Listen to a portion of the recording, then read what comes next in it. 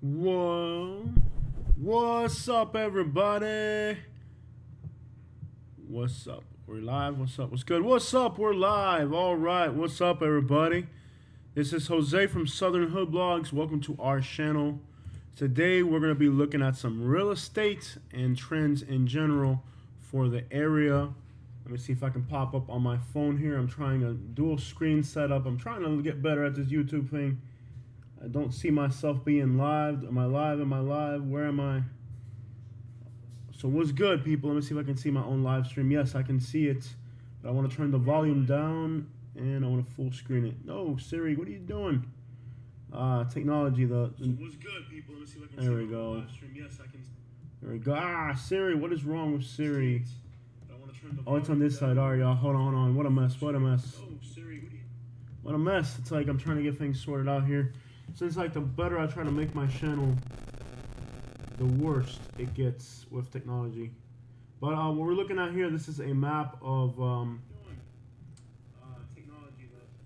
this is a map of Montgomery metropolitan area, which is the area we're living in. Sorry now. Okay, guys, we're on. We got 4 people watching. What's up? Welcome to our channel. We're gonna look at some real estate trends. In general, 2020 has been a very interesting year for real estate.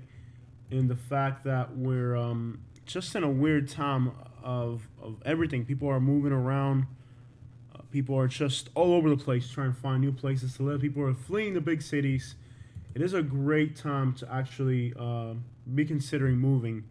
So this is a map. It's a racial map. It shows you the city of Montgomery. African American is green, white is blue, and yellow is Hispanic. But I think this Hispanic here is a huge misinterpretation of there's a small trailer park where there's some Latinos and then the rest is commercial, so that yellow, we're just going to ignore that. But it gives you a good idea of what's going on in Montgomery.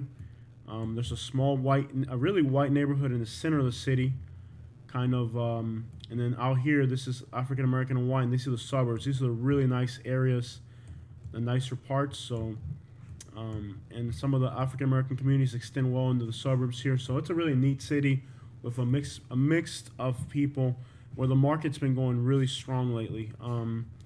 So you can see here since 2014 and November 2013, the market in this area, which is Prattville, and I want to show you guys exactly where Prattville is.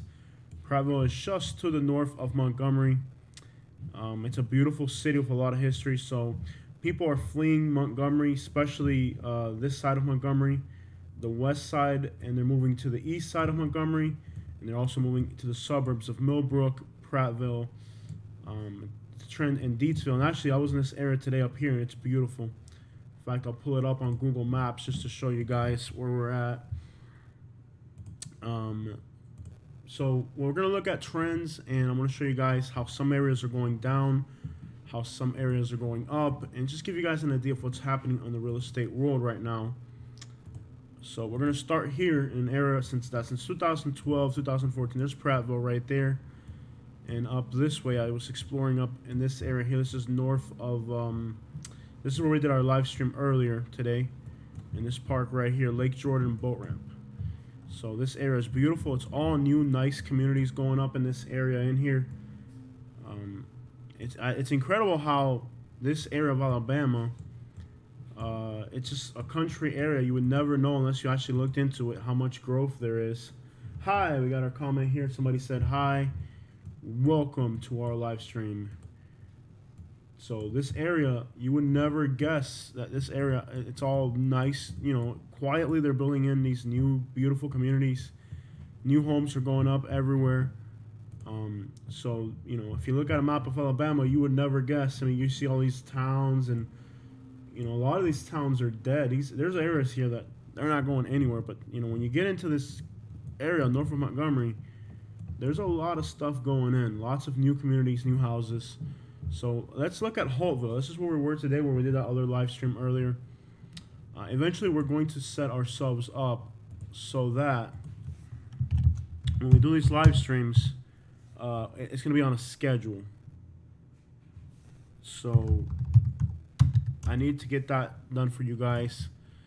I need to bring some order to my life, basically.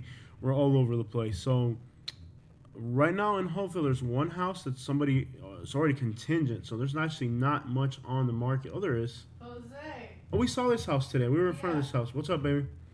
Look at the cabinets. We got comments already? Yep. All right, so let's see here. Hello, Your Majesty. Oh, snap. Yeah. All right, guys. So you guys got, all right, you guys kind of have to find a private, you guys are going to have to find a private avenue for these communications. You guys crack me up. I love you all. Welcome to the channel. Empress, Jazz, everybody. Nature Recycle Florida, what's up? Elisa. Alex, what's up? Yeah, I'm back. But look, we really do need to bring some order to these live streams. We were actually in front of this house today. This house looks very similar to our house, except for this is a lot nicer than our house. Kind of looks like our house a little bit. All right, so this house, we were in front of this house today, and it did have a sold sign in front of it. So the area where this house is at is a very rural area. If I'm not mistaken, it's in this area down here. Huh? What road did we came into this road? It's in here. Oh, I think it's in here, right? It's in this community here. I think it's that house right there. You can see there's a water tower behind it. I think it's that one. Is that Megan Road? What road is it on? Willow Oak. So yeah, it's in that area there. So it's in this community here. Very nice community.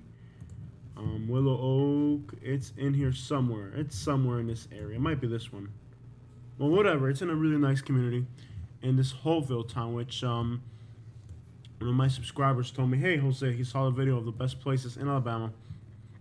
And he told me to check out the area. So we were parked in front of this house today. Had a for sale sign. Sold. See what this person got for about $180. Nice kitchen. Nice new appliances. Granite countertops. Alright, I like what I see. I wonder if it's furnished. It's probably not furnished. It might be. Who knows? Maybe they just... nice tub. It's built in 2006. It's got an attic. Oh, and they actually redid the attic. Nice back deck. Big pine trees. I love it. I love this house. It's actually really nice. Nice little garden up front. Looks good to me, guys. What do you guys think? 180. 4-bedroom, 2-bath, built in 2006. What do you guys think? Good price. Where are you guys on that one?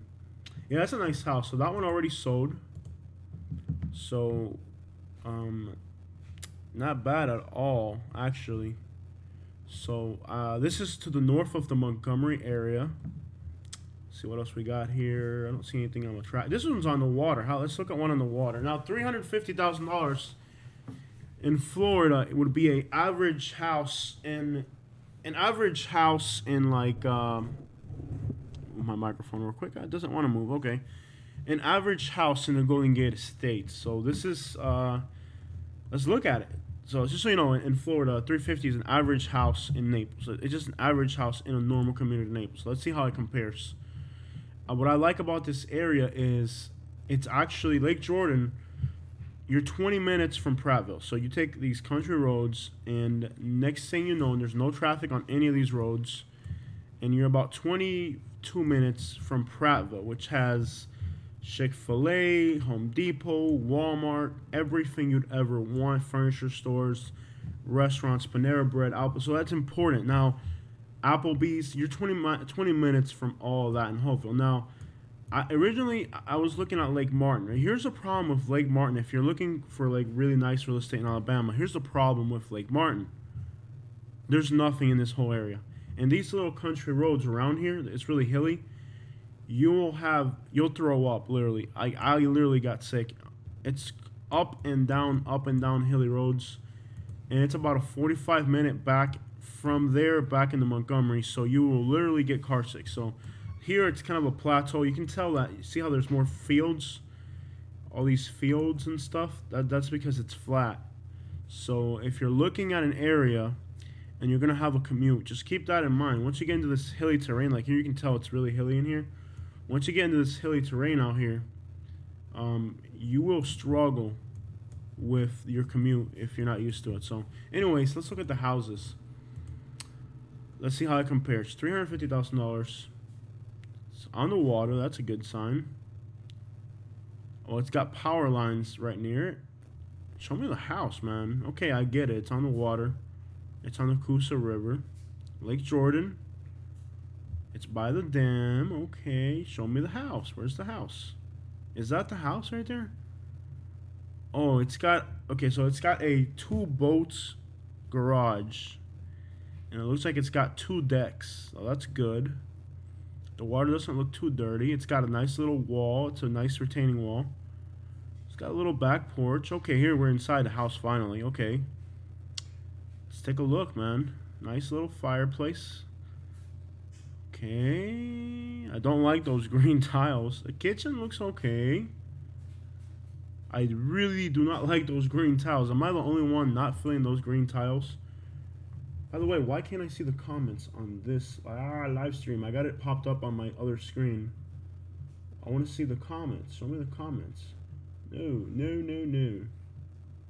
Okay, I want to look at the comments on my other phone. It's not working. On your phone? Yeah, like it's showing me the live stream, but I want to see the comments. It's Go. not. But then it won't let me see the comments on the side view. Then make it front view. It won't do it. I tried setting this thing up and it's just not working. Alright guys. Jose, I hope you're feeling well if your stomach is better. Why are you gracing us twice with lives? I don't know, man. Like I really want to I gotta get order. Okay, Pony, we're not gonna go through this again. Katie, come here. I need your help. I gotta be able to see these comments, figure it out. I can't be going back to the live stream screen. I need you to figure out on this phone. Make this setup so I can see comments on this setup right here. Okay. Get that set up for me real quick, man. So, alright, back to the houses. Alright, this house. So let's see what the house is like, man. I don't like that it's got different flooring throughout the whole house. That's never a plus. How many different floorings does it have? And then they have a carpet trying to... I'm not impressed by this house at all. Different flooring in every single room. Bathroom looks okay. I'm not impressed by this house at all. It's all different tile. How many different tiles and flooring could you have in one house, man? That's the best you can do. I still can't see the comments. Figure it out. I don't see any comments. Okay. Figure it out. How many different floorings could you put in? I don't like this. Is this better? Put it upside down like this. I don't know, kid. You gotta figure it out because I'm doing this. Get it out of my face. Figure it out. There you go. There you go. You figured it out. House needs some work. Okay, now we're talking. Okay, so now I can read you guys' comments. That's good. Katie got this whole thing set up for me. So, needs some work. Yeah, I'm not feeling this at all. I don't know about you guys. I'm not feeling it at all. The views are nice, but why did they remodel this house with so many... Why were there so many themes going on when they did this? Like, why couldn't they just stick to one theme, right? I don't like this house at all. It seems like they kind of did it. Like I can almost see how this project unwinded. It was probably somebody who just did it. I was in Arab, Alabama. I'm still not seeing these comments very well. So I was in Arab, Alabama back in the 90s. Nicest people I've ever met. Yeah, people here are so friendly. You would not believe it. I'm not feeling this house at all. But back to market trends. So, since 2013, Prattville's been climbing. I mean, it went from average listing being in the 130s to now near 170, and then it kind of dropped with the whole COVID. But it's picking up again. Picking up, and it only dropped to about 165. So there was only about a $5,000 drop. That's not bad with the COVID now. But it's been climbing, and it looks like that trend's going to continue. It seems like the trend was interrupted. But that's a good little, that's not bad at all. I mean, it went down to 139, and then, you know, it's gone up $40,000 in average listing price. It's not a lot in money, but you think about it. It's not a lot in money, but it's a lot in percentage. It's a really good percentage increase. And the market is very hot. Now the average listing is $170,000. Let's look at nearby Millbrook, Alabama, which is just next to Prattville. And you'll see a very similar trend. Here, it's still more affordable. All right. It's a very hot market. So where I'm at now in my area between Prattville to Millbrook, this area is very hot. It's moving. And again, since about 2012, there's been a climb in the market. Here it was actually as low as 113,000. Now it's up to 130. So real nice percentage of increase in property values. And again, there's a small percentage drop. So Prattville and Millbrook did the same exact thing, and they're in the same general area. Let's look at Montgomery, which is the biggest city. Let's see if it'll let me look at Montgomery real quick, see what's happening. Now, Montgomery's mixed because there's so many different neighborhoods doing so many different things in Montgomery. Montgomery is currently, the average house is $91,000. That has got to be the cheapest of all the large cities in the country. And it's a very hot market, surprisingly. A lot of people moved out of Montgomery, and I think people are starting to move in. But look at this, guys. $79 a square foot is the average square foot price in Montgomery right now. That's remarkably low for a city, especially in the Sun Belt. But that includes good neighborhoods, bad neighborhoods. So, like, don't let, like, I'm going to guess everything on the west side of Montgomery is probably in the 40s. So, say, check out Lettered Cottage on Instagram. She's from Montgomery County and has been doing tours of the area. All right, I'll check her out. So, very hot. That's good. There's a hot market here right now. But it's, you know, I'm going to guess mostly the activities on the east side.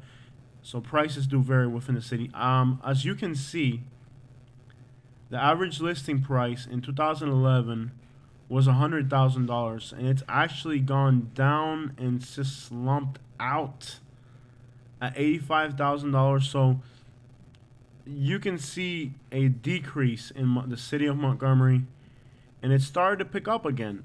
It climbed back up, and I hope it can recover. You can see a trend towards recovery, but in 2011 things kind of started to go downhill for Montgomery. And there's probably a lot of reasons for that. But whatever the reasons are, could be political. Who knows what the deal is. Let's look at Florida. Let's look at Miami.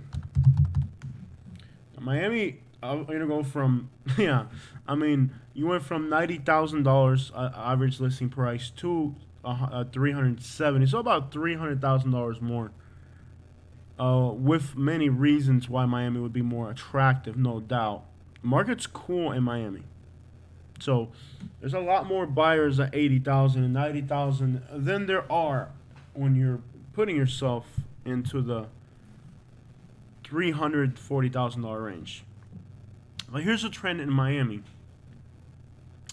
In 2012, the market in Miami just started climbing, and then in about 2016, it slowed down a lot.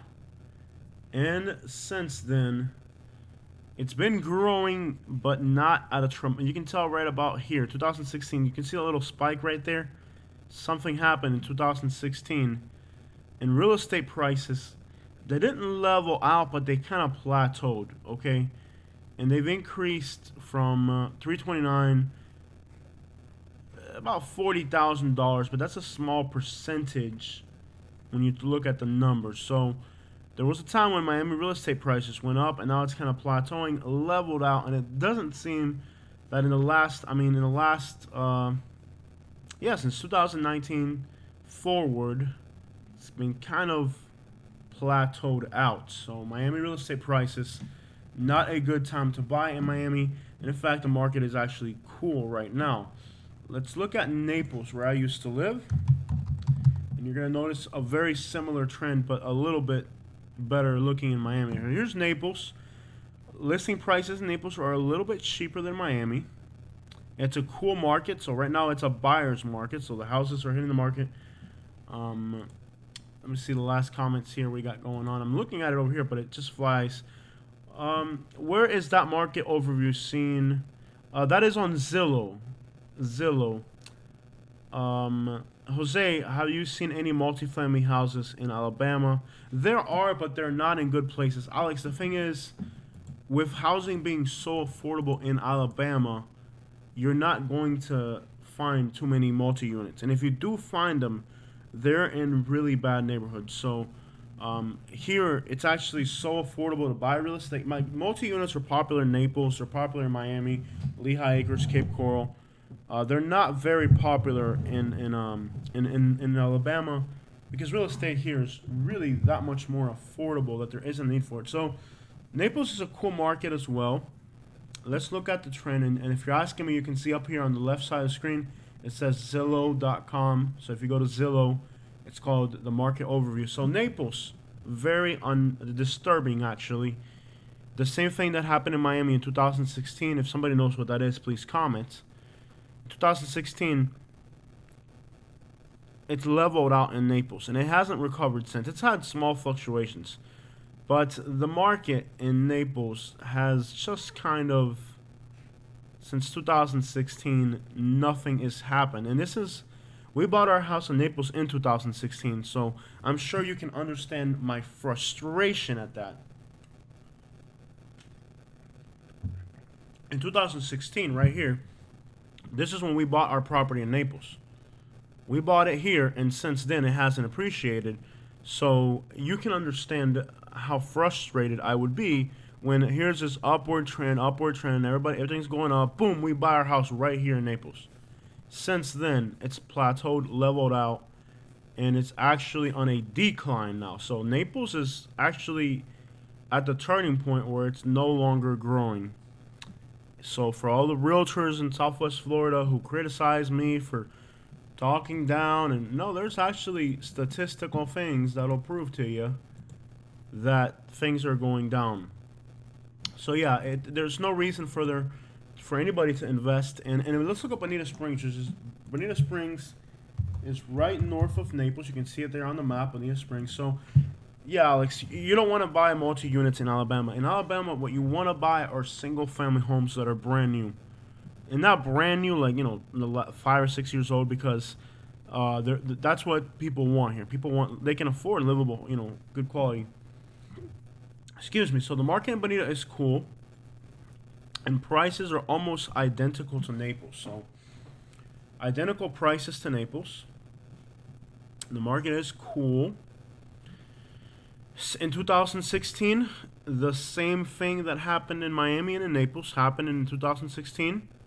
It flattened out, and it hasn't recovered since. So, again, Miami, Naples, but everything in South Florida has kind of done the same exact thing. It's kind of just leveled out. So, yeah, I'll check out that blogger you mentioned when I get a chance there, people. It's leveled out, hasn't gone anywhere. So, let's look at Bonita Springs. Let's see what's really happening on the ground in Bonita Springs. So Bonita Springs, Bonita. And if you notice, a place isn't gonna grow exponentially forever. You just have to know when to get in. This one's on Red Robin. Here's a big house. Wow, this house needs a lot of work. It's on an acre, and it's off of Strike Lane. I'll show you guys where this house is located. Now, this area was really nice until they started building around it. So this house is on Red Robin, which is in here somewhere. Here it is, Red Robin. So it's probably this house, or it's in here somewhere. Big house is on an acre. It's on this street, Red Robin, so it's in here somewhere. I like that it's the first street in this subdivision, because in Bonita Springs, if you end up way back here, it takes you like 20 minutes, 15, 10, I don't know, it takes a while. So I like that it's in the front of the subdivision. And there's still a lot of empty lots in here, so you will get that country feel, privacy. So let's look at that house again. It's got 4-bedroom, 3-bath for $300,000. This is a good deal for Bonita Springs. Let's see what shape it's in. It may actually just need so much work that it may not be worth it. Built in 2008. It's going to need some landscaping work. It's going to need a roof already, I can tell you that. Let's take a look and see what we have. It's a really big house. It's got structural cracks. Yeah, that's a bad. Oh, this house, how do you do this? Like, how do you buy a house this expensive and just let it go to crap? Like, I don't get people. Like, if I had a house like this, it would be so well cared for. You can tell these people are Hispanic. They have a papaya tree and they got sugarcane. And they built some type of building in the back. It doesn't look like they pulled permits, so this is probably not legal. So what is that? Mold and cracks on the ceiling.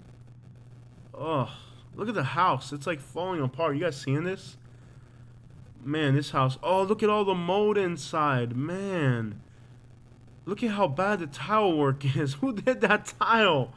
Oh my. Oh no, no, no. Who did this tile? Man. You can tell they're Hispanic. Okay, they got mango. Is that a mango? Look, they got a rice cooker. They got a pot pan rice cooker. These people are so Hispanic. Oh my gosh, these people are so... They have to be cute. And look at the cracks on the walls. The whole house. Oh my, this house is like falling apart. Like, it's like there's a sinkhole underneath it or something. Wow. I would not touch this house. I don't care how affordable it is. This house has some serious problems. Look at the cracks. How did this happen? Oh my, oh my. Who did that tile work? I think the tile work messed up the house. Oh no, no, no. Why is there toilet paper next to the bed on the floor? Oh my, no, no, no. What's going on in here? This house is there's no way this house is gonna fall and kill these people. Look at that roof damage. Look at the mold from the roof damage. Oh my. I would not touch this house. I really wouldn't. Oh no, no. What's going on? Oh no, no. These people are Hispanic for sure, dude. There's so many things that like so many how many people are living in this house? They have mattresses everywhere. I bet it says sold as is. Foundation problems? Oh no, no, no. Oh no, I'm sorry. I would not touch that house. Okay, let's breathe here. I gotta take a breath. Hold on. Woo. Okay, that was overwhelming. No, no. Okay, here's a good one. Okay, let's look at this one. Now, I know exactly where this house is. It's almost $400,000. I can guarantee you somebody bought this house for $150. Let's look at it. Let's look at the property history. I know where this house is, by the way. Somebody bought this house for $150 not too long ago. Let's see here. Doesn't say. So these people bought this house. Look at this, guys. They bought this house for $267, and now they're trying to sell it for about overall. They're trying to make $100,000 profit here. So that lets you know what's going on. And this is in Bonita Shores. Now, this is probably a Naples address. Let's look at it. It's on 2nd Street. So actually, one of our subscribers that watches all the time used to live in this neighborhood. So let's look at this house. Now, again, they're trying to make a $100,000 profit in a year off this house. So it's very, in my opinion, it's overpriced. They flew the drone, and they flew their drone so high that it's probably illegal. You're only allowed to fly your drone about 200 feet, 400 feet. They flew this drone at least to 600 feet. So whoever flew this drone should probably get reported to the FAA. Whoever took these drone photos, they really went too high. Well, let's take a look here, guys. It's nice. It looks like they remodeled it. Okay, it's beautiful on the inside. But it's small. It's, what is it, 2-bedroom, 2-bath? Okay, it's pretty. I get it. They really did a nice remodel. They did a beautiful remodel. They really did. And they gave it a beach feel. I love how they did these planks here. Now, that might look cool, but that's actually pretty... It's not really a they did it to make it look cool, but I can see how they're saving money by doing that too. Yes, they did, and again, look at these floors. They didn't put tile on this one. They just kind of did the garage floor thing. So, this person who did this is definitely trying to just flip this house for a profit. I wouldn't buy it because of the price. I mean, you're paying almost $400,000. Oh, look at how ugly the back is. Oh my. How is this $400,000? I'm sorry, but overpriced is overpriced, and this is overpriced. I mean, it's got an old wood. Look at the front. No, no, no. No, no, no, no. This is just an old house, man. Would any of you guys, if you had right now the money, now it's near the beach. I lived. It's like the house that I sold in Naples was. I don't know, man. I would not pay 400. Would any of you guys pay $400,000 for this? Foundation problems. I smell homes with big rooms though. I like homes with big rooms. I have them now. Nope, I wouldn't pay that much. I like small homes with big rooms though. I hate big homes with a lot of small rooms. Yeah, that makes no sense. I personally would pass on this house. You can kind of see why the market is cold. I mean, they bought the house. They're trying to make a $120,000 profit in a year on an old house. I don't see anything that I would buy. If I saw something that I would buy, I'd tell you I'd buy this. I don't see anything that I'm just inclined to say, wow, I'd buy this yet. Oh no, look at this. Oh, that's ridiculous. Katie, there's a house on 3rd Street in Bonita Springs. For it's like a 3-bedroom, 2-bath on a small lot. Built in 2001. They want $529,000. Ridiculous. Ridiculous. People, these prices do not make sense. That is ridiculous. It's the 2001. They got the same paint color we got. The poop brown. Yeah, they got the poop brown going on. It's a lighter shade of poop brown. It's like a dead turkey brown. It's like a turkey meat. Brown is poop brown. No. This is like okay. It's got. I think I worked at this house. I worked here. This looks so familiar. They have a really tiny lot. It's a 7,000 square foot lot. So and then you can see all like you have a pool, but you can all your neighbors. I would feel uncomfortable being in that pool. Your neighbors are watching you, guys. No.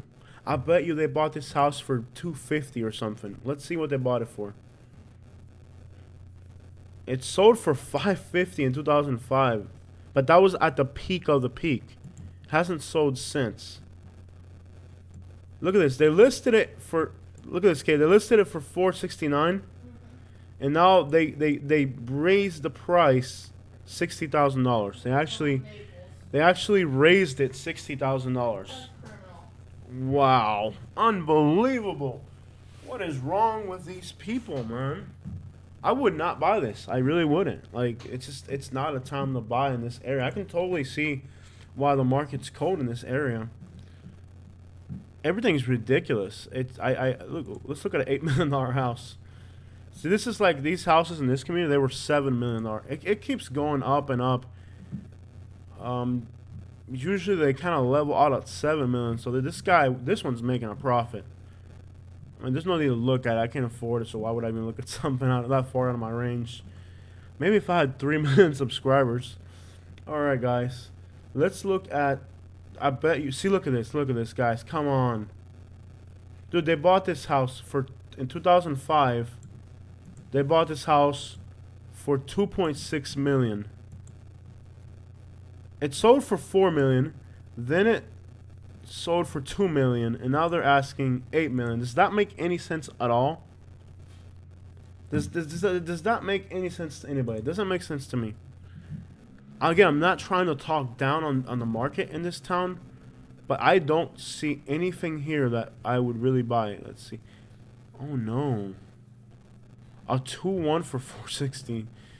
Oh no, I have to back up out of this. Hold on, I can't do this. I am sorry. This is a maybe. I would do this. It's right on, but then insurance. Like I could totally see a hurricane just like eliminating this property.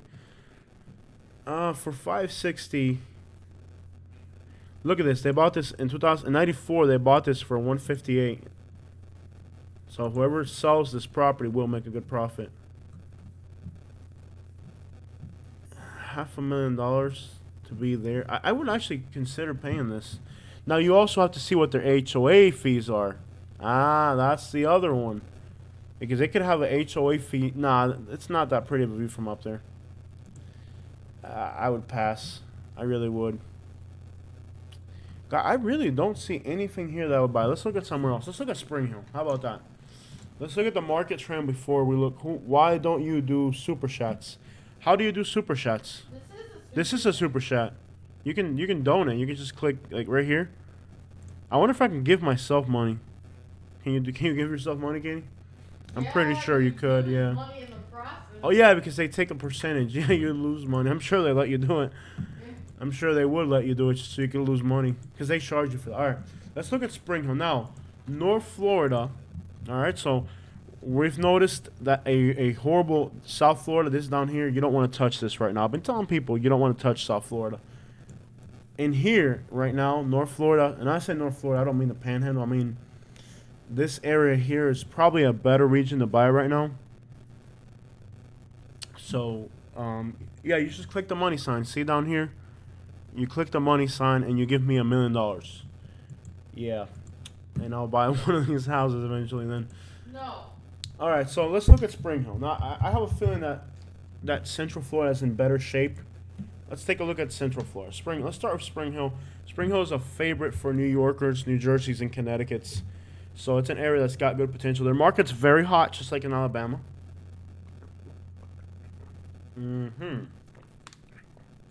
Drinking Niagara brand water. What brand water do you guys drink?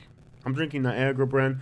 If I had my choice, I think the electrolyte water from Trader Joe's is my favorite, and Smart Water is my favorite. But unless I'm making a lot of money every single day, I don't buy it. So right now we're drinking Niagara. I think this is like, I can almost drink my tap water. It's good enough, but I don't want to. All right, guys. And by the way, since I moved to Alabama, I'm drinking sweet tea every single day. The sweet tea here is so good. Anyways, back to what we're doing. I no longer have interest in living in Florida, even if I could afford it. Who is that, Katie? Get out of here, Katie. I'm gonna take you back to Florida just to get mad. One day I'm gonna get mad at you and just take you back to Florida. All right, so Spring Hill is in much better shape, and I've been telling you guys, you gotta listen to Jose on this stuff. Spring Hill's in much better shape. Their market is very hot. Means people are moving properties. Since 2012, it's been growing.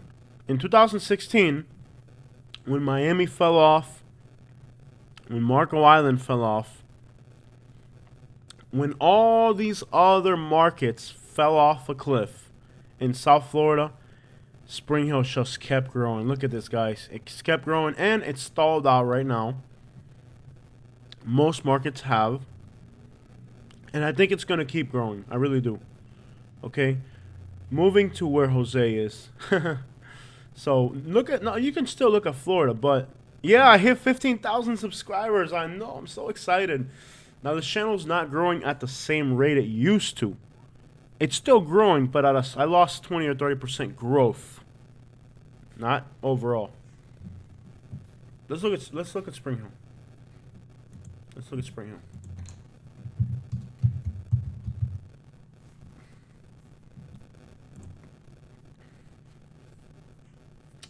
And a lot of these trends are national, by the way. So don't just think that this is generalized to the area we're looking at. A lot of these trends are national trends, okay? Let's find something good in Spring Hill. Something that I would want to buy. Let's look at it that way. When I see something that interests me, I'll click on it.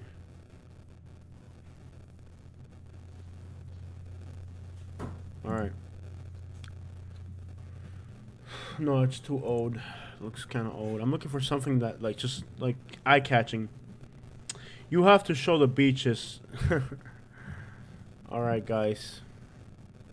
I'm looking for something to catch. I can't believe how expensive Spring Hill's gotten. Ooh, man. It's on an upward trend. It really was a good investment. Now I look at these Spring Hill prices and I'm just like, ouch, man, really? I'm actually looking at Spring Hill prices like, wow, I actually I don't know if I'd recommend Spring Hill anymore. Here's a pretty one. I bet you they bought this house for $140. Oh no, in 2006 it sold for $385. Ooh. Wow. Well, they've had it for a while. So this is Spring Hill. This house caught my attention. It's pretty. It's a palace. The walls aren't cracked.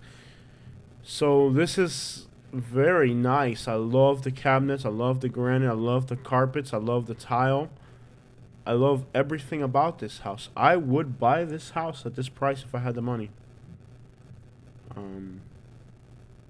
This is beautiful. This is just gorgeous. I mean, what could you find wrong? It's all very light colors, very clean.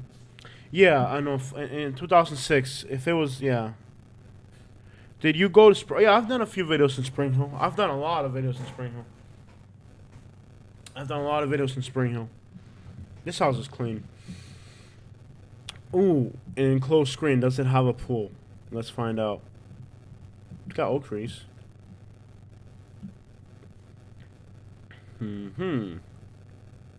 No pool, but it's got a garage. Okay. Let's see exactly where it's at in Spring Hill. Let's look at that. Let's look at a map.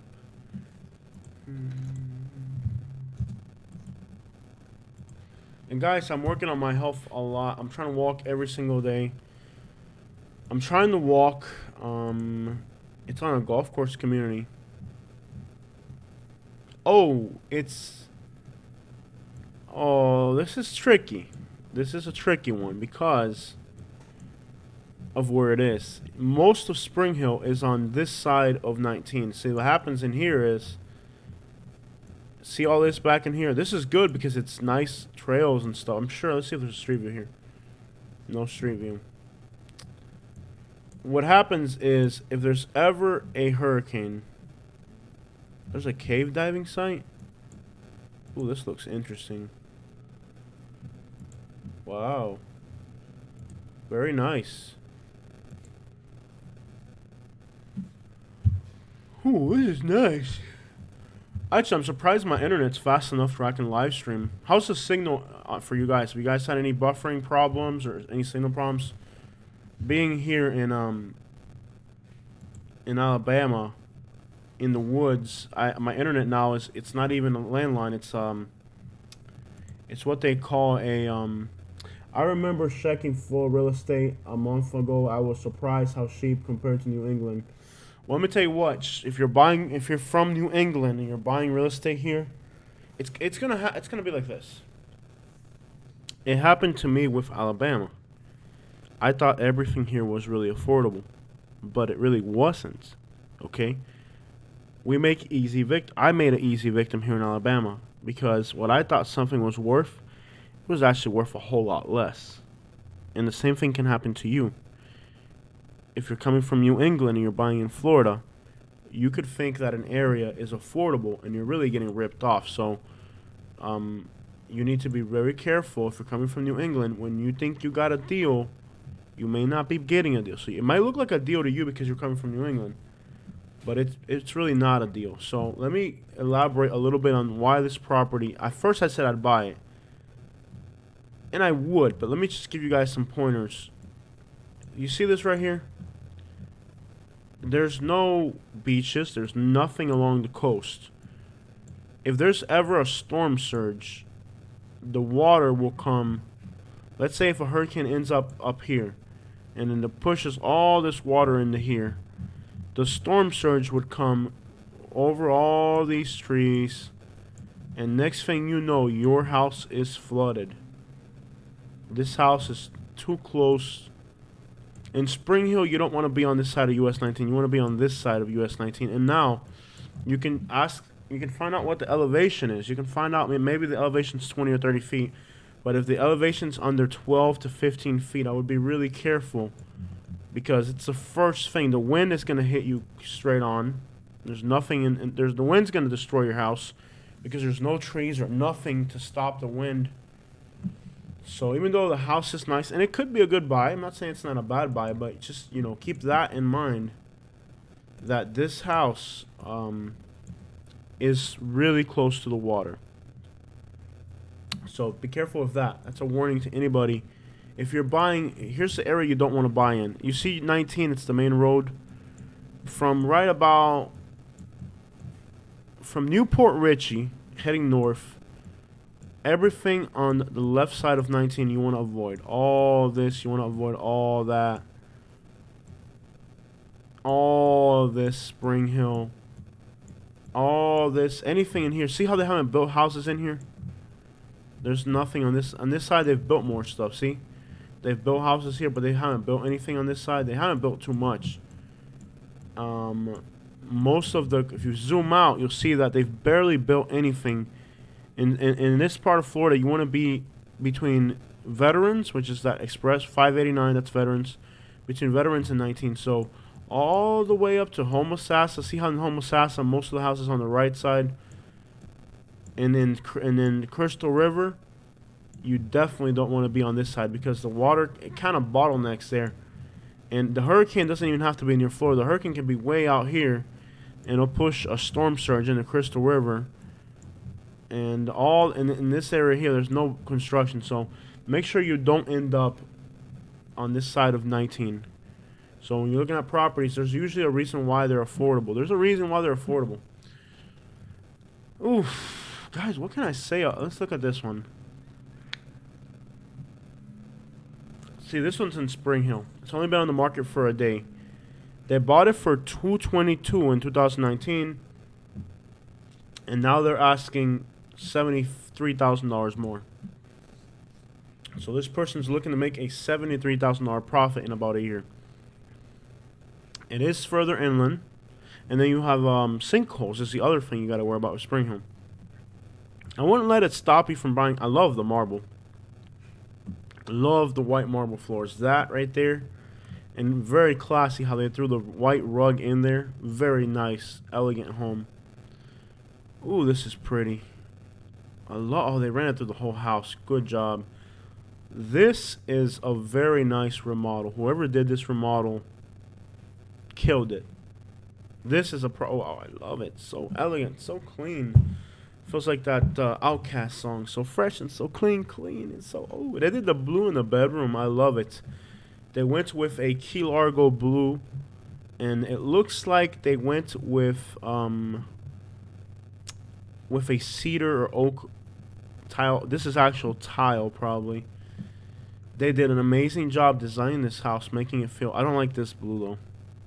Jose, show us more of home prices of around. Okay, so my area. I'm trying to show you guys Florida because I thought you guys would want to see Florida. I like this house, but again, do you want to see? And by the way, there are no beaches in Spring Hill. This is back to Spring Hill. There's no beaches in Spring Hill. There's whatever this is. I mean, they call this a beach park, but this isn't really a beach park. This is just a white blob of, like, this is not, I would not swim in that. Would any of you guys swim in that? I wouldn't. This is the beach in Spring Hill. There is no beach. It's just, I guess, this is like the saddest beach in Florida. There's no beaches in Spring Hill. To go to a beach in Spring Hill, you gotta drive all the way to Clearwater. It's about an hour and a half drive. I've done it many times. I've stayed in Spring Hill and gone to Clearwater. Panama City Beach. Let's look at Panama. Now, I'm not familiar with the city of Panama City Beach, so I don't know about specific neighborhoods. Like in Spring Hill, I know all the ups and downs and all that. Let's look at Panama City Beach. Let's look at it. That's the market. Let's look at their market trend before we look at the houses, though. Just so we know what the market's doing. I'm going to guess it's probably on a steep incline. Let's find out. It's a very hot market. Ooh, ouch. $300,000? Oh, man, I didn't know it was that expensive. Oh, but then it includes Rosemary Beach. Okay, this is on the beach side. Okay, I thought it was Panama City. I was like, oh, no. Oh, no. Wow, look at this, guys. It's gone up 8% in the last year. So it looks like the Florida Panhandle may be the place to invest. Again, 2012, incline. 2016, it just kept growing. So just like Alabama, this is the same trend we saw in Alabama. Nothing but growth. Houses went from 190,000 to 300,000. Very good area to invest. The Florida Panhandle is really going good. Let's see what Panama City's doing. Let's see the actual city of Panama. So let's see a more reasonable 170. 10% increase in the last year. That is incredible. I mean, 2012, it was slow to take off. This area wasn't growing a lot. But see, it just kept growing. And actually, in the year 2020, first half of the year, it just took off. It looks like it might plateau again. It's not. I mean, it could keep growing. So I don't like it because it's not near any other. The reason I don't like this area, I'll explain it to you. There's no other large cities other than Mobile, which is far. It's not near any large cities. And oh yeah, Mexico Beach got destroyed right here. Mexico Beach. It's so bad that they might have it on Google. Let's see here. This town got destroyed. Here it is. Look at this, guys. This town was and actually these beaches, you see how the water is dirty and brown? Dude, these waters were I've been through here. This area was so beautiful. I mean, look, you're looking at the inside of people's houses right there. I mean, yeah, this area got destroyed with Hurricane Michael. And some people rebuilt, but I mean, there's nothing like it. I mean, this area was just, and that's the thing about buying near the water. That's why we ended up inland. Let's go back to my area. Somebody was asking me to go back to my area. Let's go back to my area. I'm glad that we've started in South Florida and we've worked our way up. I do think that the market in North Florida could grow around Orlando. I hope I didn't lose signal. Did I lose signal? Oh no. Let's look at my area. Let's go back to my area. Let's go back to Prattville. Actually, let's look at Dietz. I hope I spelled that right. Dietzdville, Alabama. Now my internet could fail again. I'm on satellite internet. I did a Zoom meeting earlier today, and I lost signal. So it's definitely possible that I could lose you guys during this live stream. We're on a what do they call it, a hotspot, which is basically like a cell phone signal that converts it into internet. Because I'm in a country where you can't get actual internet, and it is expensive. My internet now is about the same as in Naples. Did we look at anything in Florida that was 160,000? I don't think so. Built in 94, so this is old, and it's been on the market for 124 days. So this house hasn't moved, and that's a little, it worries me because the market around here is moving. So there must be something about this house that just doesn't check out. Let's see if we can spot it. Nice kitchen. No fridge. Let's see if we can spot why this house hasn't sold. That's ugly. It's livable, but it's not. It's kind of outdated. It's probably why it hasn't moved. Looks like there's some damage there from the dryer and washer. Excuse me. I guess it's just outdated. There is mold on the outside of it. I'm not sure what the deal is with this house. It looks pretty big. It's got a lot of rooms and stuff. It's got some mold on it. It just doesn't have curb appeal. And it's not newer, so I wouldn't buy it. I mean, I don't know. That's that price. Let's find something we like more though. Let's find something that just, ooh, this catches my eyes. 300,000. Now, do you guys remember the house we were looking at in Bonita Springs? How many people are on right now? We got 48 people. Wow, welcome everybody. More Republican. It's weird, man. Look, I think they vote Republican, but they still wait for their food stamps. They vote Republican while waiting for food stamps. It's pretty weird out here, man. Hello, Tasha. Have you been to Cape Coral? Hey, Jazz. You talking to Tasha now? What happened to talking to... They must not have kids. Oh, watch that. Can you check out the market in Cape Coral? Uh-huh. Jazzy Jazz. Don't get in trouble out there. All right. So you guys remember the house we looked at in Bonita? That was 300,000. Look at this house for 300,000. This is in Dietzdville. It's on Breckenbridge. And yes, I do know how to pronounce Breckenbridge because I lived in Kentucky. So I know how to pronounce that one. Okay, so this house is actually not too far from my house. This is in my neighborhood. It's got a different town. Why won't Google Maps let me browse? So there's my home at the bottom. See my little home logo? That's me down there. So this is in my neighborhood. It's in a different city as I am, but it's in the same neighborhood. So here, because it's suburbs, all the city limits kind of, like, it's weird. It makes no sense. You're not far from, Katie's getting ice, if you're wondering what the noise is. I don't like how they have these wood fences around this community. They could have done better than that. But anyways, it's not far from where I live. It's in my neighborhood.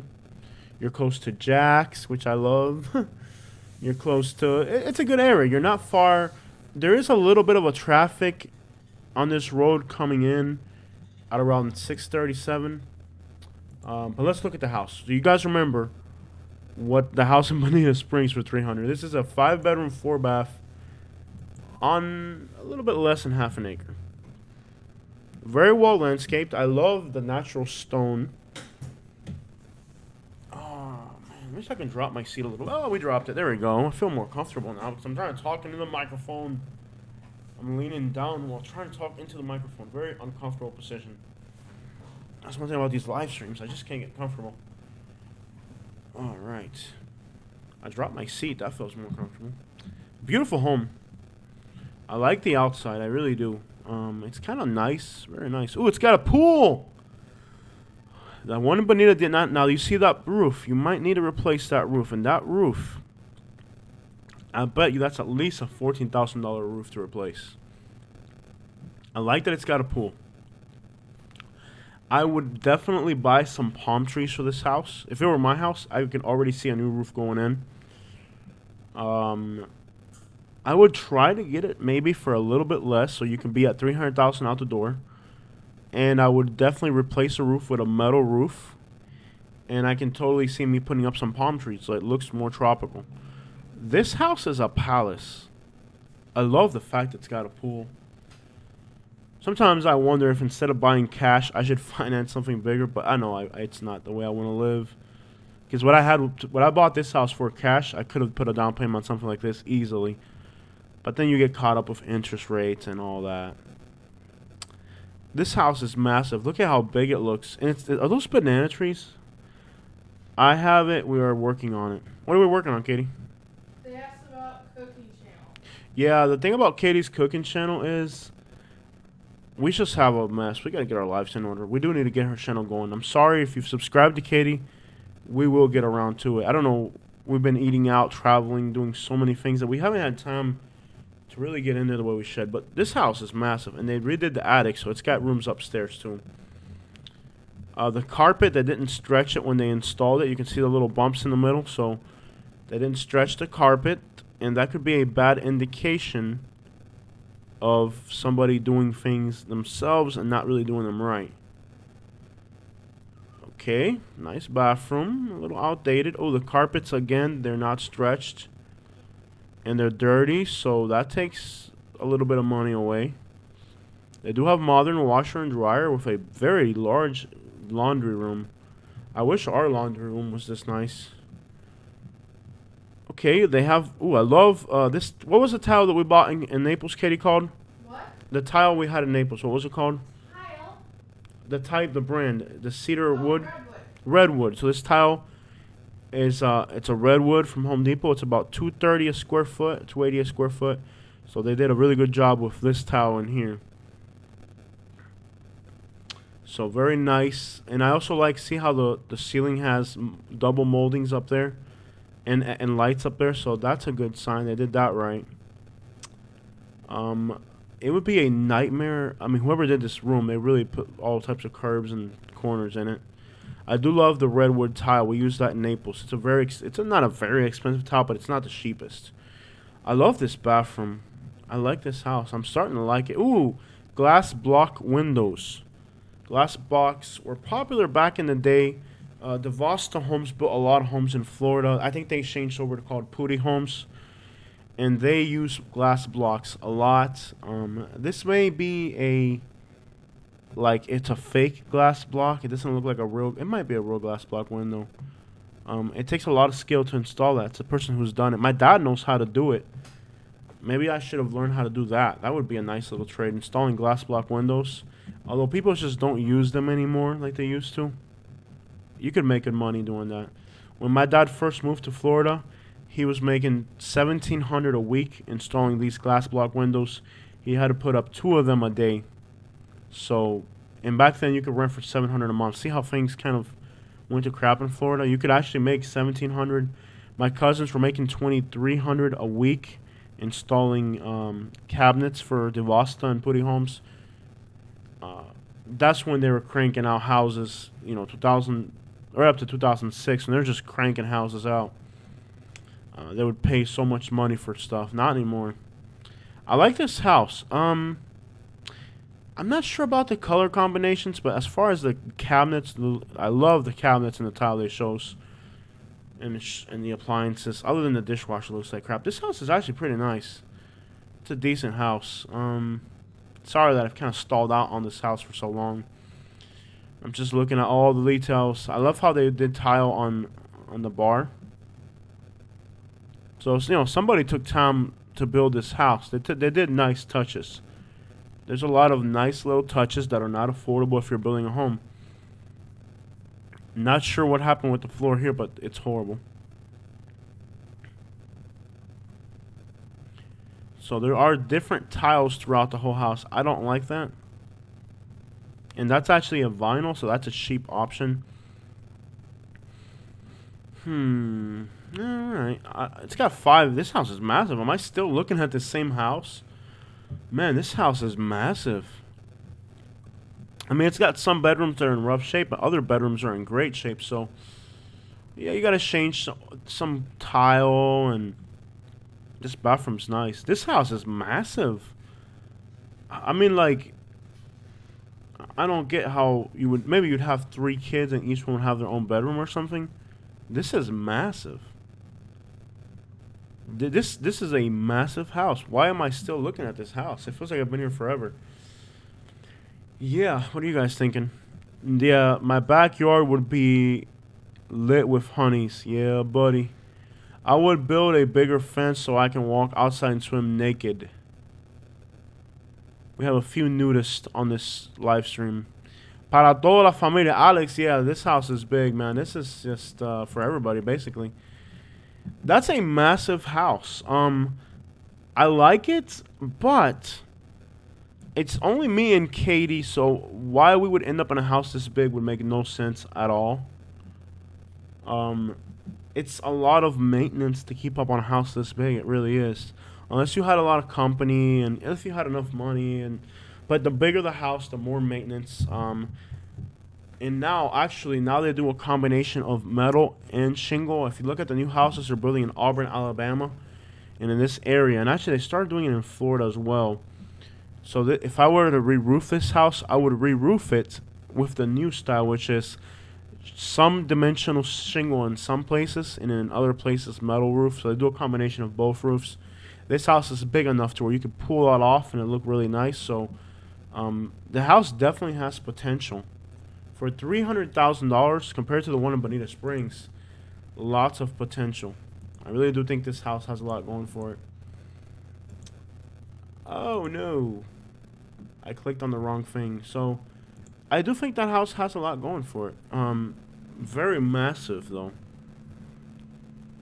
The only thing that could have made that house better, you know what it would have been? If instead of being on a subdivision, it was on a main road. It seems like here's a lakeside house. 3-bedroom, 3-bath. It's a big house on the lake, on Lake Jordan. We were there today, so if you guys saw the live stream from earlier, here's a house on that lake. I'm just gonna go through it quickly.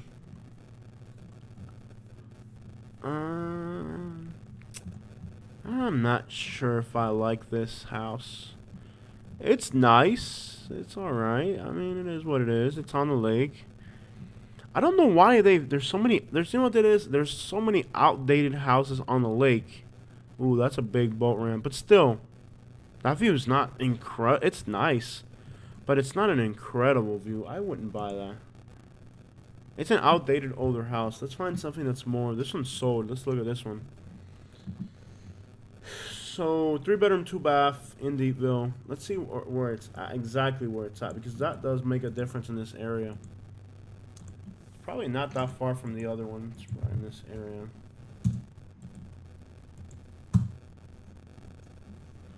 Okay, it's a nice little community. Okay, so this is near where I live, very close to where I live. By the way, this in here is like all Guatemalans and rednecks. So, the most unfortunate rednecks, you know, is really mobile home park. It's like Guatemalans and really poor rednecks living here behind the Walmart. Where's the Walmart? There's a Walmart here. So back behind the Walmart, it's all pretty much Latinos, Guatemalans, Mexicans, and there's a lot of Mexicans. This is a good area. Okay, so there are some trailer parks in here, but don't let it fool you. Yeah, I know where this is. It's in my neighborhood, basically, close to where I live. Let's see what the street looks like. It's up on a hill. See, I like this because it's not in a community. It's like a subdivision, but it's not a community. See how all the houses look different? It's got, you know, I like this more. I don't like it when it's just pile houses. Please keep the live streams. I'm just getting here. All right. I like how this is kind of like it's a community, but like it's not like they're all piled up against each other. You know what I mean? Like every house is different. There's bigger houses. You know, I like this type of neighborhood. I don't like it when they're kind of like. Let me give you an example. Like I like it when they're like this. I don't like it when they're like, see, they're all different houses, right? Like when they're like this, or they're just piled up against each other like they are here. I don't like that too much. Like, see, these are all piled up. It's a nice community, don't get me wrong. But see how they're kind of like piled up against each other? I don't like that too much. So anyways, I like the street it's on. I really like where it's at. Close to the Walmart. Let's go back to where it's at. It's close to the Walmart. See, this is all woods. This is all... Oh, look at this house. That's a big house right there. I wonder if there's a street view for it. That's a big house, man. No, it's probably sitting on like 20 or 40 acres. Yeah, it is. See that one house right there? The house is sitting on like 40 acres. Look at the size of that house. And they have woods all the way around. So they're sitting on like 40 acres or something. Anyways, I do like where it's at because from there, that street, you run down here, boom, and you're in the Walmart right there. So you're like 5 minutes from a Walmart. You're 6 minutes from a Walmart. And you're 6 minutes from the exit to get on 65 to go down into Montgomery. In no time, you're in downtown Montgomery at Dreamland Barbecue or getting shot, or in Prattville where there's everything. So the location of this house is very nice. It's in Millbrook, right? Where is it at? Okay, it's got a Deatsville address, but it's kind of closer to Millbrook. So in this area here, Deepville, Prattville, Millbrook, these neighborhoods, the city limits don't really make a lot of sense. So even though it's a Deatsville address, it's really a Millbrook. It's in like it's a mess. It's really like all the like city limits here kind of. All right, let's look at this house. Built in 1996. Let's look at it. I like the neighborhood. I like the location, and I like the specific street it's on. And I like that it's up on a hill. Okay, nice door. Ooh, looks like, hey, it's got the same door we got, baby. But they painted it brown. I like our door. This is exactly, yeah, I'm looking at my door. I'm looking at this door, and it's very similar to our door. Nice door. Ooh, I like the inside. Oh, it feels so warm. And can you imagine on a cold winter night, just to sit there on that couch, knowing that it's cold outside? I'm excited. I'm gonna tell you guys. I do say I don't know what the winter's gonna do with me in Alabama. I really don't. Alex, are there Guatemalan women so small? Yeah, Guatemalans are small. Of course they are. Although I have a friend from Guatemala, he's actually taller than me, and he he's a Guatemalan, but he doesn't like his own people. Every once in a while I have to be like, bro, remember you're Guatemalan, dude. These are your people. He's been in the United States for a long time. He knows English, but he's Guatemalan. And every once in a while, I gotta be like, bro, remember you're Guatemalan. And I'm sure I have Cuban friends that call me and they're like, Jose, remember you're Cuban. Okay, like there's only so far you can go. It's weird how in the United States you can hate your own people. This road is so messed up. I like the kitchen. I do. I don't like the layout of the house or the shape of the house from the outside. Bro, remember you're Cuban. I get that. I have subscribers that call me, oye, bro, acuérdate that you're Cuban, man. Acuérdate, don't forget. Que cuando tú tenías, when you live in Cuba, you had a horse inside the house in Cuba. Porque si lo dejabas afuera, se lo robaban. And now you think because you live in Alabama that you're no longer a Cuban anymore, mi hermano. Don't get it confused with me. Remember, you Cuban. So that's not my Guatemalan friend is. I like, remember, dude, you're Guatemalan. These are your people. So, all right, y'all. Remember, you're still Cuban, and they don't like you. Oh man, I hope you guys are cracking up, man. Alex, they short and stout like the teapot. Dude, I like Guatemalans. They're the hardest working people. You know, the problem is that they teach them how to work hard, and working hard. This house has a second story. Wow. Working hard doesn't make you rich. It just keeps you poor. And all they know is work hard. And I tell them when I work with them, oh, we have, what is this, the Redskins? Oh, I'm sorry. These are the Florida State. So we have some Florida State fans here, guys. These people moved from Florida. And we'll say, this person here has Florida gear in their house. And the house that I live in now, the guy was from Florida before me. So there are Floridians moving to Alabama. I think Floridians are to Alabama what New Yorkers are to Florida. It's like we're just showing up here. We really are. And we think we're getting deals. And everybody thinks we're rich. Even though we're not. I like the big sink. So this house, I would buy this house for two. I like the real wood floors. The backyard. Excuse me. It's got a shed. I think a house this big deserves a better shed than that. It's got two sheds. It's got two sheds. I like the door. I think this person did okay at that price, whoever bought this house. It's got a garage. I hadn't noticed that yet. It's got mold growing on the shed roof. Do something about that. Like, please, whoever bought this house, remove those shingles and put on a metal roof. It'll cost you, like, nothing. Like, I could do it. I'm going to find where this house is. And I'm going to do it for this person. Like, dude, I'll put your roof on. I just watched people install my roof. There's nothing to it. I'm going to tell this person, hey, for, I don't know, $1,000, I'll change your shed roof, man. I'm seriously going to do it. I'm going to find this person. I'm going to say, hey, dude, give me $1,000. I'll put a metal roof on your shed. I'll even haul away the shingles. Nice house. I love the little gazebo. Although, frankly, I think for the size of the house, it needs a little extra. It's got a big, tall ceiling. They do that here in Alabama for some reason. Like it's going to snow 20 feet. They have an air conditioner on the other shed. See, that's what's weird. I guess it's like a little workshop. Alright. I mean, I'm feeling it. This person... I don't like the layout myself of this house. And I do feel that it's a big house and it's going to need a remodel soon. So... I personally would. It's an odd design too. The lines are too. The grade on these roofs. Whoever designed, the architect that designed this house, I don't know what he was thinking with these grades and all these angles. I personally don't like them. All right, so I think that person got a good deal at $230. I think they did okay. It's a big house. I wouldn't personally buy it. It's not my taste. Look at this. Now we're talking. I think I'm going to like this one a lot. First of all, let's see where it's at. It's a 321 an acre. I think I'm going to like this house a lot. Let's see where it's at. That makes a huge difference too. La cucaracha ya no quiere trabajar porque no es de Guatemala. Okay, I like where it's at. Let me explain to you why. There's no neighbors. You have one neighbor to contend with here. That's great. Let's see the actual... Oh, that's in a good spot. I like where it's at. You have a commute. Why won't it let me drag? That's odd. It won't let me drag sometimes.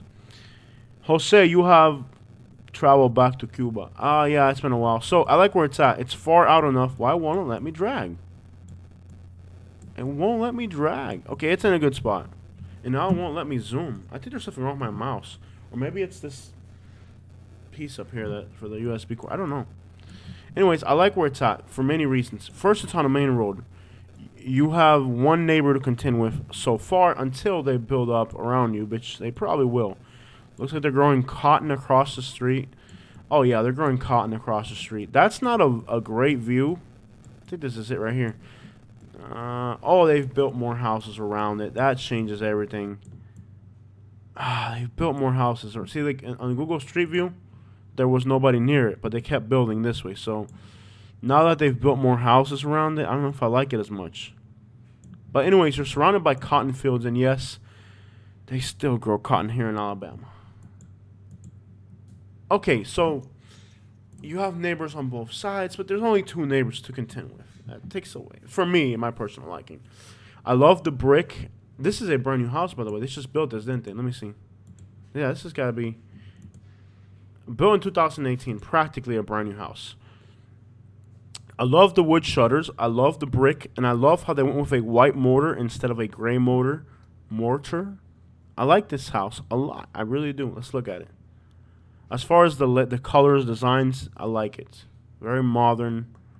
I love the white mortar. They went with the white mortar. That is great. And it's a very contemporary thing.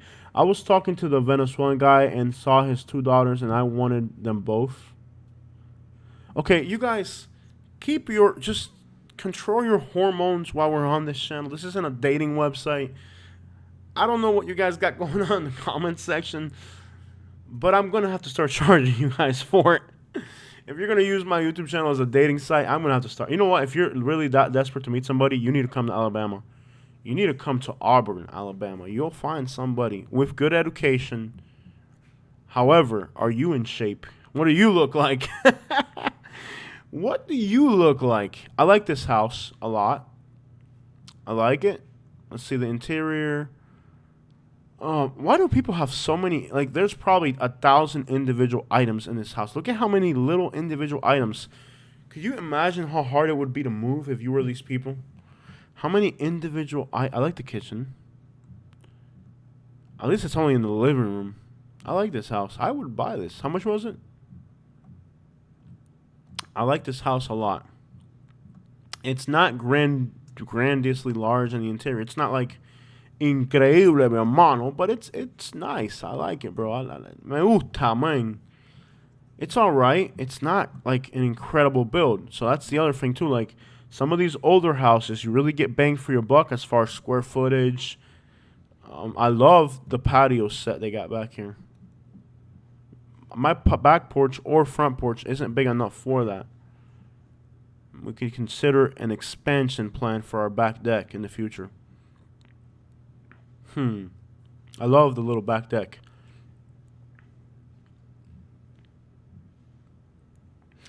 The views are not that great. I mean, these were cotton fields that they just decided cotton wasn't working for them when they sold the field. $240. It's a good deal. It is. Do I see this? But here's the problem with. It's a good price to live it and enjoy it. Do I see this house, and it is on an acre, do I see this house being worth $300,000 in the future? That I don't know. So, it has been on the market for 104 days. That's a lot for this time. It does have a two-car garage. I didn't notice that in the I don't know why they didn't list that or include that in the photos, but it does have a two-car garage. There it is. Will this house be worth that, more than that in the future? I don't know. Here's another one for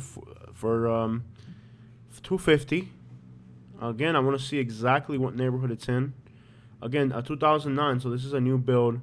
It's been sitting on the market for 58 days. So it seems like a lot of these houses, these are like builders that are pushing these houses for more than what they're worth. So if you think these prices are low, just keep in mind, you can literally, you don't have to pull permits to build a house here. You don't need an inspector to come out or nothing. So this is very okay. I know where this is. I think I got a good deal on my house for the price because it really. See, it was an empty lot. They just built that house. Some of the neighbors have pools. That's always when you see pools in a neighborhood. That's always a plus. Just so you know, if you when you look on Google Earth and you see that a neighborhood has pools, I like this Deatsville area. I really do think it's a good area. It's just to the north of where I'm at.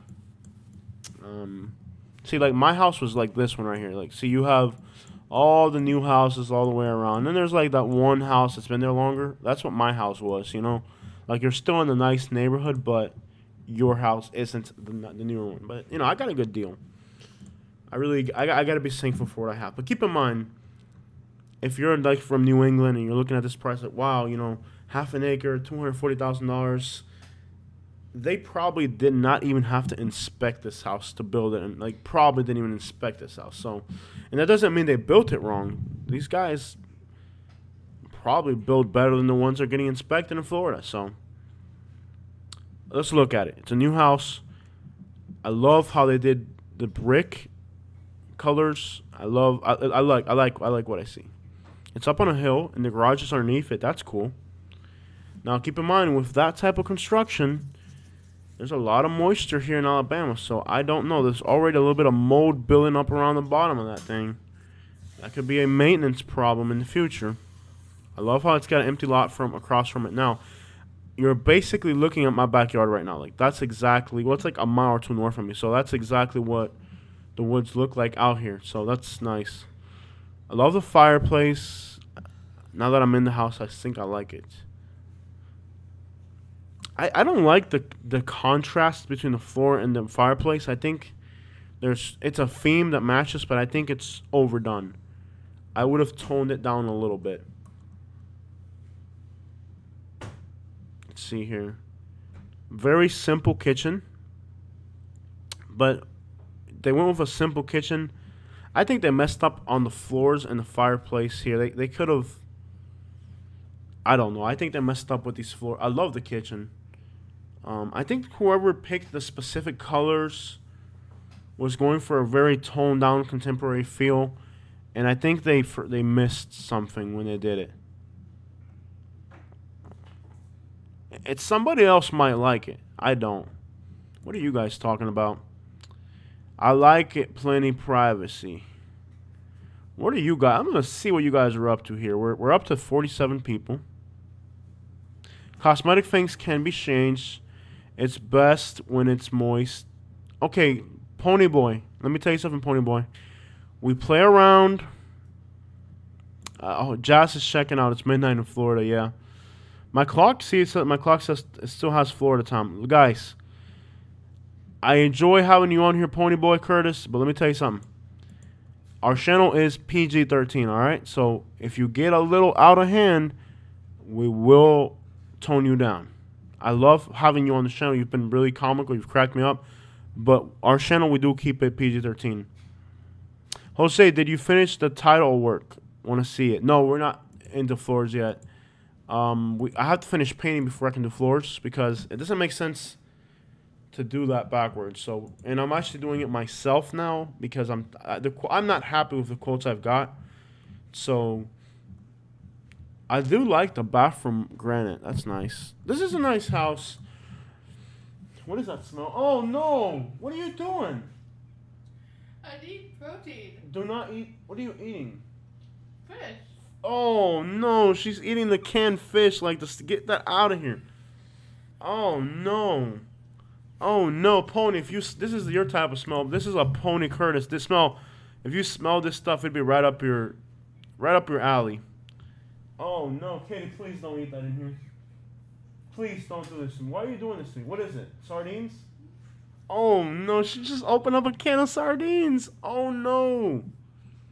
No, please! I'm not playing. Go away. You're gonna make me throw up. Like seriously. Why would you open a can of sardines inside the house? Go eat that outside, man. I'm not even joking. Go eat that stuff outside. Oh, she opened up a can of sardines. I'm looking around like, what is that smell? And I look, just go outside and don't kiss me tonight. I'm serious. You eat that stuff, you're not kissing me tonight. Kiss yourself. Good night. Eating sardines. But seriously, Pony Boy, tone it down a little bit, all right? Like seriously. We try to keep our channel family friendly, okay? A lot of people like to watch with their kids. I have a few of my subscribers who watch with their kids, okay? So be funny, but don't get a little too out of hand because, like I said, there are kids, families who watch my channel with their kids. All of my channels are PG-13. So if your comments get out of hand, please take care of that, bro.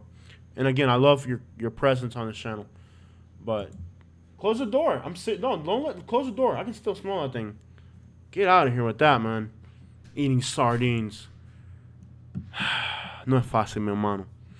Esto no es fácil, bro. Te digo que esto no es fácil. Now it smells like sardines in here. Okay, so my concern with this house is I don't like how they build the garage underneath it because of mold issues. I can already see all this down here getting moldy and black. I think whoever built it knew that, and they kind of.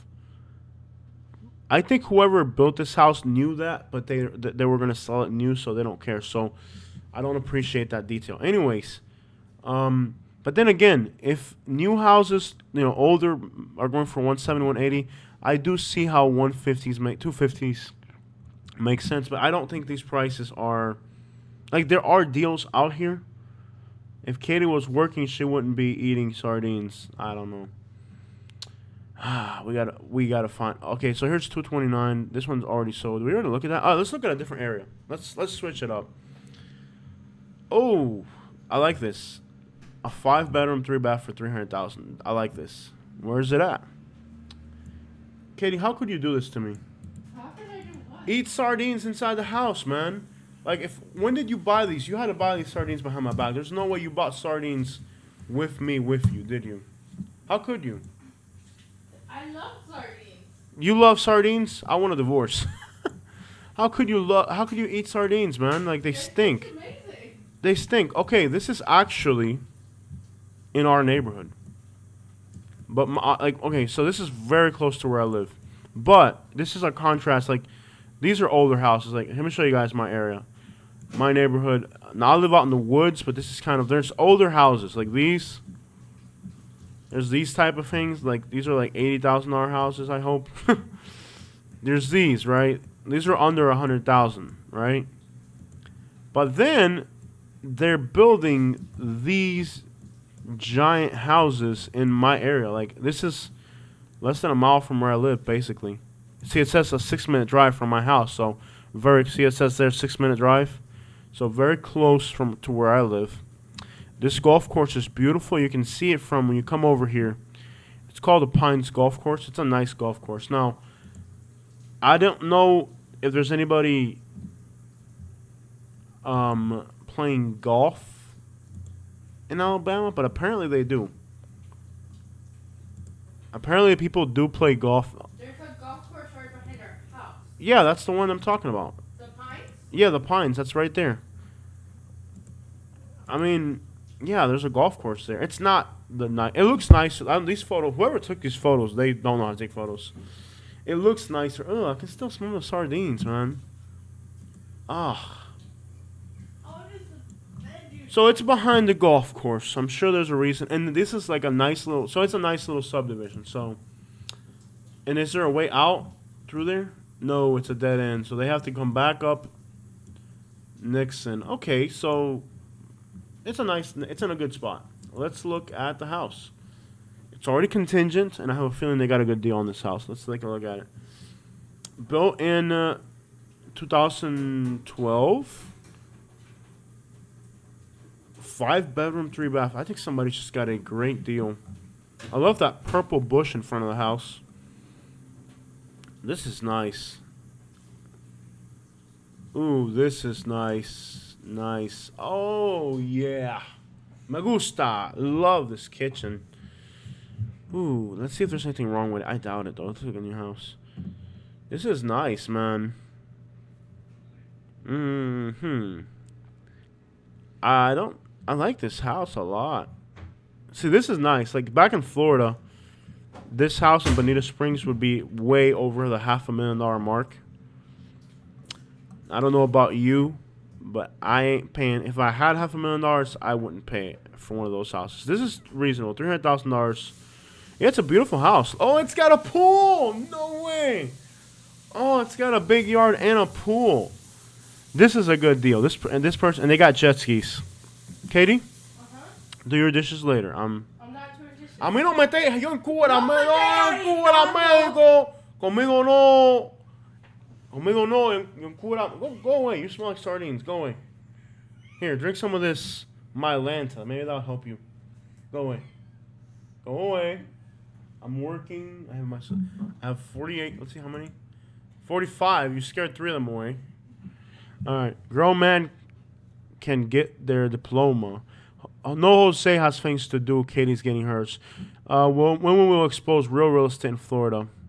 I will expose I am exposing real estate in Florida. Look, I'm showing you guys what $300,000 gets you in Alabama. I always wanted a house where you could climb onto the roof and then sit back and stargaze. Unfortunately, here we're too close to Montgomery. Message restricted. Sharon, I don't know what you said, honey, but you want to fix it because it restricted it. Try fixing it again. Oh, did I just say honey? I'm already picking up some verbal cues that will let you know I'm in Alabama. Sweetie, honey, yes, sir, no, sir, ma'am. Yes, sir, no, ma'am. You are really great with real estate. I know, but I can't be a realtor because realtors are not allowed to tell you the truth. I couldn't be a realtor because I would just be tempted to tell somebody, don't do it. How much do you make? And you're going to finance this? No, don't do it. I wouldn't sell. I would just, I'm too honest to be a realtor. You have to be a crook to be not really, because I'm going to be honest. The guy that sold me my house did a great job. The thing is, to be a realtor, you're not allowed to tell people the truth. And I'm serious, you're not. That's why you'd be the best. I know, but I'd lose my real estate license because as a realtor, you're not allowed. I'm serious. You're not allowed. Like, my realtor, I'd ask him questions, and he'd be like, well, can't really tell you the answer to that because of my license. I'm like, wow. In Florida and Alabama. Anyways, it has a pool. This person got a killer deal. It's not a great big pool, but it's a pool. Okay?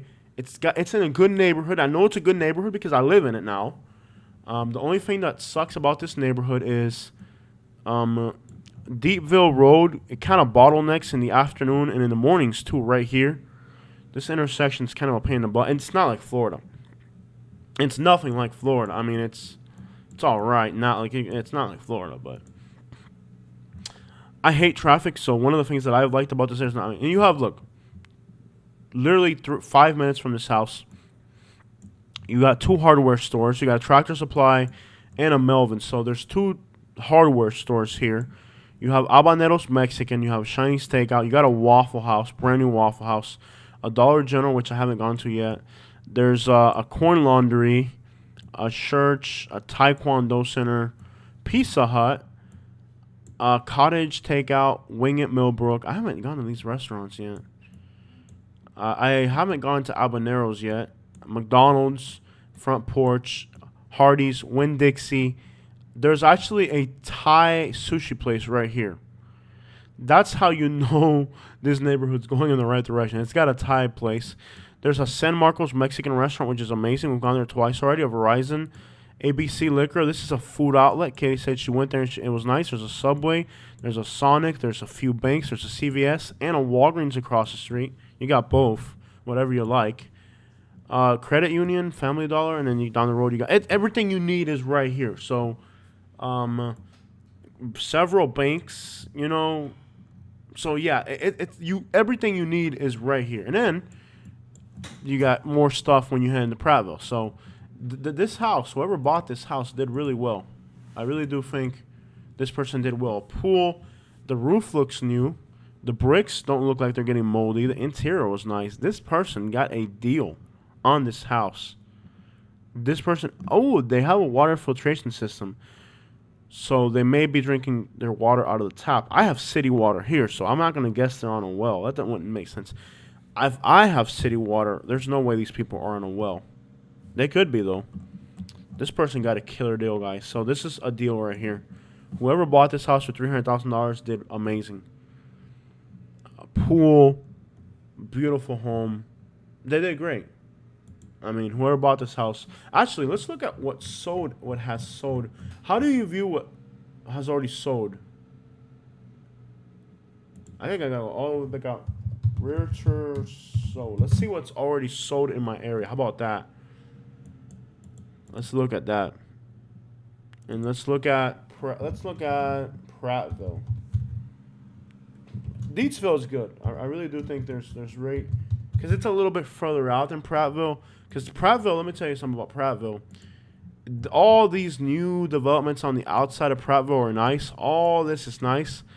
But when you get into town, there's, older neighborhoods, and they're not as nice. And actually, there are some, like, crappier neighborhoods. I wouldn't say... there's trailer parks back in Prattville. There are some trailer parks. Like, here's Parkwood Drive. Let's see what this looks like. This is probably not exactly, like, dreamland neighborhood, but it's not going to be on HGTV anytime soon. But... there are some poor neighborhoods, and they are building nice new neighborhoods in the middle of the poor neighborhoods. Whenever there's, a farm or something and they get rid of it, they knock it down and they build it. Look to the comments real quick. You guys are talking a lot. We're down to 46 people.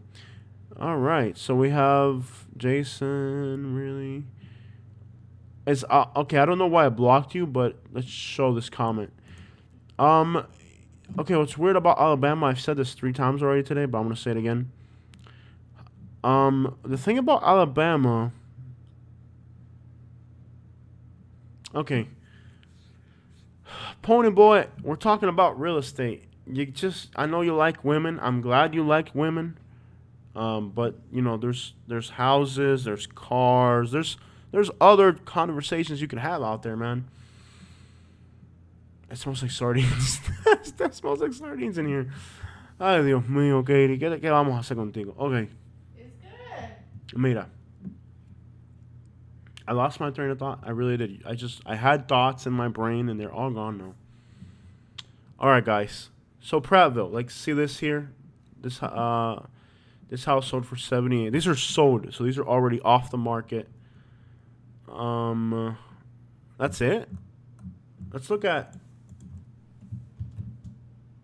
Deatsville. So I like Deatsville more because it's further out, and you just feel, I don't know. But then there is a convenience to being in the city. So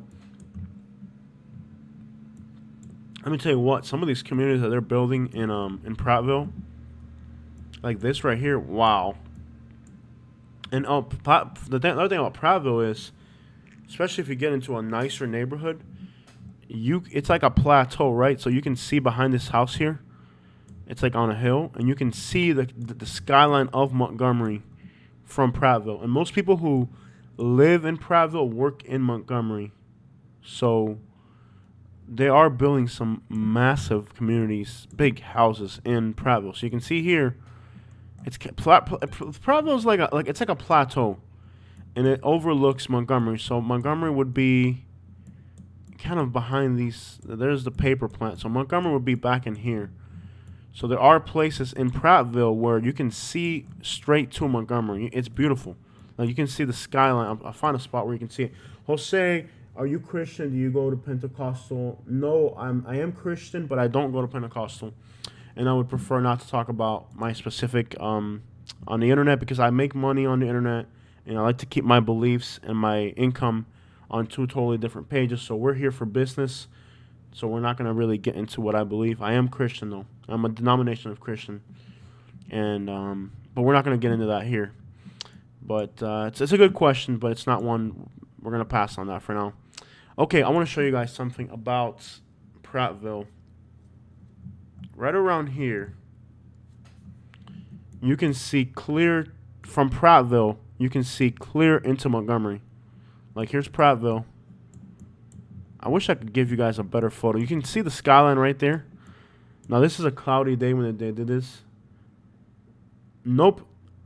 I'm not Baptist. I'm not Pentecostal. I'm not Catholic.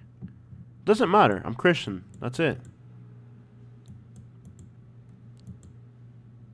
Doesn't matter. We're not here to talk religion. We're here to talk business.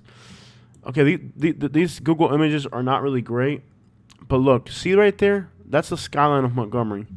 From Prattville, and a lot of places in Prattville, it's amazing where, you're just sitting like this Waffle House right here. The view, oh, here's a better view right here. So here's on a clear day, right? So like we actually drive to this Waffle House and just kind of park right here and just kind of like Prattville's on a plateau, and if you look way into the distance, you can see Montgomery in the distance. I love it. These boys are something else. I'm surprised someone didn't block them yet. You know what? If you guys keep with the nasty talk, you're gonna get blocked. Pony boy, I'm gonna put you on a timeout, man. I'm gonna put you in timeout, man. I'm gonna put you in timeout. How do I pick how long? You're in timeout, man. You gotta behave, bro. We're not here to have those types of conversations. It's just you gotta get off it. I've asked you nicely, man. Again, we got families who watch with their kids. We're not. Let's just stay off of those. Let's stay off these topics, guy. Let's talk whatever you want. I don't mind if you guys were messing around, but keep in mind, we have families with kids. Where is Alabama City? What is there an Alabama City? But anyways, what I like about Prattville is this, dude. You park on that hill up there on a clear day, and you can see Montgomery, the whole city from Prattville. And there are particular houses in these nicer, newer developments.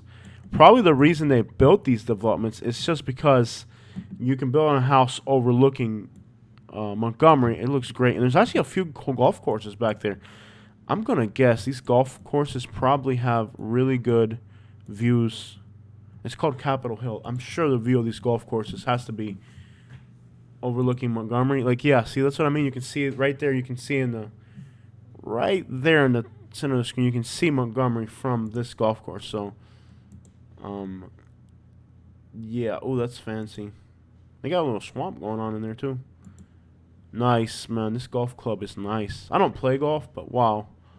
What a golf club. This is incredible. Oh, wow. When I go to Waffle House, I get... Oh, we got somebody talking about Waffle House. Let me get to that comment. When I go to Waffle House, I get some extra from the staff in the bath. You guys, if you say stupid stuff, I'm just going to block you. Have you been to Alabama City? Where is Alabama City? I've never been there. Let's look it up. Alabama.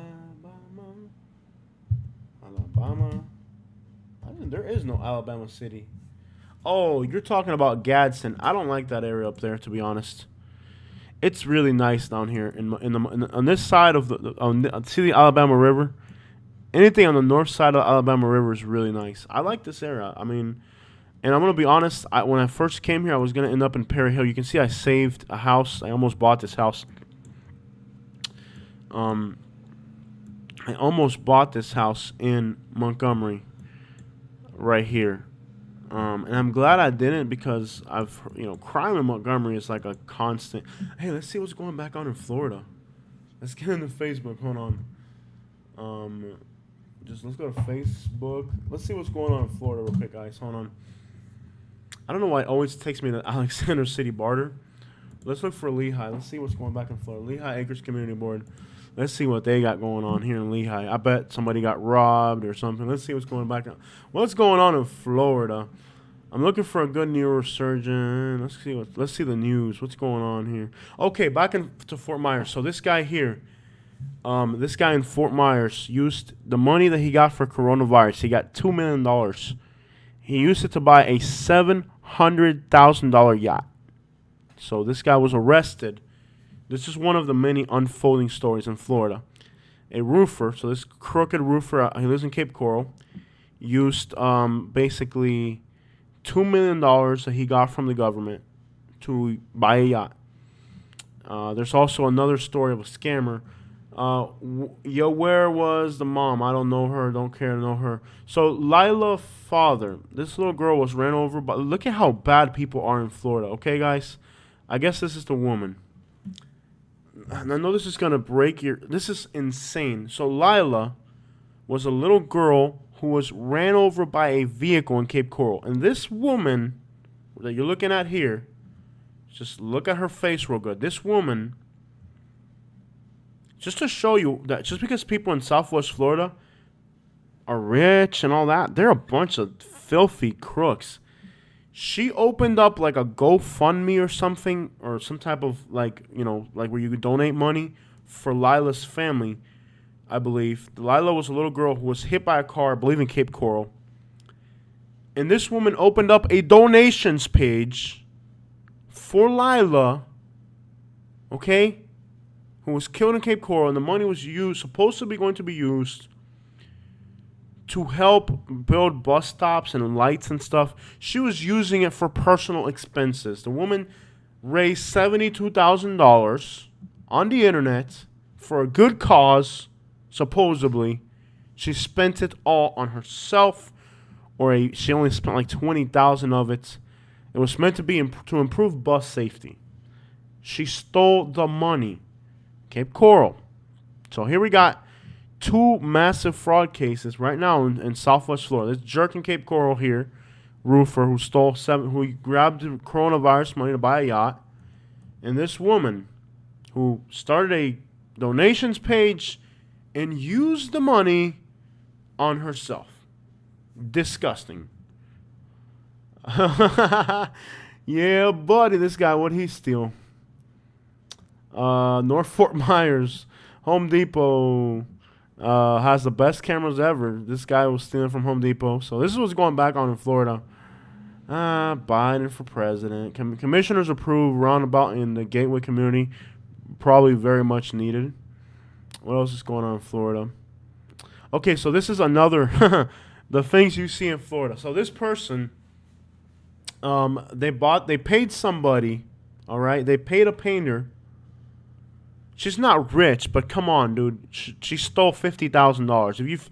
If you steal $50,000, you're living some type of lifestyle, because especially if it's stolen money, you're enjoying that. Anyways, whatever. It just angers me. She used a dead little girl. As a scheme to steal money. We will look at Alabama news in a little bit, Florida grown. We'll get back to Alabama, trust me. This person hired somebody to paint the exterior of their house. They hired a crook, and they used interior paint, which is cheaper and readily available in Southwest Florida.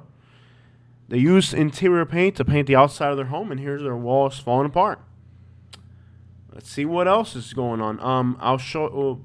So that's what's going on right now in Florida. Let's see what deadly shootout leads Fort Myers detectives to a drug bust. So these idiots right here. Whoa, God, I joined that group. Yeah, join this group, man. Lehigh Acres. I can't believe they haven't kicked me out of this group. Oh no, what doesn't matter that she's a white woman? White people are the biggest. All of the big scams are white people. You know, Latinos grow marijuana and traffic drugs. Blacks do street level, and whites do blue collar crime. So this is right up white people's alley. Why does that surprise you? It's just a common thing. I'm telling you, when I tell you guys that just because an area is white and rich, that people are good, no, that means nothing. They're crooks just like everybody else.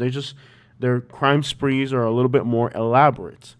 These two idiots got into a shooting, and then when the detectives came to look for them, they had drugs, and they got arrested. Now, the drugs were in a vehicle, so they still don't know exactly how much drug it is, but basically, pure stupidity. You should definitely join this Lehigh group. The stuff you see in here, oh gosh, I'll show you guys all the good Florida groups, man. This is one of my favorite. I can't believe they haven't kicked me out. This is a sad one. Infuriating. What's the word I'm looking for? Infuriating. Okay. This happened in Bonita Springs. Now, I lived in Naples. I between Naples and Bonita Springs, so I lived 10 minutes from where these people did this crime. These two Hispanic couples had a 17-year-old daughter who ran away, which probably with good reason ran away from them, because they're a bunch of crazy estúpidos. These two beautiful people you have here, I believe they're Mexican, or who knows what they're definitely Latin American. They had the girl chained to a bed, and they took away the girl's phone so she couldn't call for help. So they punished the girl by chaining her to a bed rail, a metal bed rail. Well, it turns out the girl had an Apple Watch. She used her Apple Watch to call for help and get these two idiots locked up. The only one who needed to be locked up wasn't the girl. It was them. I hope they take the girl away from these idiots. And she's 17 years old. She's already an adult almost. I hope she gets help and taken away from these people who apparently think it's okay to chain somebody to a bed. Horrible treatment of a human being. Horrible parenting skills. You're going to notice that when people share stories into these groups, they're racists, but they don't post a story. Like if you go to Fox News right now, I don't know, I haven't been to Fox News today, but I can guarantee you if I go into Fox News right now, they're going to have Latinos and blacks committing crimes. They're going to have a story about a Salvadorian somewhere who did something horrible. So a lot of times when people share stuff on these Facebook groups, they purposely share it when somebody of a race they don't like does a crime.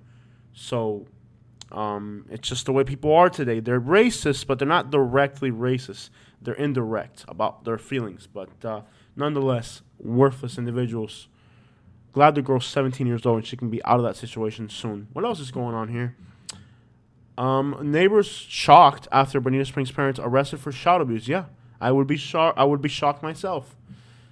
That happened in Bonita Springs. Oasis Middle School positive cases. Does anyone know what happened on 12 and Sunshine? I know what happened. Gang banging. What did happen? Okay, an accident. EBT. Did I see the word EBT? Some of these groups are crazy. Oh, look at this person. This could interest you if you were looking to move into Florida. So this is this person's situation. See, they have a well. You see those pipes right there? They have a well.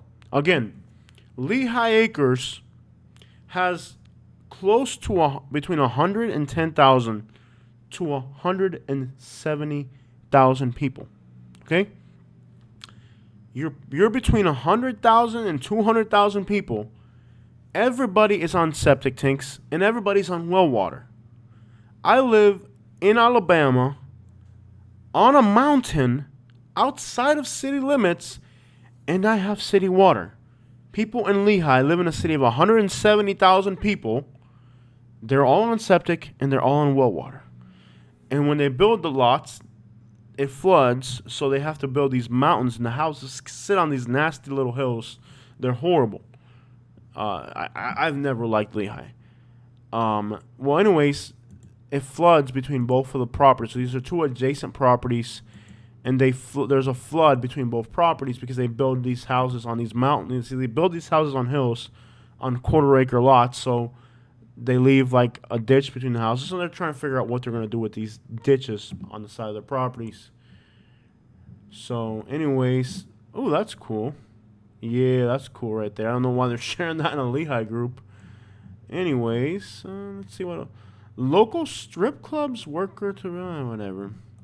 So this is a strip club that had their the stuff you see on Facebook. All right, another good one is Golden Gate Estates Neighbors is another one that I like to follow, and we'll get into Alabama in a little bit, y'all.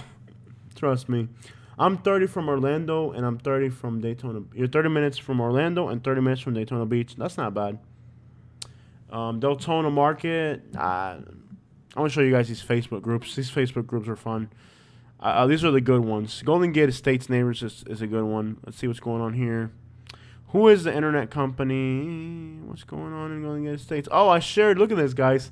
I shared my video. And by the way, okay, I don't know how this Golden Gate group and how this Lehigh group haven't kicked me out yet. Somehow, the people are so angry and bitter that they want to have me in these groups just so they can be mad at me. How have I not got kicked out of this group? I post stuff. I post stuff on this group that's not even related to the area. They still haven't kicked. I love it. They still haven't kicked me out.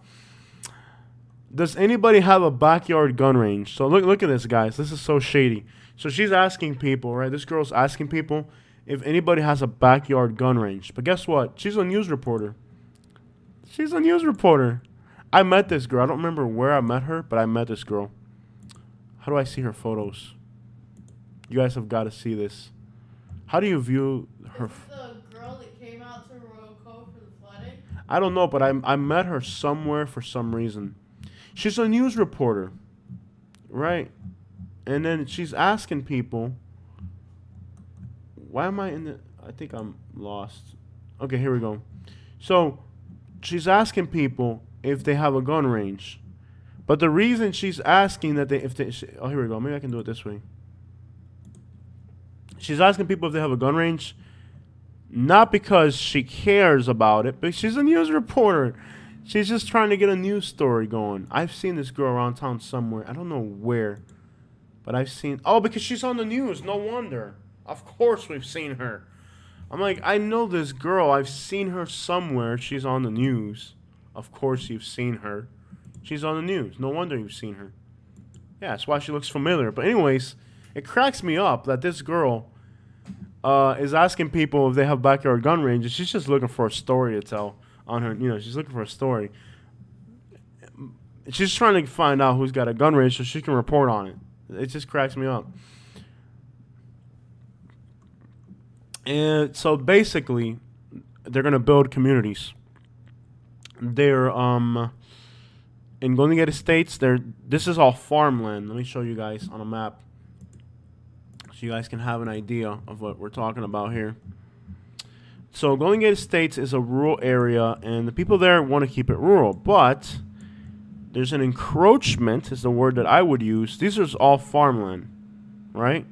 So here's the Golden Gate Estates, beautiful country areas, you know, nice big country houses out in acreage and all in Naples. And you can kind of tell when they build these houses that they just pull the fillet. All these houses here, see these nasty ponds they have in the backyard? That's because when they build these houses, they just grab the dirt from the backyard to build the house. And actually, my house has a hole like that, and that's my gun range, by the way. But it's on the side of a hill, so I have a really nice natural gun range in my backyard. But anyways, this is all farmland, okay? And the people living in the Golden Gate Estates don't want this zoning to change to residential, because then you'll have thousands of people driving on these roads, which are already stressed out, because it's only Immokalee Road pretty much heads into town, and it's already a nightmare of a road. So now they're going to have thousands of farmland is going to become they're trying to zone it for housing, and that's thousands more of cars driving through Immokalee Road, which the locals don't want that. They already did it here in Ave Maria. See, they already started building houses as far as Ave Maria, so, you know, actually Ave Maria is a city. If you're Catholic, it's a Catholic city. Very expensive place. I would not pay these prices. Now, as far as the community, it is a nice community with very nice people.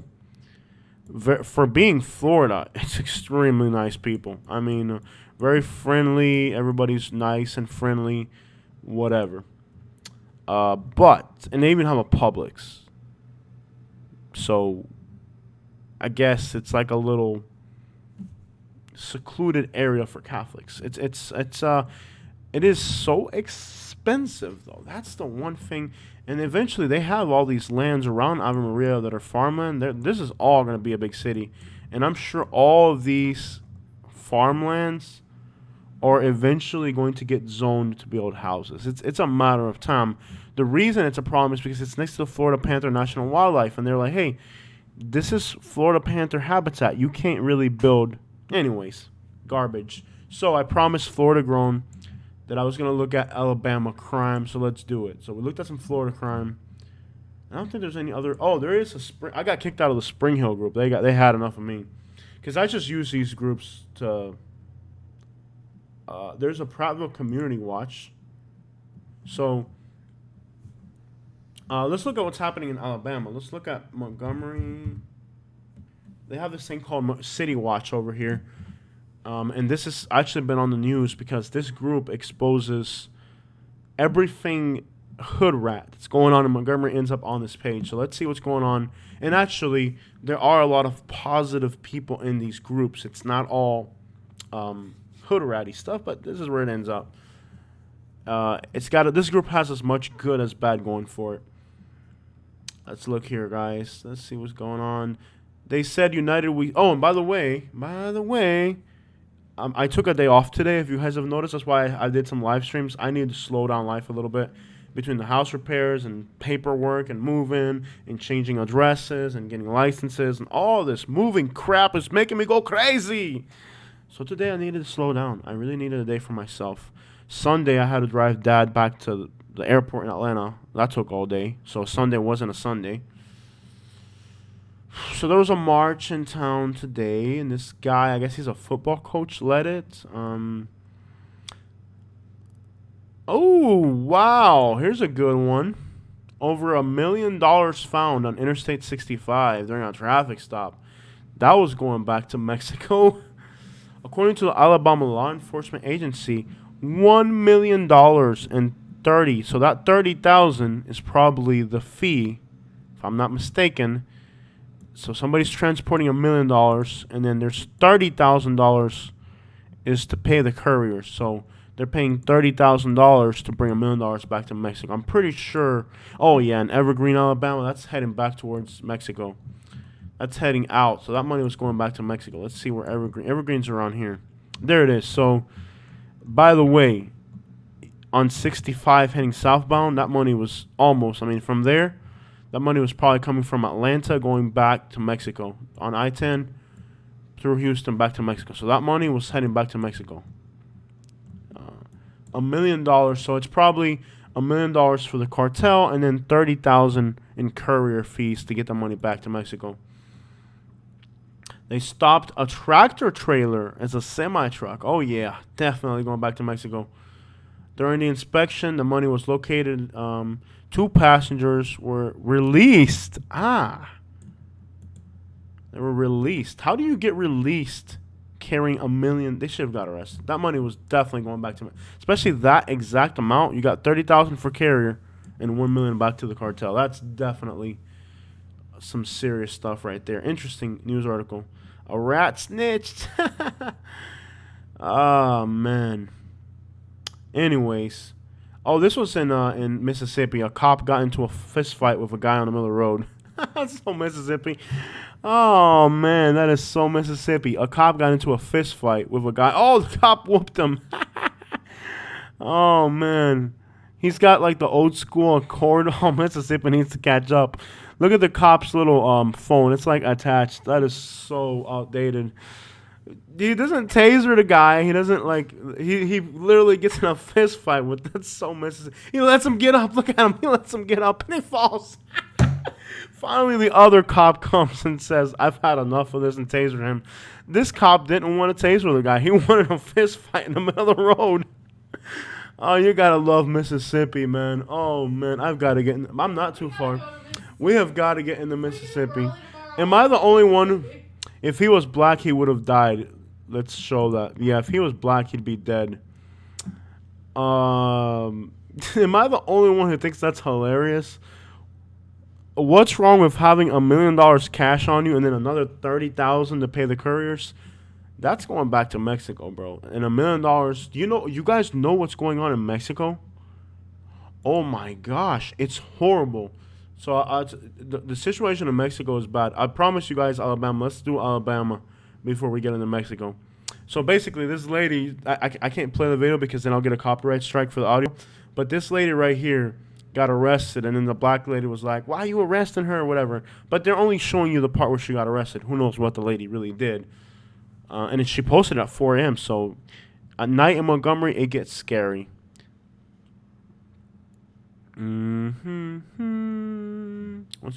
Nothing interesting going on in Alabama. Here's a fight or something. I can't play the audio, cops, so somebody probably got whacked. Keep having these pointless stop vehicle. Oh yeah, they're stopping vehicles. That's bad. See, I think policing here in Montgomery is a little too aggressive. I think they target specific neighborhoods. Like, this is a stop. Like, if I wouldn't stop for that. No way. All right, so let's look at the arrest reports in my county. Actually, my county is actually pretty calm. I'm in Elmore. Let's look at Otagua. I think it's pronounced Otagua. Next county over where Prattville is. Some of these people, this will give you an indication of crime here in Alabama. By the way, lots of murders. Some of these people look like they've been living underneath a raccoon's nest. And I would say underneath a trailer, but that goes too much. So this is the arrest. This guy driving while suspended. Okay, that happens. Possession of marijuana. Yeah, you're smoking, brother. You like to smoke? Or you're going to go to jail for smoking. It's illegal. Theft of property. Oh, not good. Not paying child support. You better pay that child support. Now, this girl, I don't know where she's from, but that name is definitely odd. Maybe Hawaiian? Possession of marijuana. You're not in Hawaii. You're in Alabama. You can't smoke marijuana here. Possession of marijuana. This guy doesn't seem like he cares about smoking marijuana. Unlawful possession of controlled substance. Harassment. Don't harass people. Lee Zachary had marijuana and meth on him. Okay. This guy, and by the way, no association, whatever type of disclaimer I need for this. Let's see here. Oh, Perez Julio, a DUI. You know, Julio, no tomes y no manejes. No, muy malo, amigo. No. Tú regresar para Guatemala muy rápido. No hacer. Okay? You go back to Guatemala really quick when you do that. Theft of property on the 4th degree. This lady switched tags. Oh my gosh. People here in Alabama don't even, yeah, he's mostly Mexican, but they'll send him to Guatemala. It's like once you get sent back, they're just going to send you somewhere. They're not going to send you. They're going to spend the time. People, no, don't do it. Why would you drink and drive, man? Is that even fun to drink and drive? It's scary. Soliciting without a permit. Oh. You need a permit to solicit in this county? Oh, we gotta be careful, Katie. We don't have our license in that other county. Soliciting without a permit. Can you look into that? What the crime's about? You can get arrested. Soliciting what though? Soliciting work without a permit? Was he like an illegal contractor? We got to look into that. Look at what soliciting without a permit in Ottawa County, what that means. Disorderly conduct, and that smile says, I did it. He was like, yeah, man, I was just hanging out. He's like, you can tell he was disorderly. You can just look at that photo. Like, how do you go to court? And why even hire a lawyer with that face? Like, you get arrested for disorderly conduct, and you're cracking up like that for your photo. You're walling out, man. You just he reminds me of my friend Jigsaw. I can already see my friend Jigsaw just cracking up, man. You get in trouble for that though. So, all right. This guy, oh man, theft of property and burglary. How would you like to wake up to Jason Eric in your house? That's scary. This guy was on probation. Door-to-door sales. That's illegal? Sales, but so it's door-to-door sales? So you can't be a salesperson door-to-door. You have to get a license. You have to get a license. But you can pass out flyers, all right? We got to look into that. Knock on doors. Oh, you can't do that here? Oh, snap. See, I was about to start doing that for my business. You got to be careful. You might want to stick to online advertising then. Okay, that's a good thing to know. We got to look into that, okay? The police department is receiving numerous calls of Salesman. being very aggressive, especially to senior citizens. Oh, aggressive. See, there's a difference of passing out a flyer versus. But the other day, I passed out a flyer right in front of a cop. So we gotta look. Trying to force themselves into people's homes. Aggressive. So I don't want to. Yeah, but let's look into that. Okay. Let's call the sheriff's office before we pass out flyers, and make sure that's not a crime here. Maybe people here don't want to be bothered.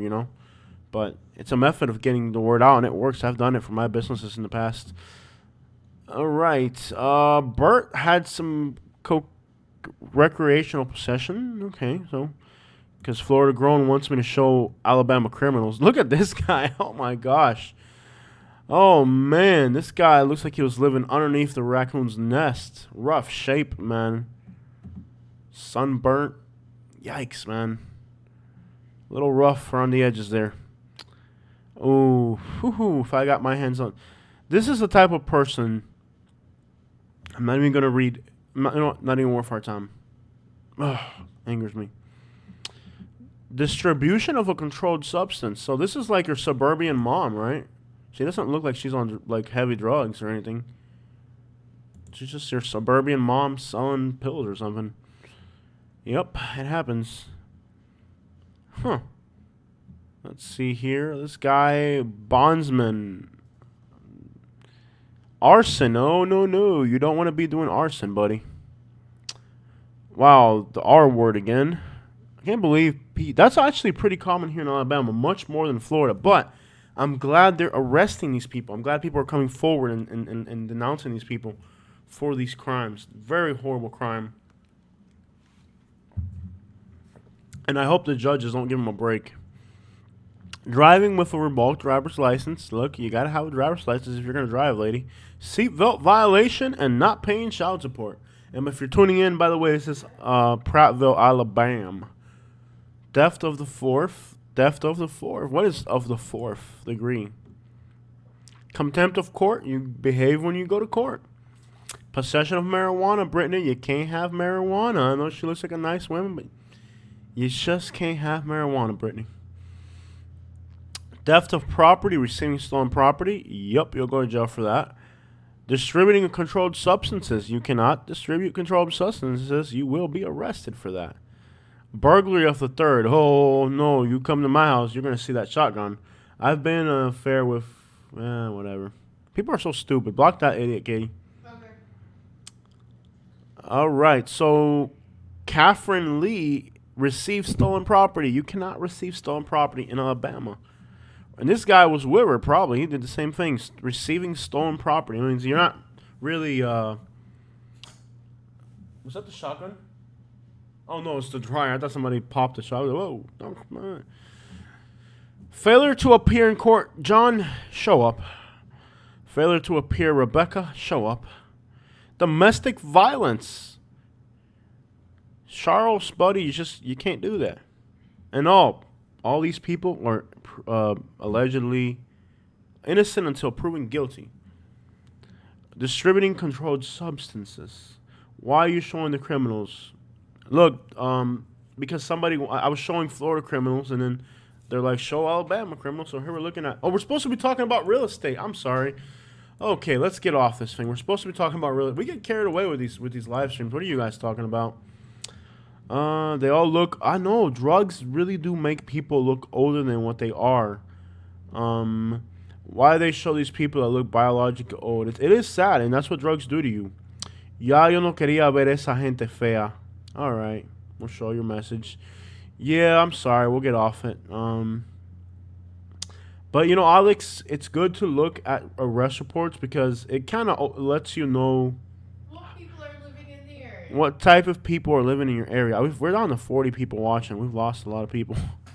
All right, driving. It's probably late. Driving on those Alabama back roads at night. Nope, not gonna happen. Won't see me there. Tom Brady. You know, I don't have a problem with driving at night. There's nobody out. You know. Anyways. But this is a demographical map. The green is the black people. The blue is the white people. The yellow is the Latino people. Now, there's yellow here, and it's a mistake. There's no Latinos living there. It's because there's a prison, probably. It's all messed up. There's a prison, so that the prisoners will. Actually, you want to see something messed up in Florida? All right. Anyways, we'll get to that later. A lot of these towns, wherever there's an orange, there's a prison, so or a military base or something like that. Whatever. Okay, so what I'm showing you guys is green is black and blue is white. So you can see the east side of Montgomery. Actually, central side of Montgomery is white, so there's white people living in here. It is not a safe community. Don't think because it's white that it's safe. This is actually, it looks nice, but it's scary in there. I've seen some thugs in there. And then you got white people, and then these are rich black people out here. So, Montgomery's mostly black, and there's a line of black people that goes all along like the southern. Let me back out real quick, see if it'll show the whole thing. So see this line right here. This is what they call the black belt, because the dirt there is really good for it's like a dark soil, and it's really good for growing, and that's where a lot of the cotton and stuff it grows and all that. So in this area, it's mostly demographically African American because of the soil, and it's like a rural black community. So you can see back in the words Mississippi and Memphis, you get a lot of black people there. So this area that I'm in of Alabama, if you head north, you get into some really white areas back in here. And if you head south, it's African American all through here. Tuskegee is like 98% African American. So there's areas in here. Union Springs is African American, beautiful little town. We had Mexican food there. We went to Tuskegee, lots of history there. This is all an African American area. So I just want to show you guys. Columbus has, so, you know, there's a lot. I'm in a really African American area. And Birmingham, the city of Birmingham is African American, but most of northern Alabama is really white. So it's really white towards North Alabama. There are some Latinos. The yellows are Latinos. Albertville, Alabama, you got some white people, Latinos within Fort Payne, Albertville.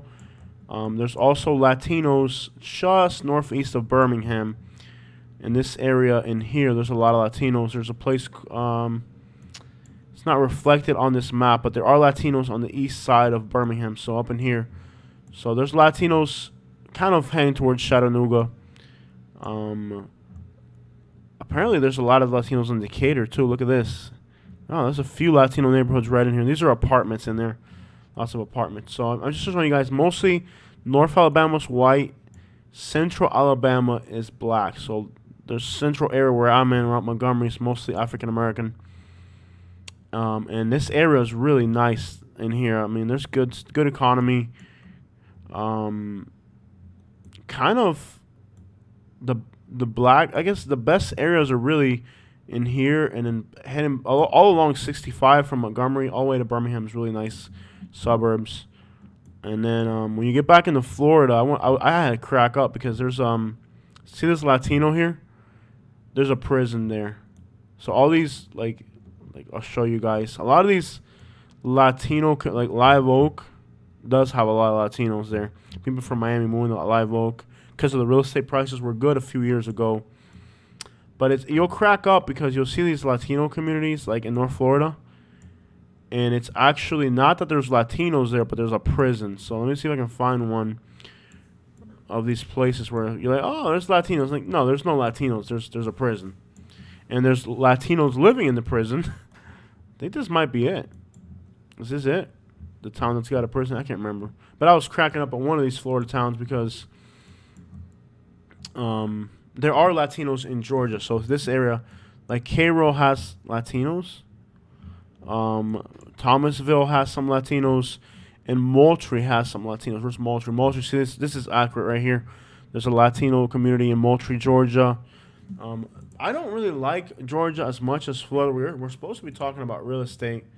Let's look at Moultrie now. The thing about Moultrie, Georgia is there's a lot of Latinos that move there from Miami.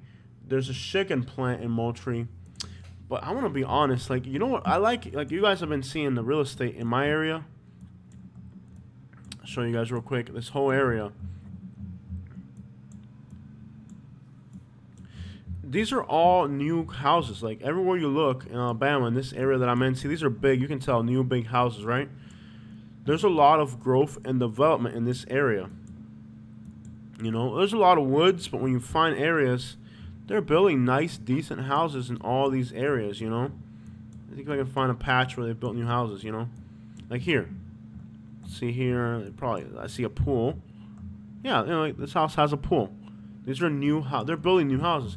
The thing about Moultrie, Georgia is a lot of Latinos have moved to Live Oak. I don't know why my mouse isn't working. A lot of Latinos have moved to Live Oak, Florida. I don't think I could ever leave my state. It's all right. And if it's this, no, I'll be honest. This may not be for you. Florida, you have a lot of blue skies. Every single day, you see blue skies in Florida. Here, you get a lot of gray days. It may not be for everybody. Live Oak, Florida. A lot of people from Miami moved here and bought the cheap real estate because it's still in Florida. Gainesville, a lot of Cubans moved into Gainesville. All these cities up here, except for Lake City. Lake City is crappy. But some Cubans actually made it all the way into Georgia, into Moultrie. I've been to Moultrie. I got friends there. There's probably at least 2 Cuban restaurants. Let's look for Cuban restaurants. Cuban restaurants. Let's see what they have in Moultrie. See, there's the Latin House is Cuban.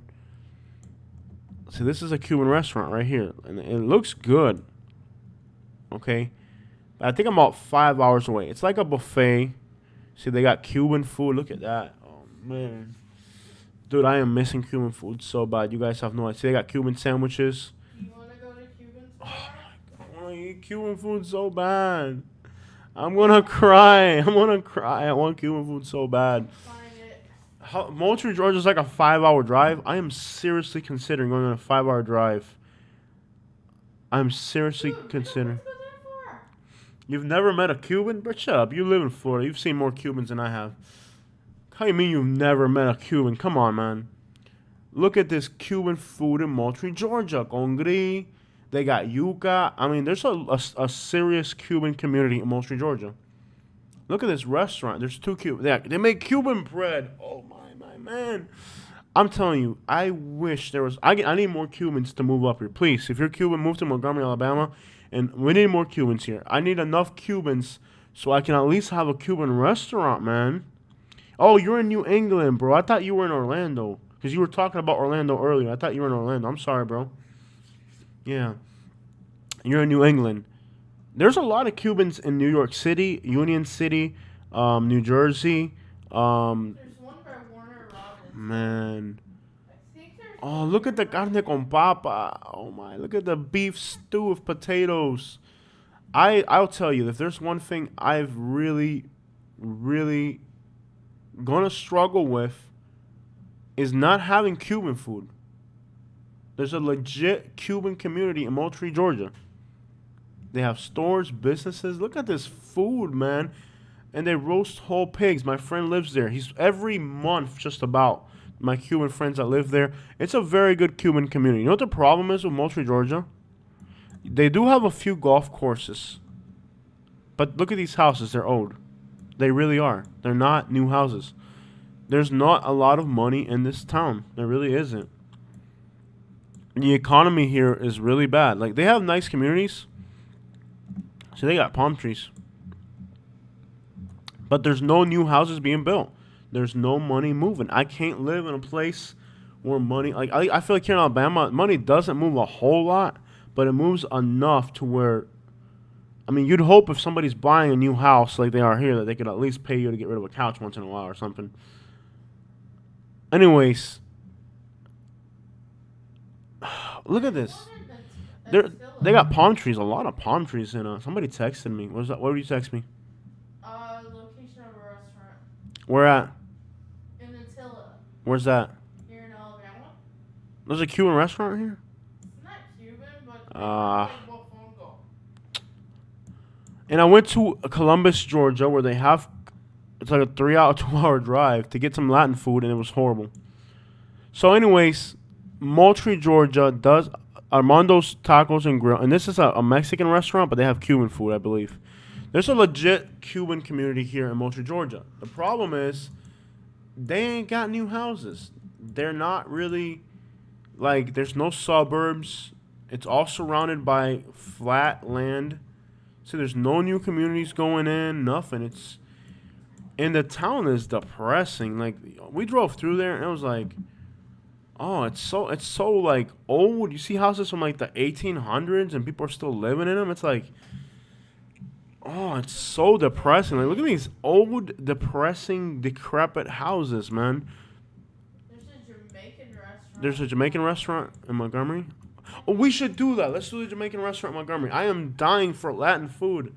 Maybe the Jamaican food will be. Look at this. Like, Moultrie, Georgia. This is in like a main street in this town. Like, it's like that decrepit. Like, it's really depressing, to be honest. Now, good people. I got white friends out there. I interviewed one of my pigeon buddies that lives way out in the woods. This guy is the most redneck person I've ever met my whole life. Remember the guy I interviewed in for the Pigeon Racing Club, Katie, in Georgia? Let me see if I can find his video. I'm gonna let me see if I can find. He was in Georgia. Pigeon. Oh, the one guy that was kind of backwards. I wouldn't He say told me not to backwards. Get out of the car. Okay, so I interviewed this dude, Tony Smith. He's cool. By the way, these are the friendliest people you're ever gonna meet. Okay. Katie's over there saying backwards. She needs to shut up.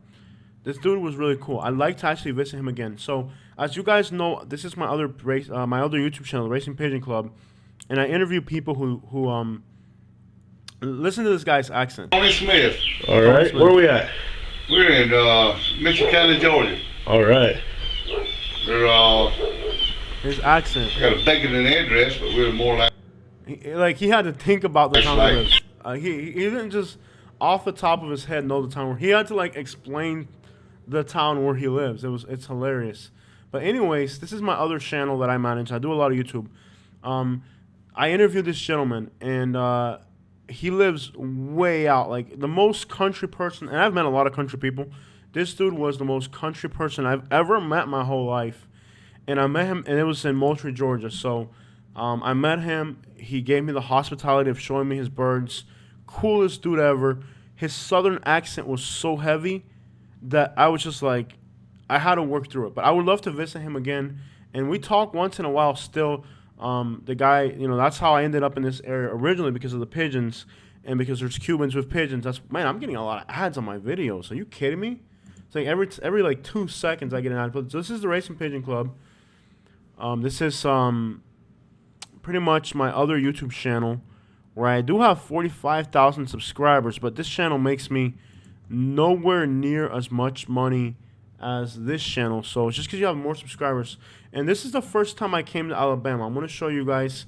This was back in May 28th, 2016. This is how I stumbled into Alabama. This gentleman here, Marengo Creek, he moved to Georgia now. Man, my videos get a lot of commercials. That is annoying. So this is the first time I came to Alabama. I met this gentleman, and he lives in Salem, Alabama, which is over by Opelika in Auburn. I still can't pronounce that town name right. Anyways, this dude's really cool. He raises pigeons, and he trains dogs, and he gave me a tour of his farm. I wish he was still in Alabama, because this is the person that brought me to Alabama originally and made me fall in love with Alabama. And why am I getting so many commercials, man? Unbelievable. Why so many commercials, man? But this is the guy that brought me to Alabama originally. I went to interview him, and I, doing my YouTube back then in 2016, I was already traveling. In 2016, I was already traveling all over the place doing this YouTube channel.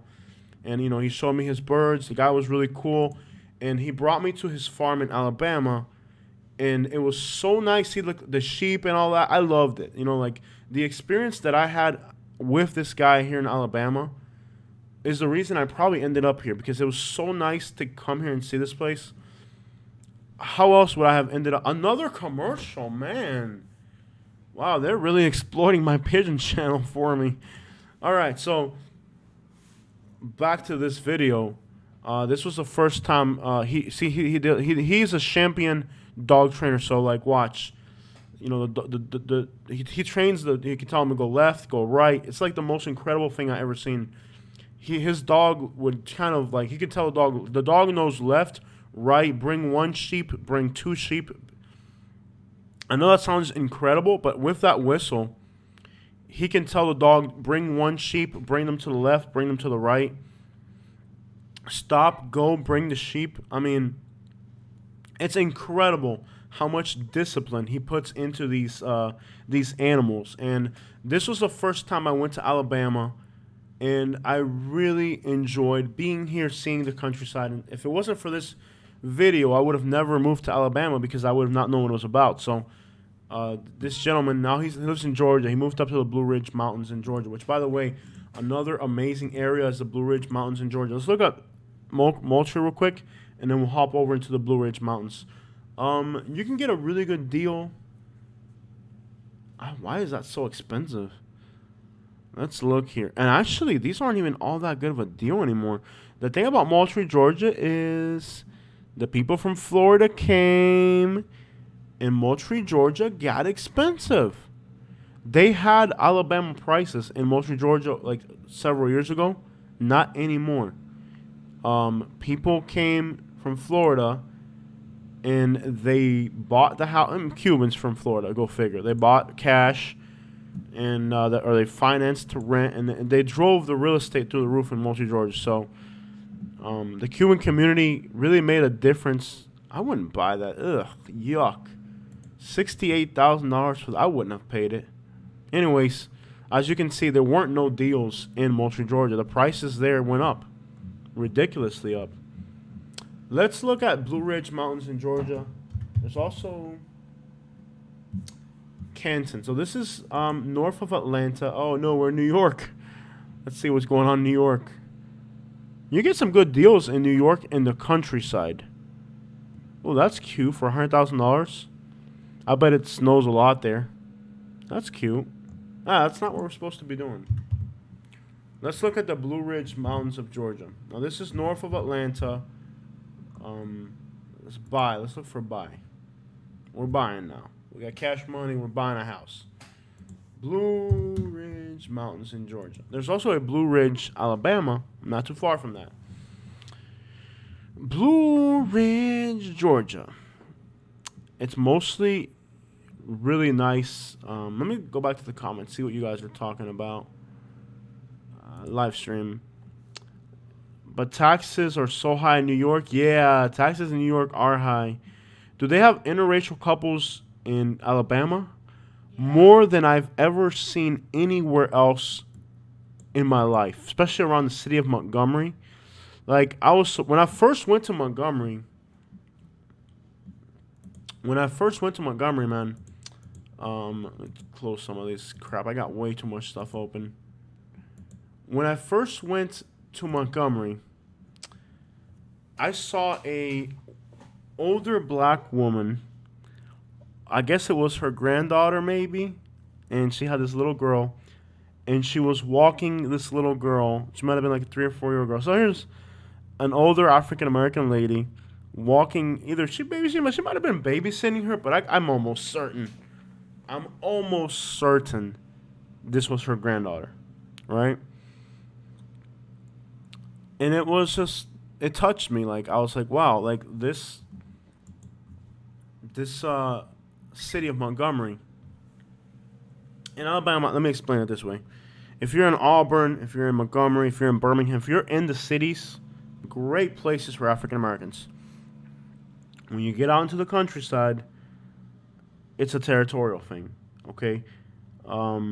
It's like that here. So it's not the same when you get out, like where I'm at now in my neighborhood. Although there are it's weird. But if you're African American, you'll do good in a big city in Alabama, Montgomery, Birmingham, or in the direct suburbs directly attached to those cities, not too far. When you get further out, you start to meet people that are a little bit different. But anyways, I don't want to look at houses that are already sold. I want to buy a house in Blue Ridge, Georgia. So my friend that initially brought me to Alabama, made me fall in love with Alabama. He ended up moving to Blue Ridge, Georgia. Beautiful area, mostly cabins, and it does snow up there. And driving up these mountains, so these are more retreats. These are not full-time houses. My cousin lived up in this area, and he said, you'll find work and all that, and rents for like $700. You know, not in a cabin or something, but yeah. My cousin lived up this way, I think in Hiawassee. So we talked a little bit. He liked it. It's just, he needs to make more money than what you can make in Georgia. But anyways, this is a new construction. The views on it's small. It's on 2 acres, but I can already tell you, if you have 2 acres on a hill, you might as well have a quarter acre. You can't use the land for nothing. I do love the views. I love that it's all wood. They build some beautiful cabins in this area, and to get a new one for less than 300,000, I think is pretty good, especially considering it looks like it's got some stones inside, all wood, beautiful cabin. But then again, you know, driving up and down, I think these are mostly gonna be like seasonal. I don't know if people. Are you sure you are a Bible man, but you know me? I'm sorry, I don't know what you guys are talking about the Bible. You guys are moving way too quick. All right, let's slow down here. I will be glad to help people interested in visiting or moving to Colombia, Ecuador, or South America. I do know. Oh, Bible man is a person. Oh, I see. There's somebody called Bible man, and he's commenting. I'm talking about the Bible here. This shot room is very strange tonight, dude. I don't know where this has gone. When will you hang around with the Guatemalan worker friends you helped clean your house? Will he come to Alabama and chill with your backyard while putting early discos, 90s bouncer music at 3 in the morning? No, I don't think my Guatemalan... He did want to. He wanted to come over here. My Guatemalan friend did want to come over here. The thing is, I can't afford to bring him here right now. Is Joe Gallo, somebody said stop spamming. Is he really spamming? When you are hanging out with the Guatemalan workers. Joe Gallo is a weird person when he comments, so just ignore him. We all have our personality. Anyways, let's get back to these houses. We're looking at real estate right now. Let's look at the real estate trends in Blue Ridge Mountains. Let's see what's going on there. Blue Ridge, Alabama. Actually, Georgia. All right, so Blue Ridge, Georgia. Let's see what the market trends. So the average listing price is $250. It's gone up 4% in the last year. It's hot. It's not very hot like Alabama. It's just hot. Hot. Feeling hot, hot, hot. Da, da, da. Oh, we're going to go to that Jamaican restaurant tomorrow. I need Latin food. Somebody, if you're out there, please hear me. Open a Cuban restaurant in Alabama. I need my carne con papa and mi cafecito, bro. Not this late at night. I really do need Cuban food. Anyways, okay, so since 2012, these are national trends, by the way. So the national trend in 2016, they had a slowdown, but then they kept going. And then in Florida, they flattened out. See, if this was Florida in 2016, Florida flattened out their trend. So they're following the national trend since 2012. They've just been climbing, and then they stopped right about where we are today. So, Blue Ridge Mountains, following the national trend on a hot market that is increasing. So as far as investments go, I think it's an all right place to invest. But, you know, having this house is almost on 2 acres. But when you consider no appliances, that's already a hit right there. $5,000 to throw some appliances in. I guess they're going to let the new buyers decide that, but there's at least $5,000. Actually, a house this big, you're going to spend $10,000. If you miss Florida, you ain't going to make it. There's so many things I like about Alabama. There's going to be things I don't like, right? Like, how do you expect the place to be all pros? No, there's going to be cons. Today, okay, guys, listen to me. I used to live in Louisville, Kentucky.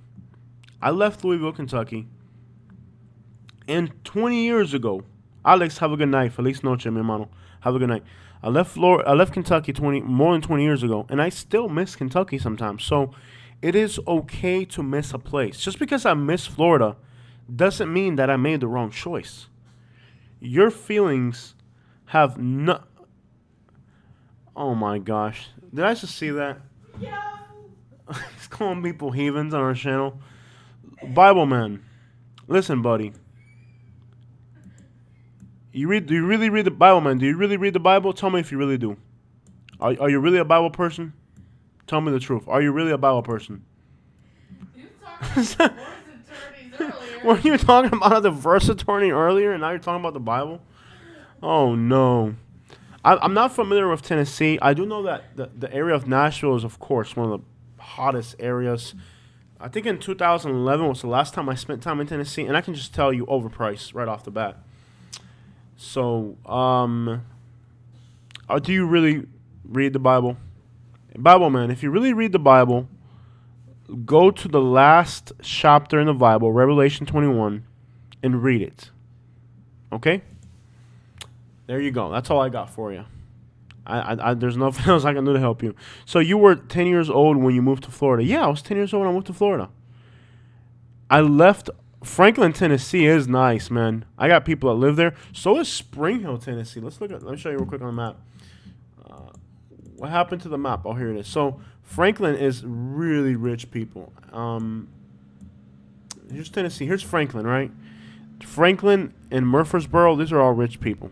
Like the houses they're building here, it's insane. I mean, like really rich people, really nice rich people. Spring Hill, Tennessee is nice too. Where's that at? There it is. A little bit further south is Spring Hill, Tennessee. This area is really nice too. So, really nice communities. But again, it gets so cold here that it would not work for me. That's like with Alabama. Economically, when I started to look at Alabama, everybody said the Huntsville area, especially Madison. Can't afford Madison. I could afford Huntsville. These are areas that are really nice. Wealthy areas, clean areas. Everybody will tell you this is the best economy in all of Alabama. Okay? You know what the problem is? It gets too cold for a Cuban. Okay? I'm Cuban from Florida. I'm not going to move to North Alabama right next to Tennessee. It's too cold. It's too cold. I can't do it. Montgomery is as far north as I'm going to go. And believe me, si aprieta el frío, I'm going to Dauphin. You know, if the cold doesn't work out for me, I'll push it down a little bit. Believe me. Jose, Yeah.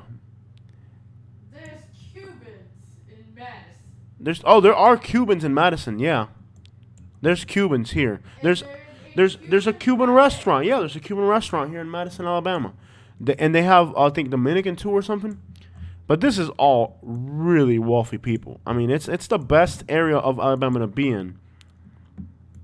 It really is the best area to be in of Alabama. This area here of Madison and all that. It's a really good area to be in. But it will get into the 20s. That's not happening. Manhattan is ghetto. I wouldn't want to live in Manhattan. You get like a little closet for $700,000. No thanks, man. I like the South where you can get some land. All right, so let's look at these Blue Ridge cabins. Prices can be a little steep in this area, especially with a view. And there are some big ones. They're starting to build a lot of smaller, newer ones. That's good. They're putting affordability into that area. So whoever's building these affordable houses is doing good. I don't see prices going ridiculously high from the last time I looked. Now this one here has a view, so this one's contingent already. It's got a view, so it's going to push it into the $700,000 range. Let's take a look at it real quick. I'm going to stand up for a minute. So I'm glad I'm actually doing my live streams again at night. I hope you guys like them. Of course, now we're looking at more than just Florida, man. I'll be honest. Florida is burned out for me. I don't know if I can do Florida again. Katie says definitely no. I'm a maybe because I'm a practical thinker. I'll do with whatever works best. This is nice. Oh, that's why. Look at the view. Could you imagine just sitting on this porch? Look at this view. Look at this view. If I didn't have, like, here's the thing. I would move to I would move to North Georgia or Tennessee if I didn't have to work. But can you imagine waking up when it's like 20 degrees outside and having to go dig some holes or something, or haul some wood or something? Oh no, couldn't do it. But if you're like, once you're at another level in life, then I can definitely see it happening. Hot tub up on the mountains. This is nice. I'm gonna guess that the price is the view basically. They have a little creek flowing through it, probably. Really nice creek. This might just be a pool. It's a pump pool. It's nice. It's gonna freeze over. Nice fireplace, open area. The views. Oh my, mira para allá, mi hermano. Tremenda casa, bro. It's nice. It's very nice. Every once in a while, my Miami accent pops out. Oh no. That view. Tree frog, man. This is nice. This is great, man. I like this. Could I of course $600,000, but you think about 600. You remember the house we saw that was $600,000 in Naples? There was nothing to it. Or Bonita Springs, there was nothing to that house. This, if I was going to be shopping in the $600,000 range, this would be my $600,000 range house per me. Now, not if I had to go work, but then again, if I'm shopping for a $600,000 house, I'm not gonna be working. I'm gonna be, doing business or something behind a computer to live that lifestyle. You're not gonna work your way into a $600,000 lifestyle. Although you could, if you're smart, you save money, you buy into appreciation, which is what I'm doing now. Is I bought a house for this price. I'm gonna put money into it, and hopefully I can get out of this house 130, 140, 150. You work your way up that ladder with appreciation always being on your favor, and you can slowly climb your way. I mean, we started with nothing. A little inheritance that wasn't much, like $60,000. We bought a trailer, we fixed it, we sold it, we bought this. We're going to do the same thing here. I'm going to wait 2 years because you have to wait 2 years before you can sell. So in 2 years from now, we're going to reevaluate our situation. If 2 years from now my net worth has increased and what I have invested in this house, I can get more out of it, we're out. We're going to keep moving. Eventually, you can work your way into higher brackets of real estate.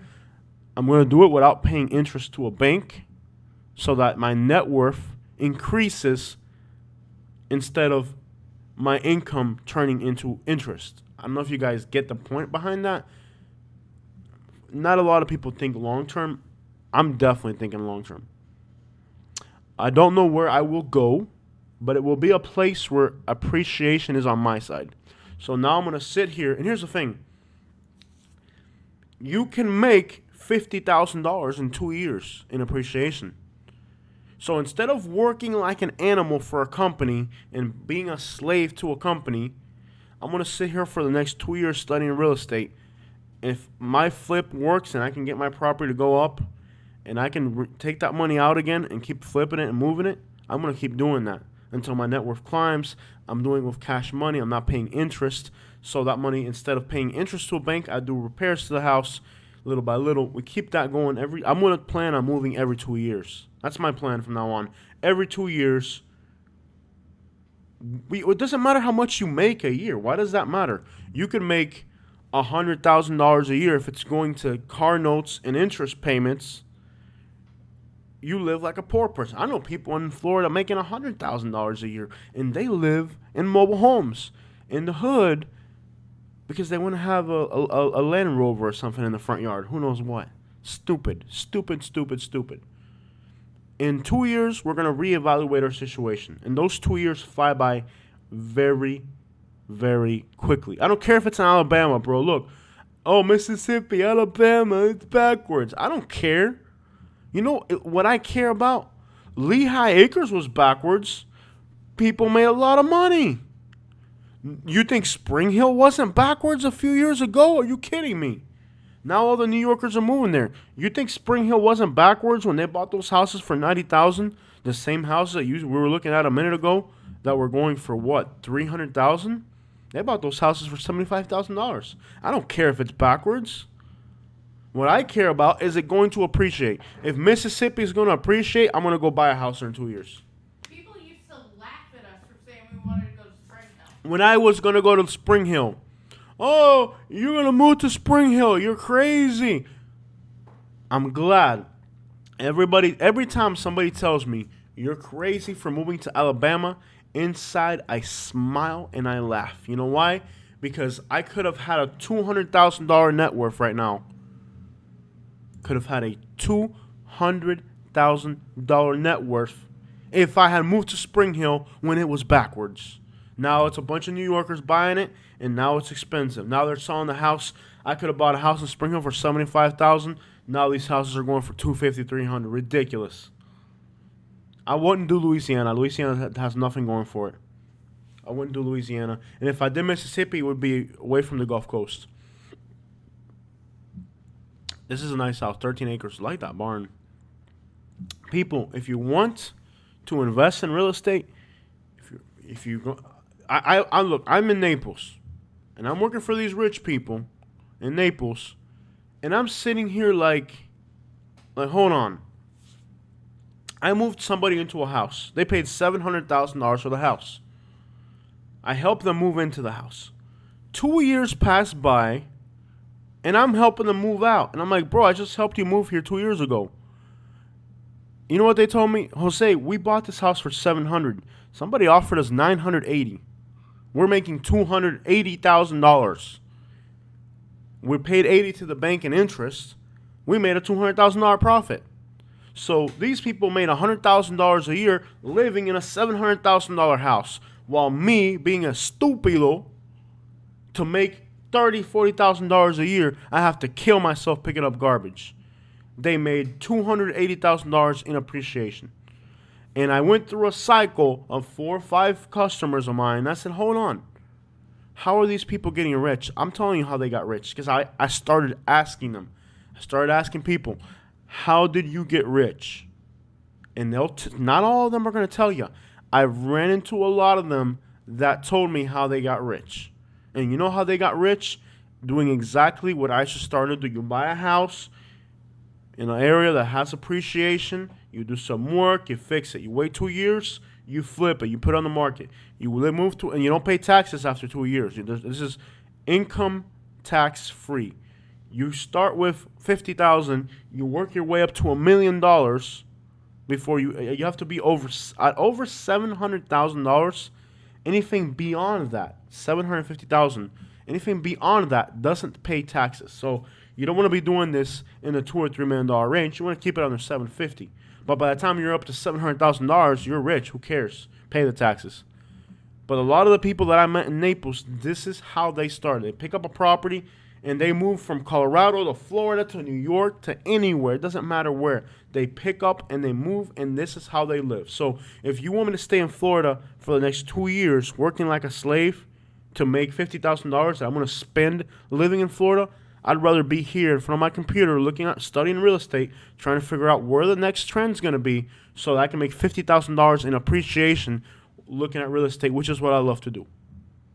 So you can study real estate trends and make money on appreciation, or you can work like a slave for somebody else for the same amount of money. I'd rather look at, I'm just saying.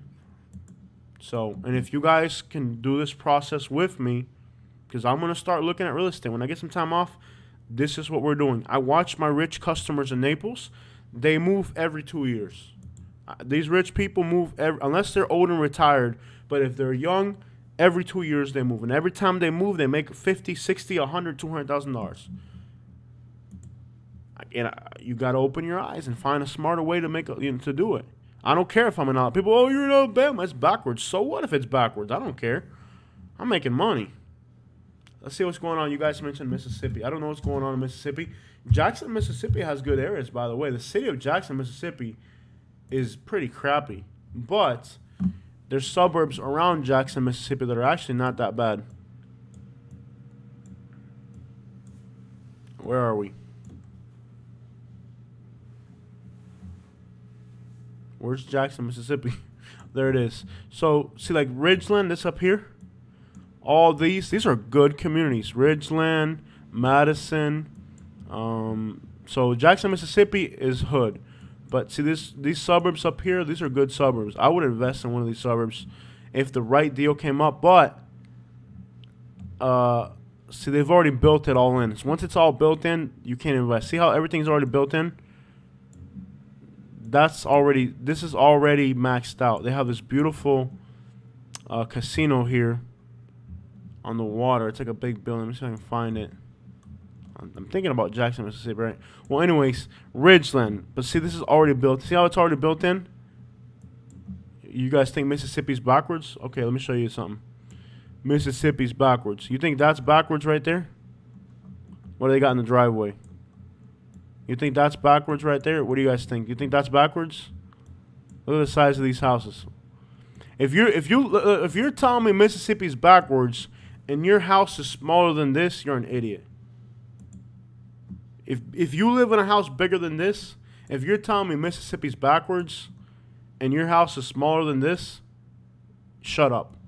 If your house is bigger than these houses, then you can tell me Mississippi's backwards. But if you're paying rent right now and you're telling me Mississippi's backwards, you're an idiot. Tell me Mississippi's backwards if your house is bigger and better. Right or wrong? Am I right or wrong, guys? Am I going too far? They'll say go too far. You can lose money on houses too. You're absolutely right. That's why you study the market and you try to do the best you can. You can definitely. I don't think Jackson, Mississippi is bad. I really don't. But the thing is, it's already built up. And that's what is bad. So there's nothing. Like, it's already built up. Look at it on Google Maps. See how it's already all built up? Are you guys seeing these houses? Look at this. You guys are seeing the size of these houses, right? Jackson, Mississippi's backwards. Okay, dude, look at these houses.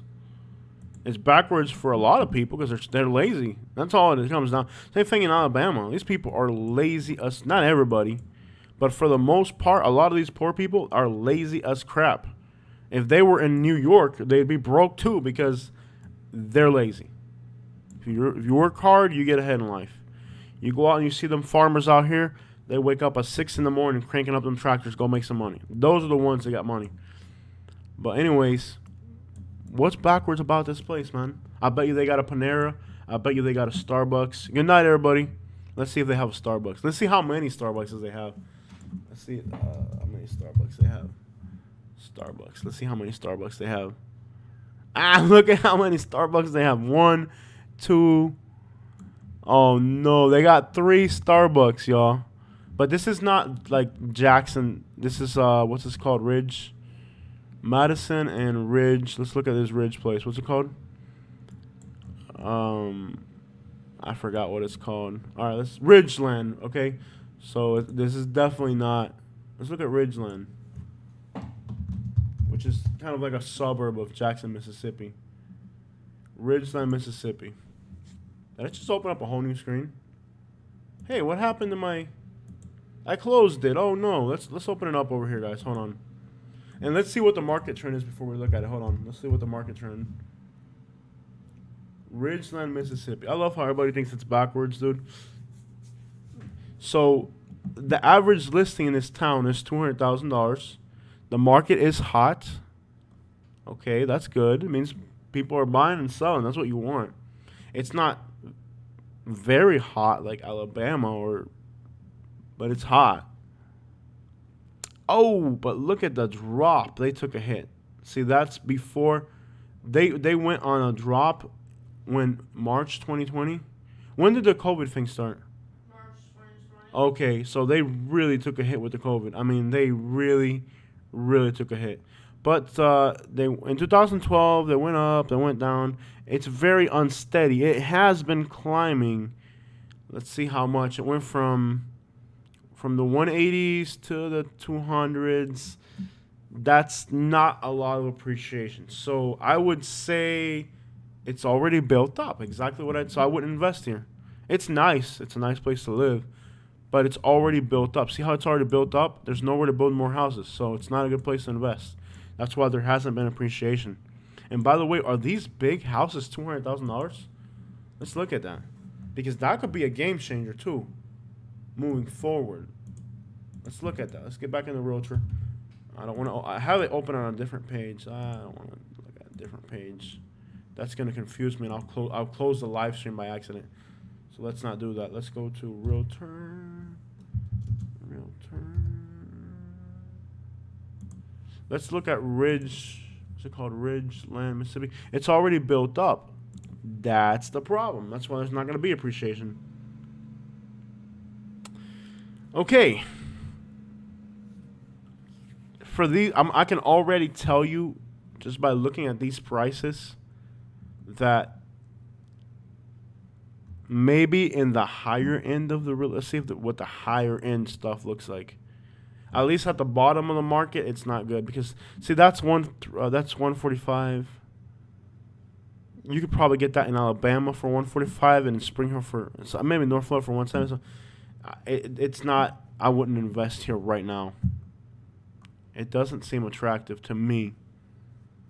Of a market, no, this doesn't seem attractive to me because everything's pending. Look, pending.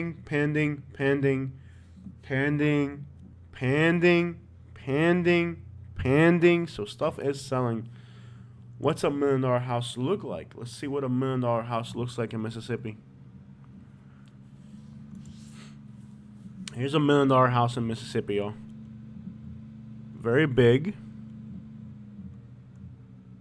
Okay. I'm not impressed, by the way. I'm not impressed at all by what I'm looking at. Do they have dolls in a case? Oh, Mississippi, come on.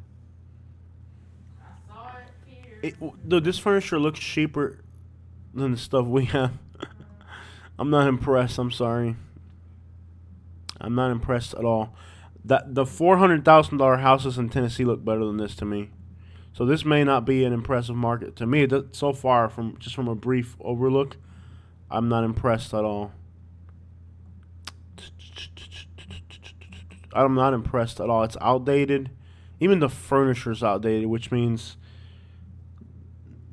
I'm not sure what's going on here, but I don't like what I see. Like, that's a shower in $1 million house, really? I'm not impressed. It may be giant. Mr. Jose, when you show us the orientation of the China buffet in your area, I'll check out a Chinese buffet eventually. I'm not impressed by this house at all. Not impressed. Not in the least bit impressed. It's very toned down and outdated. I mean, this house needs $1 million model. And then who's going to pay $2 million for this? No, I'm not impressed at all by this real estate market. And there are some very big houses in this area. I wouldn't invest in it right now. Maybe this one's a newer house. Let's see how old this house is. So this is a 2003. Okay, it's not too old. It's at $1 million on 6 acres. Let's see this one. I don't want to schedule a tour. Go away. How do I make this thing go away? Are you asking me? It's like offering me to do a tour. I don't want to tour this house. So you're not interested? It doesn't give me the option to say I'm not interested. Okay. Oh, it's like forcing it. Just keep scrolling down.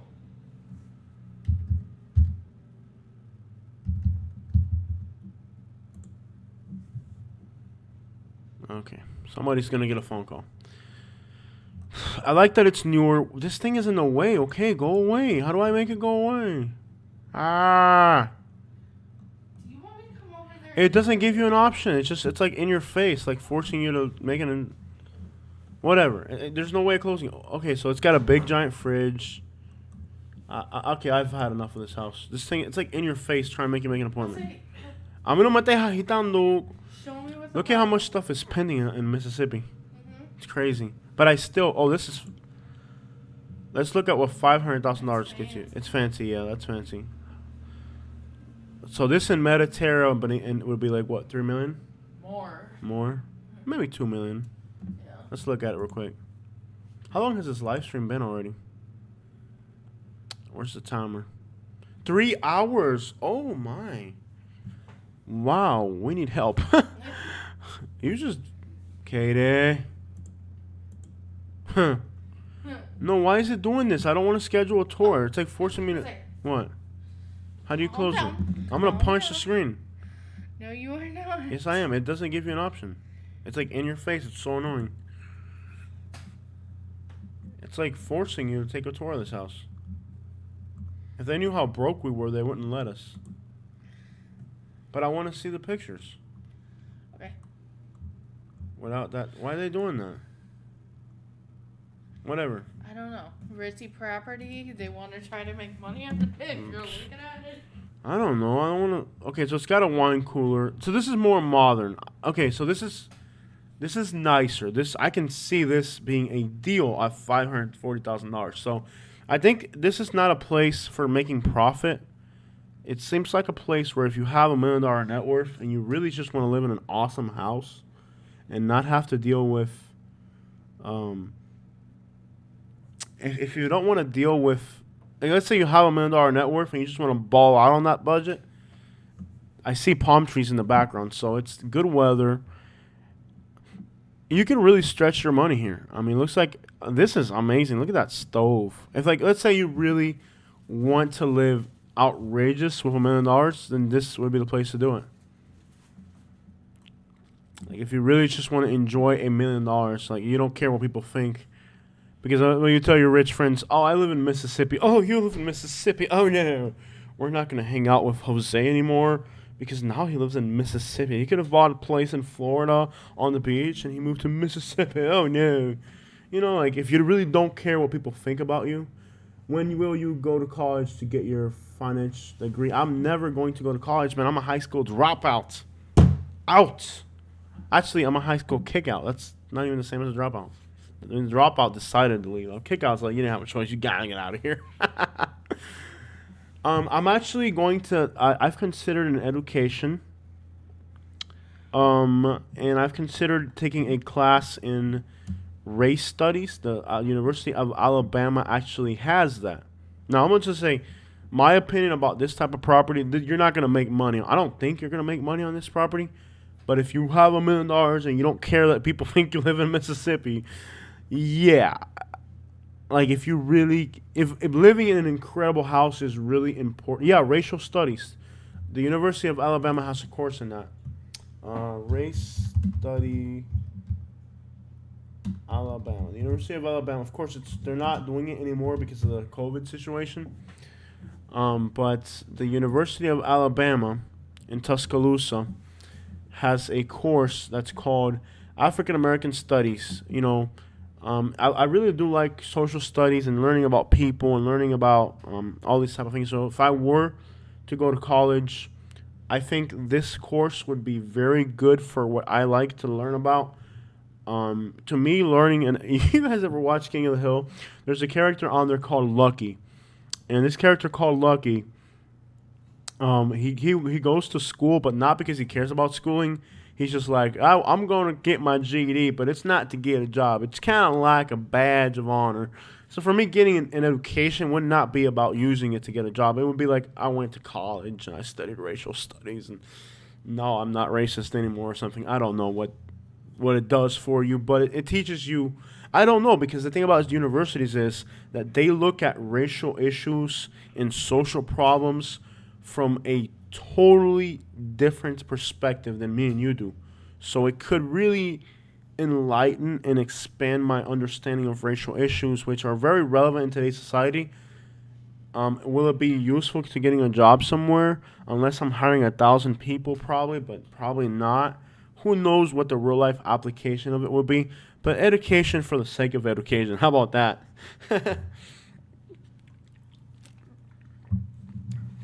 It looks like they're not doing this anymore because they don't have anything. When you go to scheduling at the bottom,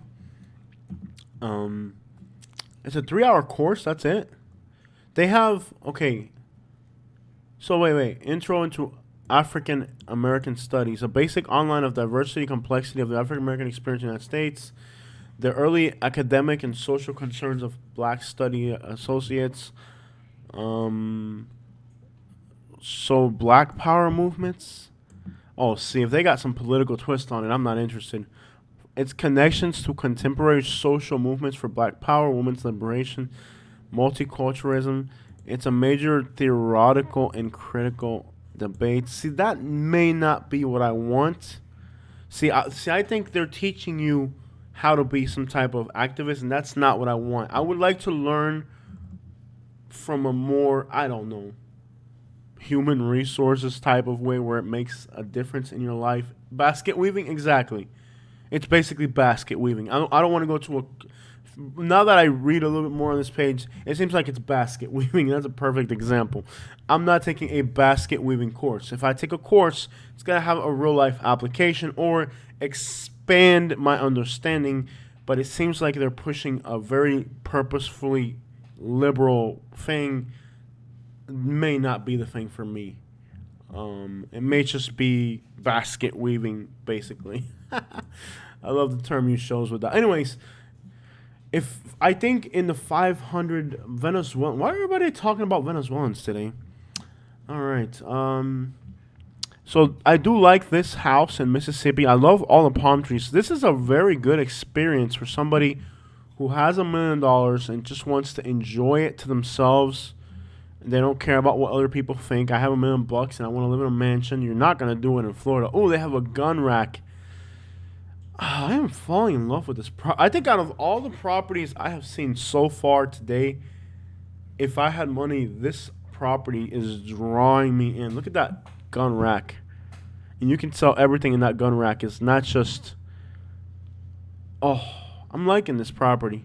I love that giant refrigerator. I'm really liking this property a lot. And it seems like they took some real good time. Nursing, nah, I don't like old people.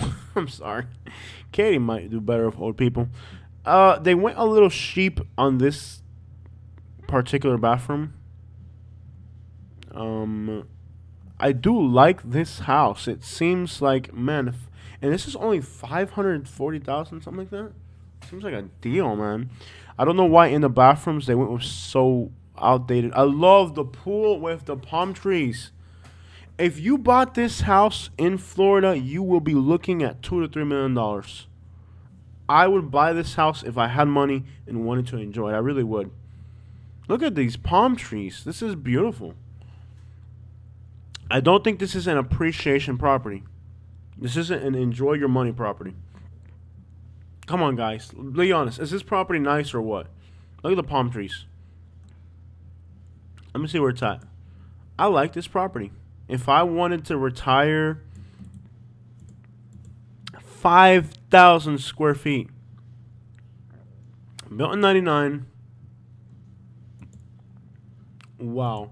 So it seems like a good place to, if you don't really care about appreciation. I can't invest here in these Mississippi places because it doesn't make sense. Let's see where it's at. Again, it's already built up, so there is no appreciation. This neighborhood is what it is. The houses are only going to get older and crappier and need more maintenance. It's not a place where prices are going to go up, I think. Now, if they start building more north of here, like see up here in these outskirts, yeah, I would venture to say, like, if I were going to buy it, I would buy it, like, further out into the suburbs. Like this town, Canton or something. I would look into this town here. Is that all government housing? Oh, it is. I have got it. Hold on, guys. I know we're getting carried away here, but it's just, oh, it's the projects. What's up, man? Oh, snap, man. Keeping it real. All right, I'm sorry. I'm sorry. I got carried away. I saw the projects. Like, oh, let's do a hood block right up in here. All right, y'all. Okay, maybe not this town. Okay, but no, I do think that I would look at, and there's a highway going through there, 55, yeah. See, I would, from an investment point of view, man, they already built in even, like, this area is actually done pretty well. Okay, so where's that house? There it is. Is that it? Yeah, let's look at it. Oh, also, I don't like, it might be, yeah, there's no Google. There's no Google Earth to it, but let's see the neighborhood. Let's see what the neighborhood looks like. Okay, so the neighborhood isn't that impressive. It looks alright. It doesn't look great. You know what area I didn't like, and you would think I would, was Atlanta. Like the suburbs of Atlanta. I already did the video. I haven't uploaded and edited it yet, but I will get it up. And I've done the videos already. I just have to upload them. Well, anyways, Atlanta suburbs, very disappointed. I went to Atlanta, drop off Dad at the airport, and I did some videos in some suburbs just to the south of the airport.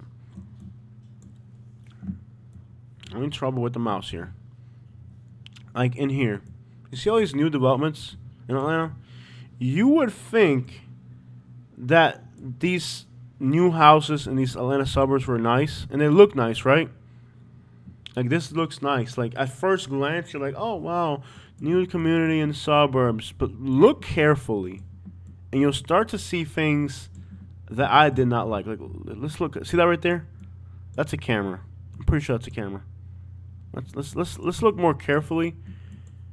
At first glance, these communities look really nice, but then you just look more carefully, and you start to see things that I don't like. Like cages around air conditioning units, like cameras on each corner of the house. Maybe not. There it is right there. That's a camera. See that right there on the center screen? That's a camera. That's a security camera. Now, you start to pay attention, and just about all these houses, this one doesn't, but you start to pay attention like really carefully, and you start to see stuff that I didn't like. Cameras on all the houses, metal cages around the air conditioner. So like at first glance, these Atlanta suburbs appear to be really nice, but then when you start looking more carefully, and the prices are good, really good prices, but small lots right on top of each other. A lot of the houses have cameras. See that one right there? See the cameras? That's a camera. That's a camera. That's a camera. That's a camera.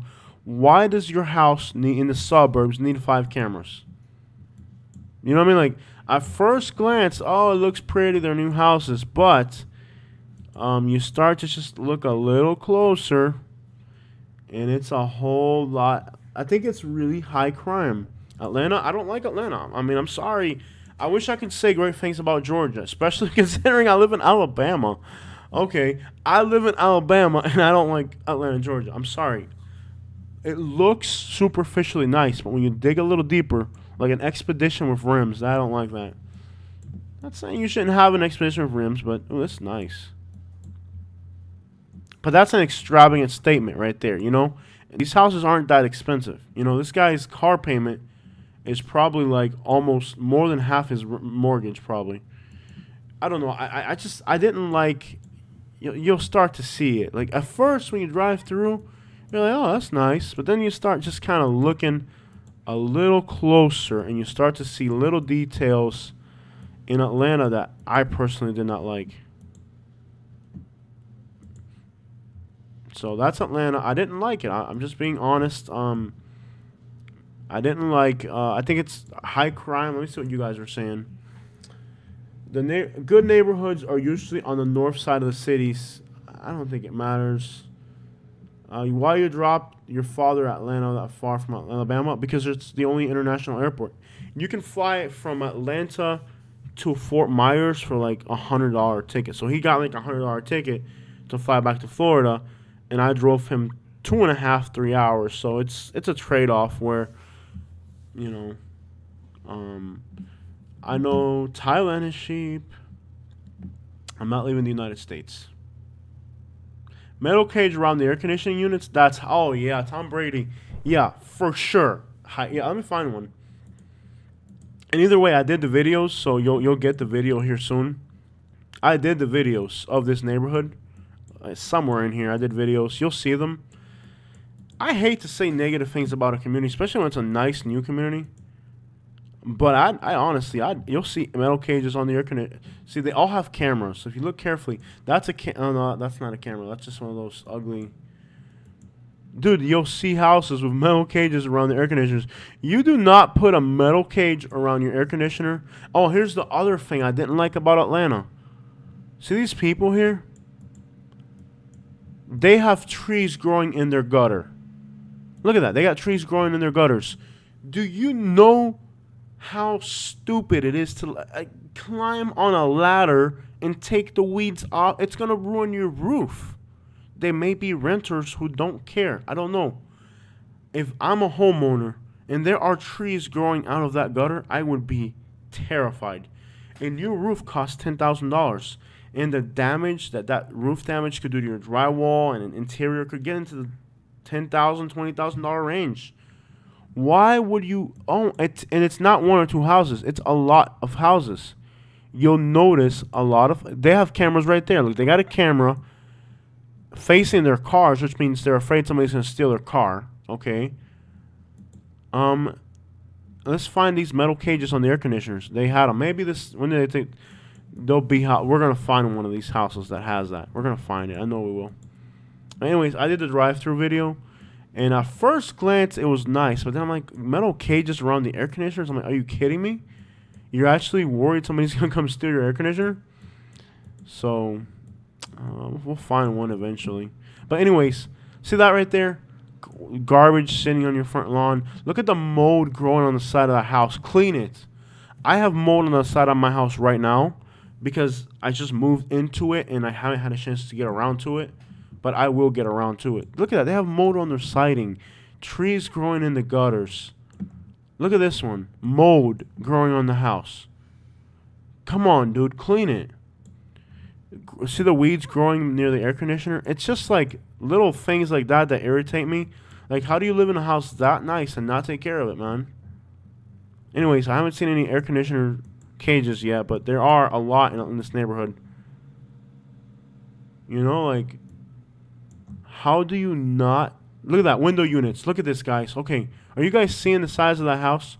Look at the size of this house. They have central air. It broke. And then they just put window units. Look at the window units hanging out. They have window units, even though the house had central air. The central air conditioner went out, right? The central air conditioner went out, and they made AC cutouts to put window units. You know what that means? They didn't have enough money to fix the air conditioning unit.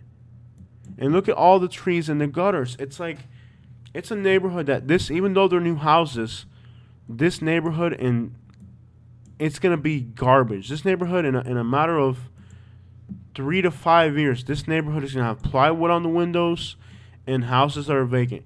How do you live in a house that big, that new, that nice, with 2 brand new cars in the driveway, yet you can't afford to put central air, repair the central air on your house? Look at this one right here. They got a window unit too. That means their central air broke. Another thing, look at how many cars are on that driveway. That's 1, 2, 3, 4, 5, 6, and it's the daytime, so there's probably people out working. There are probably 10 people living in that house. So that's what I didn't like about Atlanta. See this one too? Look at how many cars are on this driveway. That means there's at least 7 people, 6 people living in this house. And again, in disrepair, they all have cameras somewhere. Some of them have metal cages on the air conditioners. It's bad, I'm telling you. Atlanta, I didn't like what I saw. Anyways, let's get off Atlanta. But I did not like what I saw in Atlanta. Even though they're new communities, they're going in the wrong direction. Yeah, like the garage roof is falling down. They're new houses. It is a black neighborhood. Yes, Lexington Steel, it is a black neighborhood. But we have black neighborhoods here. Let me show you a black neighborhood in where I live in Alabama. By the way, whoever built these communities, if I was the person who developed this community, I would be ashamed of myself. Like, how would you feel? You developed just a beautiful community. Look at these houses. They're beautiful. But you know what it is? They're living outside of their means. They're not... I don't know if these are rental properties. Somebody enlighten me, please. Are these rental properties and the landlords don't care? Are these homeowners who bought houses they can't afford? What is the situation in this neighborhood? In 5 to 10 years, half of these houses are going to have roof damage. When they have roof damage, they're going to have mold. If you can't afford to replace the central air, definitely can't afford a roof. It's even more expensive. What is this neighborhood going to look like in 5 to 10 years? It's going to look like garbage. And yes, it is a black neighborhood, but let me show you a black neighborhood in Alabama where I live now, Montgomery. They keep their houses really nice, man. Like, these are all black areas back in here. Like, half black, half white. They really keep their houses in good shape out here, man. So, like, this is a black neighborhood for the most part. It might be mixed. Black or at least 50% black. Look. New roofs. You know, grasses are cut. Even though it's the winter time, the grasses are still cut. You know. You know what I mean? Like, I don't know, man. Sad to say, but living near black homes does tank your home value. It's sad. Lexington, there are black neighborhoods. Actually, this is a white neighborhood in Montgomery, and it's going down the drain. If you guys remember earlier when we did the market value, let me go back to it just to show you. Montgomery. Montgomery is a black city, but it's the white neighborhoods are. Look at Montgomery. It's a very hot market now. Some other things will turn around. The metropolitan area is 40% black. But look, it's actually tanked. It's one of the few cities where the price is actually tanked. Is Montgomery. It's where I live now. But it tanked because everybody left these neighborhoods here. And actually, some of these white areas are losing property value. This is a white area in here. And people are moving out of there, too. So it's not exactly a black thing. Look at this neighborhood. These were beautiful houses. This is a white area, and it's looking bad, looking rough, you know. And a lot of the black people from Montgomery moved to Prattville, right? So here's what you have to understand. Okay, so Montgomery, the real estate tanked in Montgomery. But most decent people with decent incomes just moved to Prattville. So a lot of, like where I live now, a lot of the nice new houses are black people. And actually, the black people's houses look better than like real nice, clean neighborhoods. Like in here, like a lot of these are black people. A lot of these houses in here are black. And they're really well kept, clean houses. Like, but it's different. It's a different, like, I don't know what it is about Atlanta people. Like, these are, like, look at that. They're black. Come on, look at that. Big rims like that, they're probably black. But look at how nice their house is kept. You know what I mean? Like, so it's an Atlanta thing. It's not a black people thing. It's an Atlanta thing. Because there's a lot of black people around here, and they really do keep their neighborhoods clean. In fact, there's a gated community. Not gated, but, like, kind of like this. I'm not going to show you because it's too close to where I live. But see, that's a black person right there. She's cleaning her lawn. Look. She's black. She's cleaning her lawn. Or working. Is that a black person? Yeah, it's a black lady. Look, she's cleaning her lawn. She's cleaning her lawn. Not only is she... Look, see what I'm saying? Look. She's black. Okay? She's sweeping up. Somebody cut the grass. And she's raking up the extra grass. That's a clean person. It's a clean house. You know, like they didn't, like most people, I wouldn't do that. I just cut my grass. They cut their grass, and then after they cut their grass, they decided to rake it up. Went the extra step to make sure it looks clean. So, not exactly a black thing. But let me see what and you guys. You look. I think you're black. Yeah, you got a black profile photo. So you're black. We can have this conversation comfortably. Is that neighborhood in Ponciana, Florida? Yeah, Ponciana, Florida is the same exact thing, except for Ponciana is Puerto Ricans, right? Some of those are not cameras. They are light bulbs pointing in the entrance of the garage. Yeah, a lot of those are not cameras, but too many. A lot of them were cameras. Not all, but some of them were. I know they have the light bulb as a camera. But no, I looked at them carefully, and they're the little rings that look, they're rings. Like it has two. If it has three of them, it's a camera. Some of them, not all. You're right, yeah. Not some. Some of those are not cameras, but a lot of them are. And a lot of them are placed strategically. Walton Boy says, it's not just black neighborhoods, it's whatever. That doesn't take care of the prior. Yeah, of course not. My neighborhood where I live now is white people, and there's some houses back here that are just horrible. I have white neighbors that also don't like to take care of their property, and they don't. I got some white neighbors here, man. These houses are in my street. It's like, wow, man. At least pick the raccoon up, you know? At least do something about the raccoon. Like I was in my backyard today, like a few hours, like in the day. It was already dark, and a raccoon crawled out of my neighbor's yard. I'm just like, oh, it's my new neighbor, the raccoon. And the raccoon lives there. My yard's perfectly clean though. It's a myth to point that bad finger at one race when in fact all races are guilty of the same thing. I definitely agree. Go research it. So Lexington's black, and he's saying black people. Oh no, North Alabama, like Huntsville. I don't know about Huntsville. I'm going to venture to say that every city is different. The thing about North Alabama is that North Alabama is mostly white.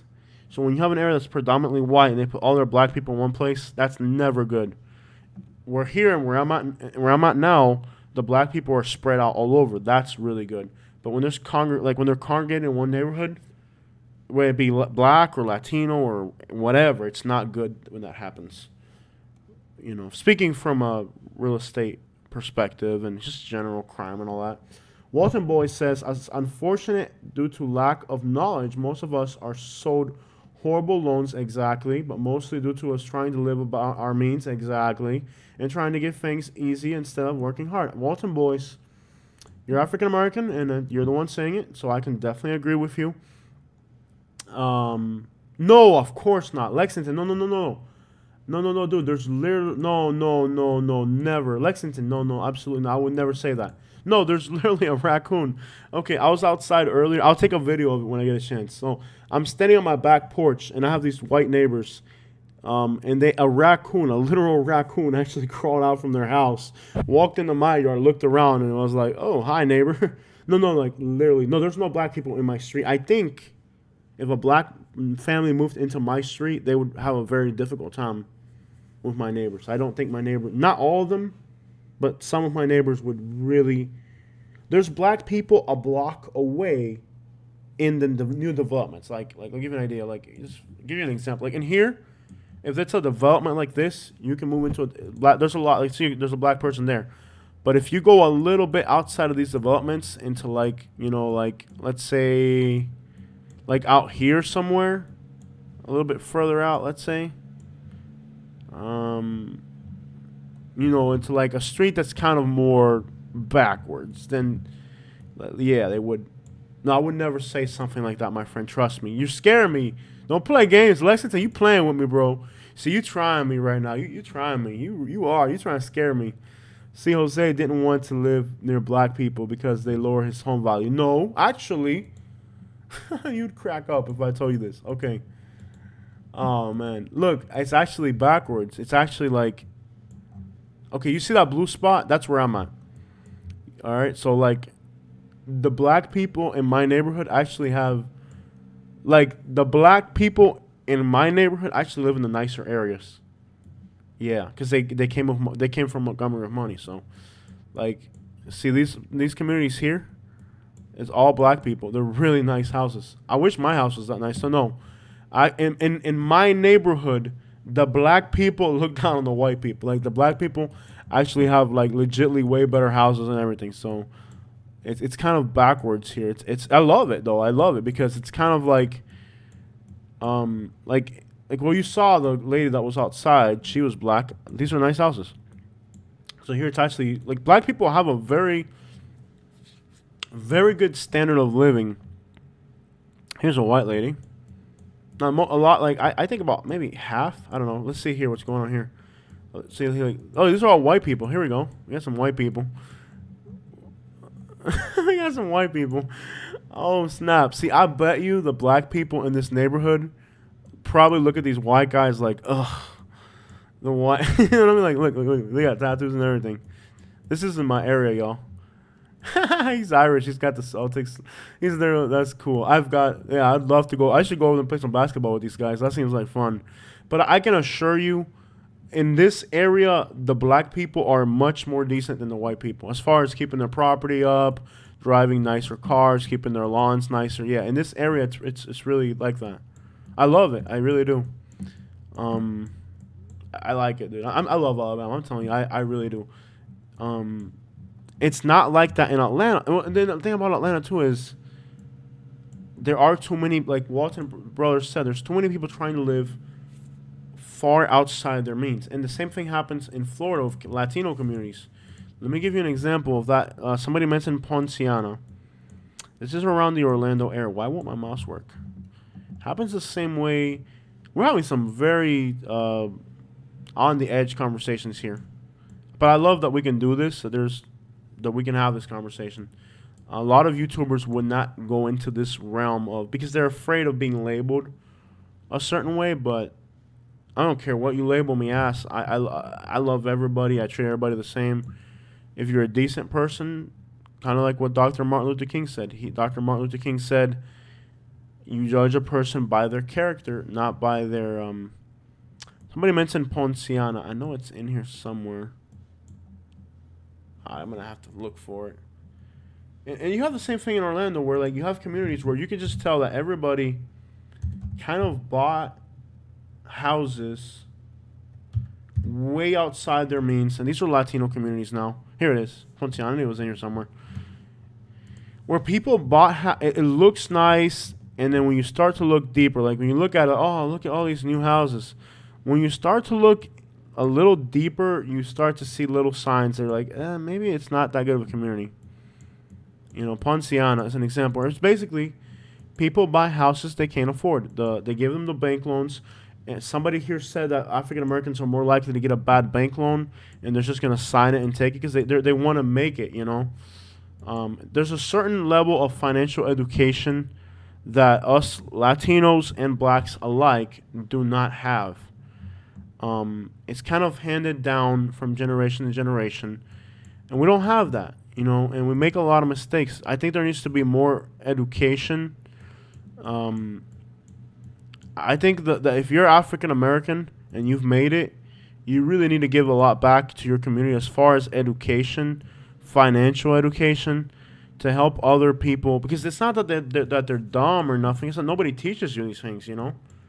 Nobody teaches you these things, you know. So there was a recent study done.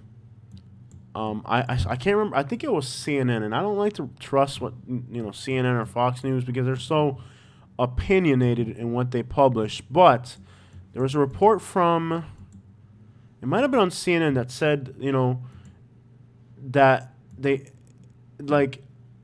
these property appraisers were appraising black houses, like black neighborhoods, less than white neighborhoods, even though there was no actual scientifical explanation for it. They were just appraising black neighborhoods at less than white neighborhoods. So this is back in Florida. We're looking back in Florida. So I think what we need is more education. A lot of people are just trying to make it, and they get into these, like in Lehigh Acres.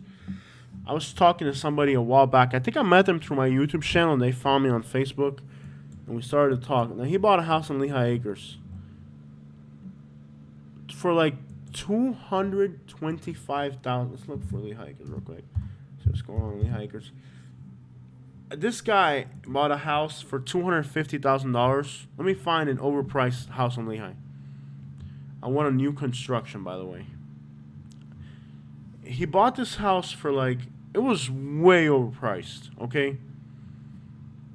And he knew it was way overpriced, okay?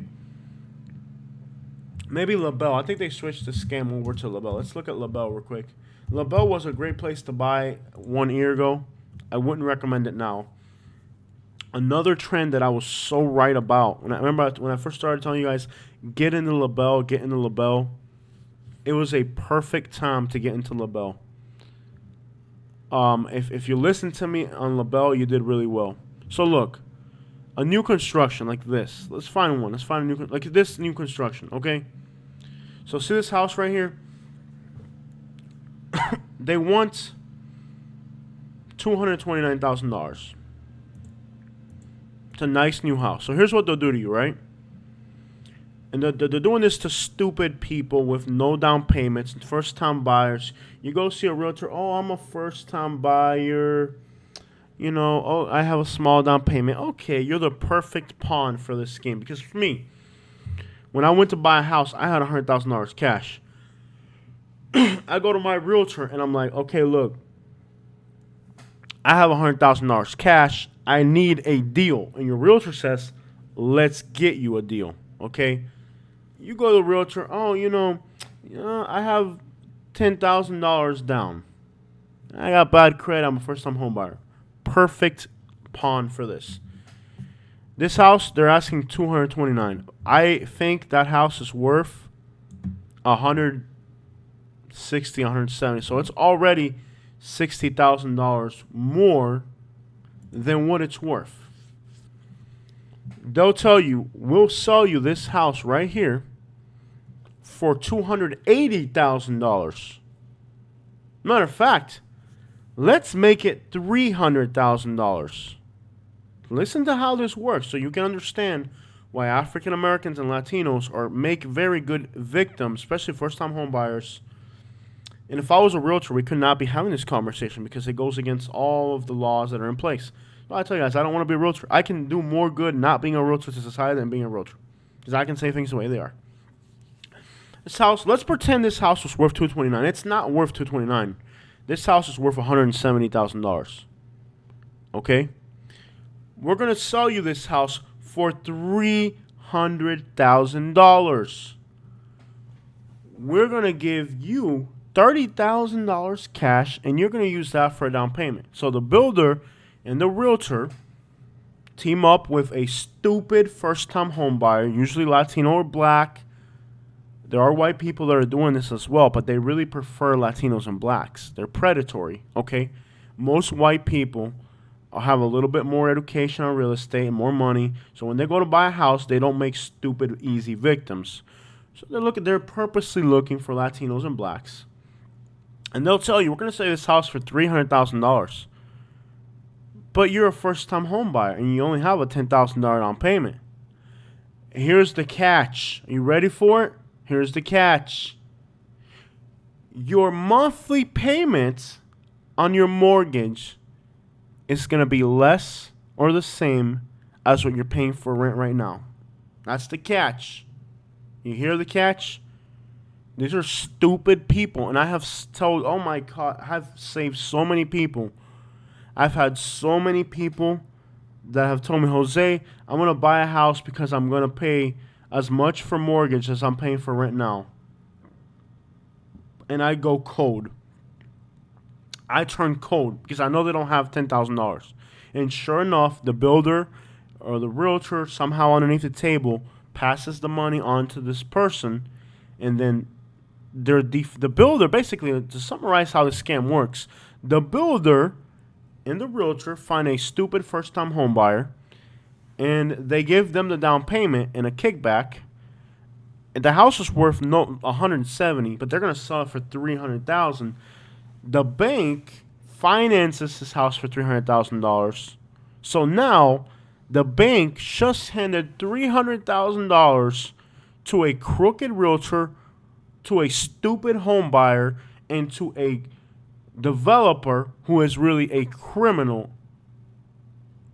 And these three, the combination of stupid home buyers with crooked realtors and crooked developers, steal $300,000 from a bank to buy a house that's really worth $150,000, $170,000. So the bank is already losing $150,000. There has to be somebody in that bank in on that scam. The bank from the get-go loses $150,000 that they're never going to get again. And that house is going to be in foreclosure in 6 months to a year, because what happens is they're built with cheap materials. And when the central air conditioner breaks, which it will eventually, or the roof gets a leak, guess what? The person you sold this house to was a renter their whole life, and they're paying for mortgage what they're paying for rent. It means when the house needs a $10,000 roof, they don't have $10,000 for a roof. When the house needs a $4,000 to $7,000 air conditioning unit, they don't have $4,000 to $7,000. And since they're first-time home buyers, they don't have any discipline because they didn't save up for a down payment. They just what's it called?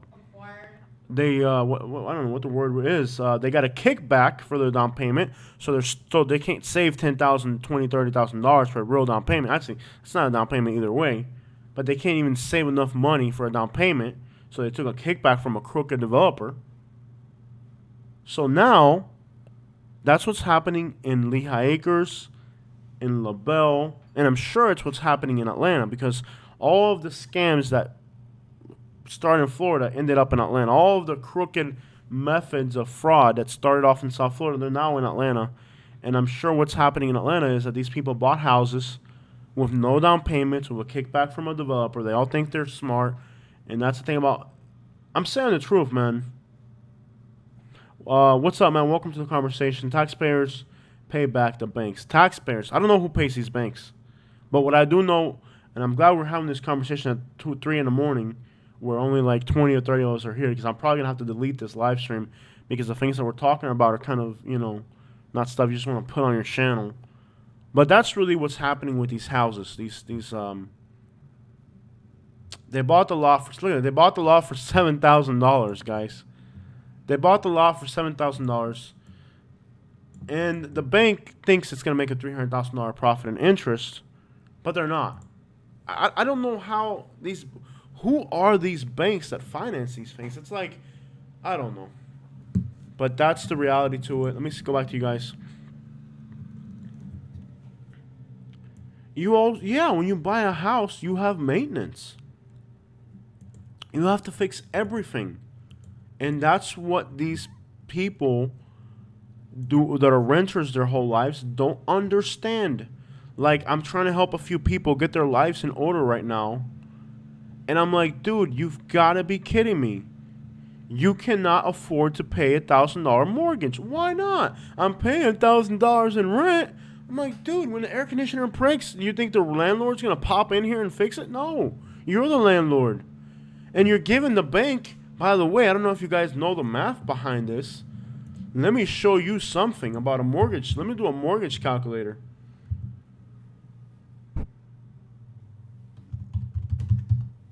Let me show you a mortgage calculator if you're not familiar with this. Okay? $100,000 house pays $170,000. Actually, that's a very generous observation of that amount. Realistically, it's more like $180,000, but let's call it $170,000.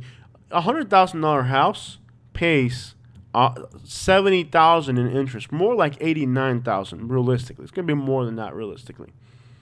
Okay? Even in a 15-year, you're still paying $32,000. That's more reasonable though, because see now your appreciation could be more than your interest rate. So you can do a 15-year mortgage. You can do a 15-year mortgage with a $700 down payment. You know what the problem is? I had $100,000 cash and I bought a $65,000 house. You have idiots who have $20,000 cash and they'll buy a $200,000 house. The math doesn't add up. Me with $100,000 cash buys a $65,000 house. A stupid person with $20,000 in the bank, bad credit, never had the discipline to save up $50,000. All they have is $30,000.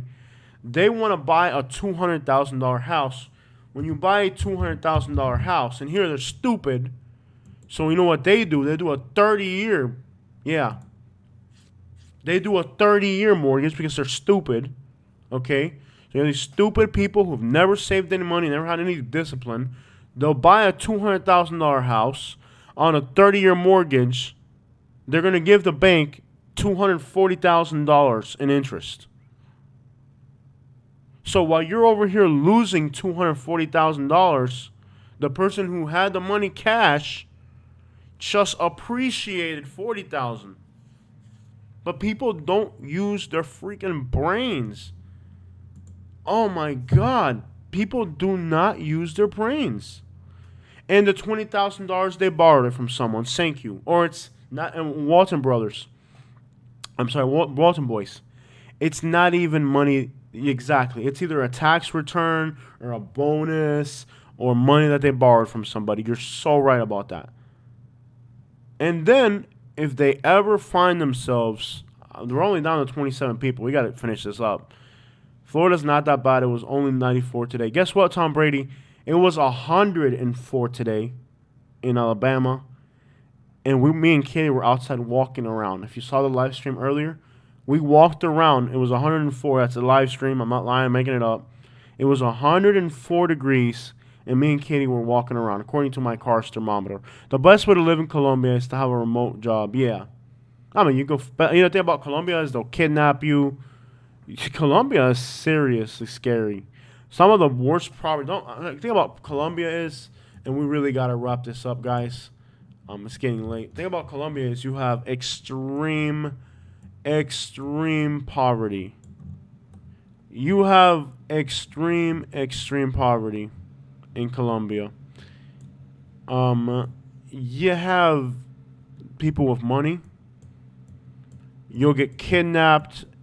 It's bad, and I know this because I have friends from Colombia. I mean, I lived in Naples, and my cousins are married to Colombian women. A few of them, I think, have impregnated some of these women. So, impregnated is probably the word, because the thing about Colombia is that you have to be. It's too dangerous. That you have no idea how dangerous it is, and you have extreme poverty. Like, you have like poverty in Colombia comparable to Cuba. Just so you have an idea. There's poverty in Colombia comparable to the poverty in Cuba. It's bad. I would not recommend Colombia. Now, I had a friend who left Bonita Springs and moved to Ecuador. Guys, we're going to wrap this up. Say your goodbyes. I know you guys are all talking with each other, having a good time, but let's wrap this up. Say your goodbyes.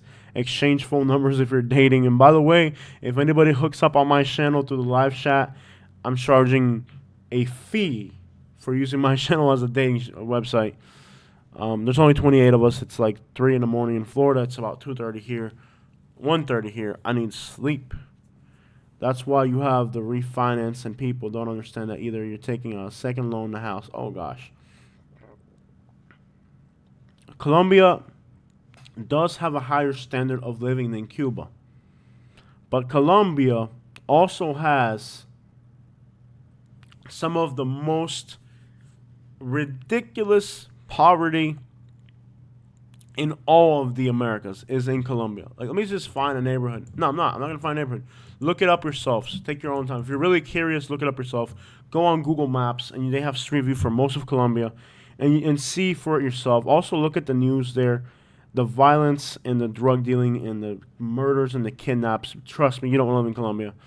There's nothing like living in the United States. I can't wait to be with my many wives in Colombia. I'll take care of them. Yeah, your wives in Colombia are going to tie you down to a tree, take your money, and then throw you in a ditch. Be careful with them Colombian women. It's crooked over there, man. But anyways, a lot of my cousins have had children with Colombian women. I believe that beauty is not exactly physical. I believe that beauty is the inner person. So a lot of you guys on here talking about Colombian women and Filipino women, all that. Look, man, you know what a beautiful woman is? A beautiful woman is a woman that takes care of you when you're sick. A beautiful woman is a woman who loves you for who you are. A beautiful woman, all right, is a woman who has self-respect for herself. A beautiful woman is a woman who's not jealous. A woman who's not greedy. A woman who, when you are broke, loves you. When me and Katie got together, we had nothing. We lived in a trailer, driving old cars. She was working at McDonald's. I was picking up scrap metal for a living. We were living on like $1,400 a month between both of us. We had health problems. And now, 12 years later, we're buying our first home together, moving to a different state together. When black guys love white women, especially big white women. That's not a lie. I know a lot of people take that as a stereotype, or that's a real thing. I leave Katie alone here in Montgomery, and she'll get hit on. She goes to the store. She says, "I got hit on by 3 black guys," and there's a lot of young people here in Alabama, and we have trust. Katie would tell me, "I got hit on by 3 black guys today." We'll crack up, we have trust, but we've been through a lot. See, there's a lot of people. And this is where you got to be careful. Personal life advice. I've seen people who will I've seen people who they get married. The husband's got money. Wife marries you. Everything's going beautiful. They live together for 1 year, 5 years, a whole lifetime maybe. The second the money dries up, what happens? She marries you because you have a big F-350 and everything's looking good because it's not really good, right? What happens? You guys tell me. What happens when you marry somebody? Good times. We're making money. We're buying a house. We're driving new cars. Oh, these houses in LaBelle are so cheaply built. They're garbage. I would never buy these houses. The materials, everything. These houses are garbage. I would never buy these houses. And they're never going to be worth more. It's like buying one of these houses in LaBelle is like buying a mobile home. Everything is cheaper. Absolutely, everything's garbage. Everything in this house is garbage. Very cheaply built. Absolutely, the lowest quality. And when you go to buy this house, these are like used car salesmen. You don't have credit? Oh, it's okay. We'll give you the down payment. How crooked these guys are. They're you know who's paying for these cheaply built houses? Banks are. Victim banks, or I don't know, somebody's a victim, because this ain't worth $200,000. Do you see the house that you can get here in Alabama for $200,000? This is garbage. Look, there's not even blinds on the windows. At least, let me show you what we got to check out. I hope you guys are listening to me on the. Let's look at Millbrook. Even better. Let's look at Millbrook. Millbrook, Alabama. Maybe let's look at Marbury. Did that come up? Millbrook. I hope you guys are listening to me on the life advice. Okay? I really hope you guys are listening to me on the life advice I'm telling you. You see people, they get married because the person's got money. When things go downhill, as soon as you got money, it's all good. Marriage and cars. The moment you lose your job, everything goes wrong. Divorce the same week, because they're there for the money. I want you to look at what $200,000 gets you in LaBelle, and what $200,000 gets you in Alabama. Look at the difference in construction. Notice how this house has blinds on the windows. Same price, LaBelle versus Alabama. Okay. Look at the difference in construction. You guys saw. Let's put them side by side. Let's do that. Let's find the $200,000 house in LaBelle. I know I said I was going to check out, but I'm doing this for you guys because you guys are still awake. Oh, and if it's the green card, but you know, guys are so stupid. They actually fall for that. You know, like they actually. And some of you guys here, all you talk about is I'm gonna get a Filipino woman. I'm gonna get a Colombian woman. Okay, stupido. Good luck. Good luck with that Colombian woman. Look, man. You'll find out. You'll find out. Let's compare the LaBelle house for $200,000 to the Alabama house for $200,000. Actually, this one's even. Let's find one cheaper. Let's make it even more fair. $229. Oh my gosh. Okay. So here we got one in Florida in LaBelle. Where's the one we were looking at? The one it didn't even have blinds on the window. Where is it? I think. Oh, here it is. Look. $209,000 in LaBelle. And $207,000 in Alabama. The one in LaBelle and the one in Alabama, right? These are comparables, okay? Square footage. The one in Alabama has 200 square foot more. And it's got lots of about. They're comparables. They're not exactly the same, but they're comparables. You got a 3-2. Now the one in the first thing I notice is the blinds. The one. Let's look at the one in Alabama first. It's built out of block. It's got a little patio on the back. It does have blinds on the windows. Okay, it's got shutters on the windows. It's got a sidewalk leading to the front door. The shutters match the door. 2-car garage. Does one in LaBelle have a garage? They do. So, the one in LaBelle has no shutters. I think the only fixtures it has is 2 light bulbs. They're not even light brackets. The one in Alabama, see how pretty the light brackets are? The one in LaBelle doesn't have the light brackets. It doesn't have shutters.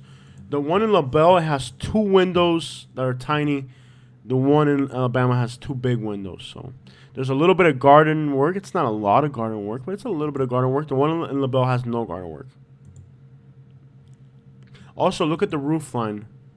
They're both about the same. There's a lot of similarities here. So let's go into this house.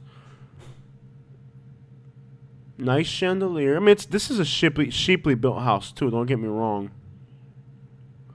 But you have granite on the countertops and you got real wood on the kitchen.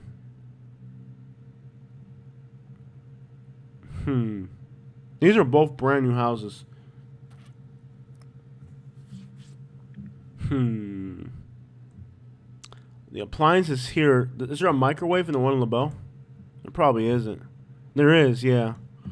So, as far as kitchens go, the one in Alabama's definitely got a little bit more going on. It's got a fireplace, too. It's got blinds on the windows. The one in LaBelle, they didn't put blinds on the windows. So, no blinds on the windows. Blinds will add up to $1,000 in a house, believe it or not. They are expensive. The one in LaBelle's got a nice shower. Yeah, but you're right. Like, this house, somebody lives in this house in LaBelle. In 2 years, this house is totally trashed. It's really cheaply built. Better kitchen than the one in Alabama. Fireplace. Oh, the ceilings in the one in Alabama go all the way up, just like the one in Lehigh. Let's see the differences. They're very comparable. I still think... I still think the one in Alabama is a little bit nicer.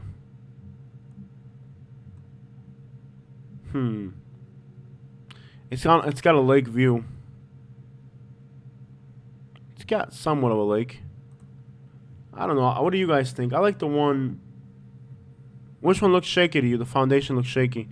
Oh yeah, because see that's the thing too. The one in Alabama, they built it on a flat ground. The one in LaBelle. See, they have to build houses up on these hills. See, because of the floodplains and all that. Yeah. The one in LaBelle. Let's look at the addresses and see where they're at.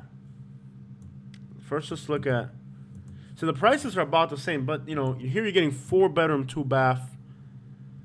You're getting 200 square feet more with the one in Alabama. Let's look at the map real quick. Man, I can't believe how long I'm gone with this live stream. That's crazy.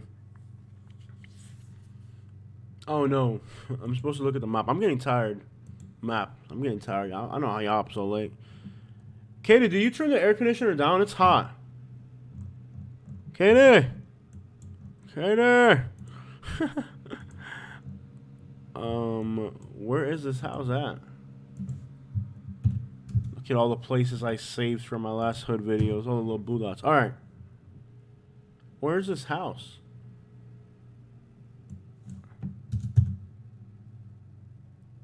Okay, this address doesn't exist. Let's look at it here. Okay, so this address doesn't exist, so it's a new street. It's not on Google Maps yet. That's the problem. But let's look at where the one in LaBelle is then. So the one in Millbrook, it's a new community. It's not on Google Maps yet.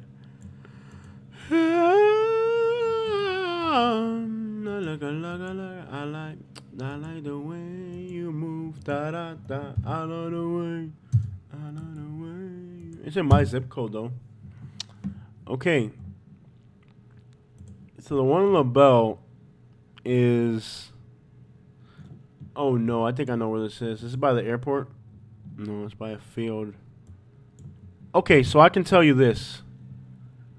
The one in LaBelle is at the end of a community. It was an empty lot. They just built it. I would definitely think the one in Alabama was way better for their money.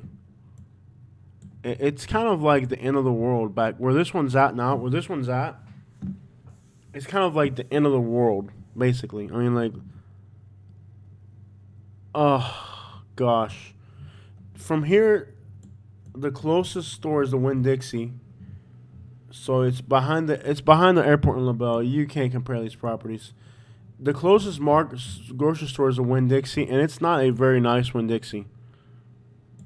They're probably the same distance from Here's a Winn-Dixie in LaBelle. It's kind of like an outdated, older Winn-Dixie. And here's the Winn-Dixie for the one in Alabama. I think the one in Alabama is a lot better for the money. It's not much of a difference, but there is a difference. Where's the Winn-Dixie? There's the Winn-Dixie. They're about the same distance from their first grocery store, which is Winn-Dixie.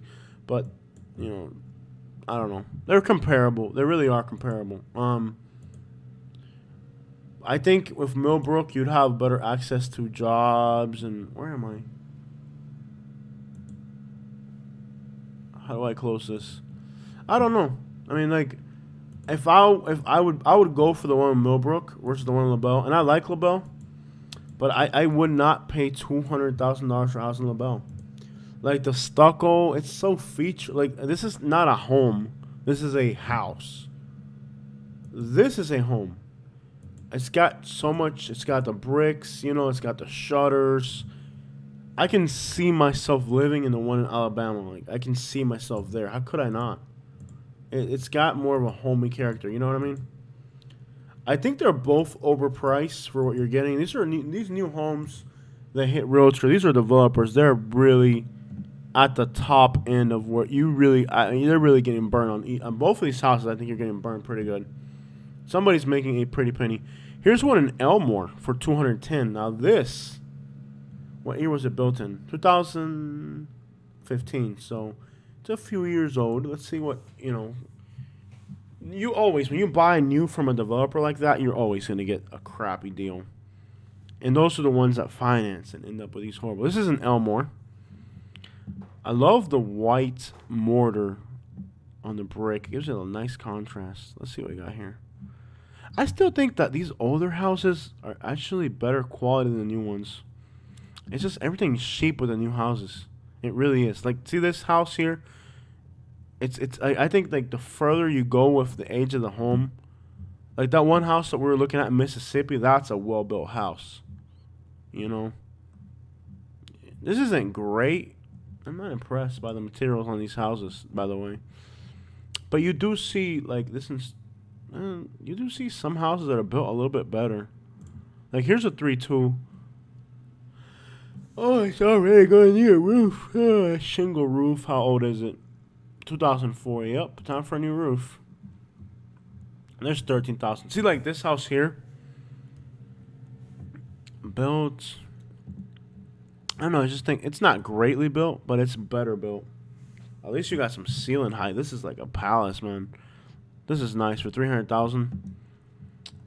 So the price differences between. To be honest, but like okay, like but this one's in Millbrook. On Highway 14, like it's not like in LaBelle. There's not really much in LaBelle.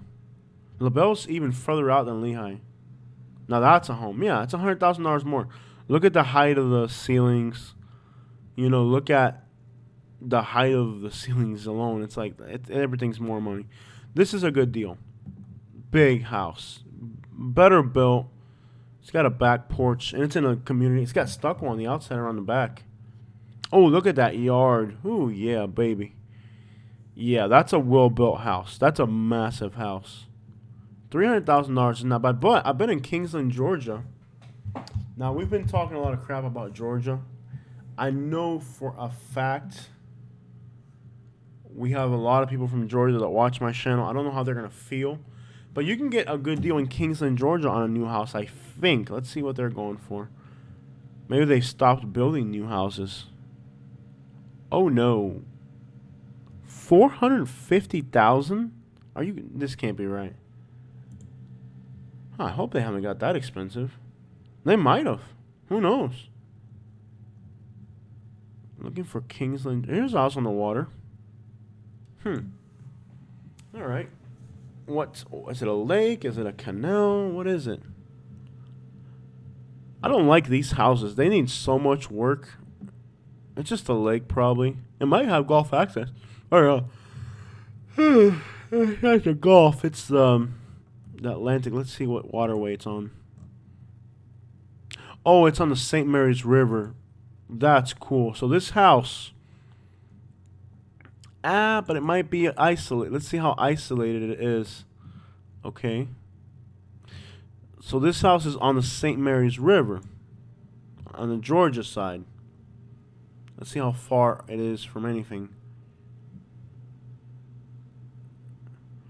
Oh, yeah, but trust me, it's so far inland.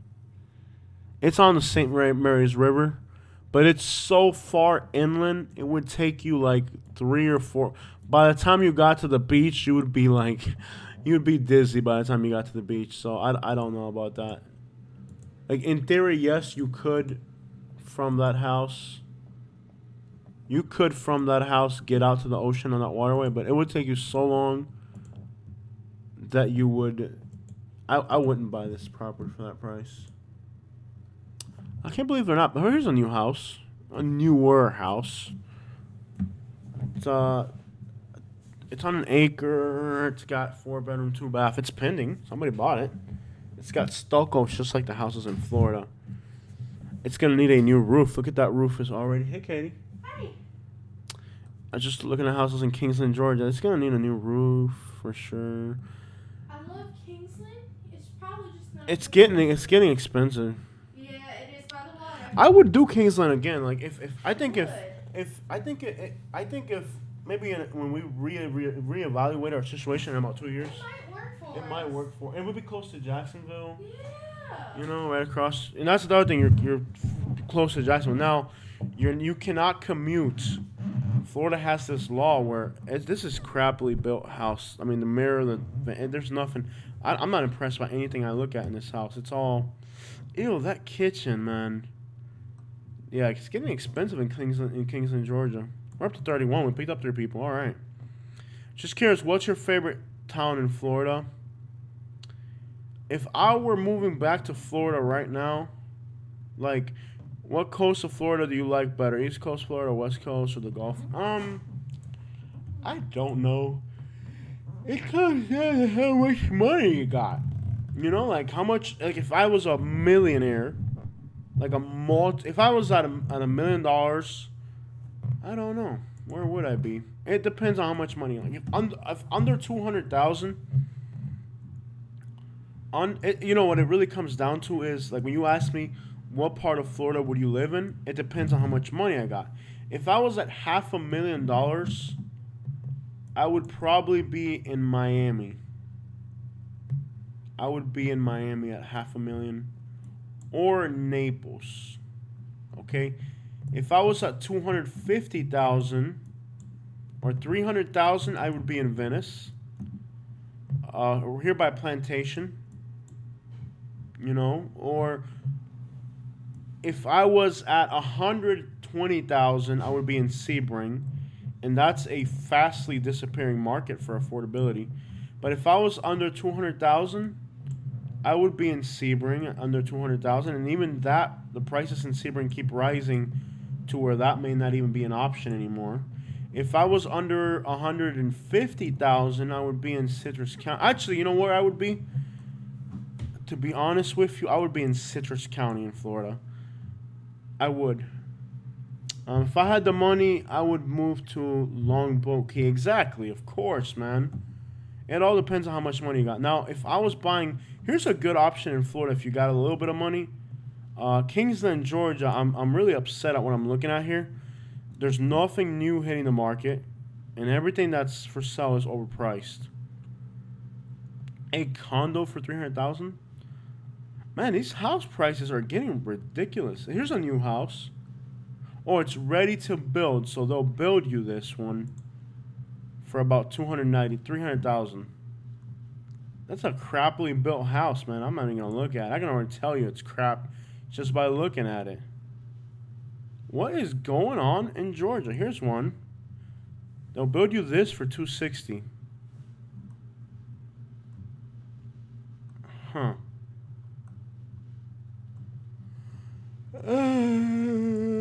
It's not attractive to me. I'm telling you, if you're under $100,000, you get a deal in Alabama. I really did good with what I did here in Alabama. So they're saying ready to build for two. Okay, this seems like a deal. For $250, I think this is a deal. In Kingsland, it's ready to. In other words, they'll build you this for $250. I would pay $250 for this. I think it's a well-built house, so that's a good option there. It seems like a builder's offering a good thing. But some of these communities in Kingsland do have HOAs and stuff too. So, anyways, what were we talking about? Citrus County, Pine Ridge, Florida. I think this is a really overlooked area of Florida. Like somebody just asked, where would I live in Florida?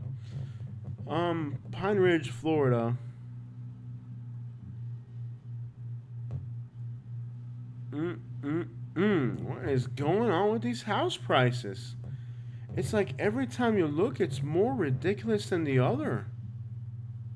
I'm glad I got out of Florida. I tell you what, man. This is what I'm telling you guys.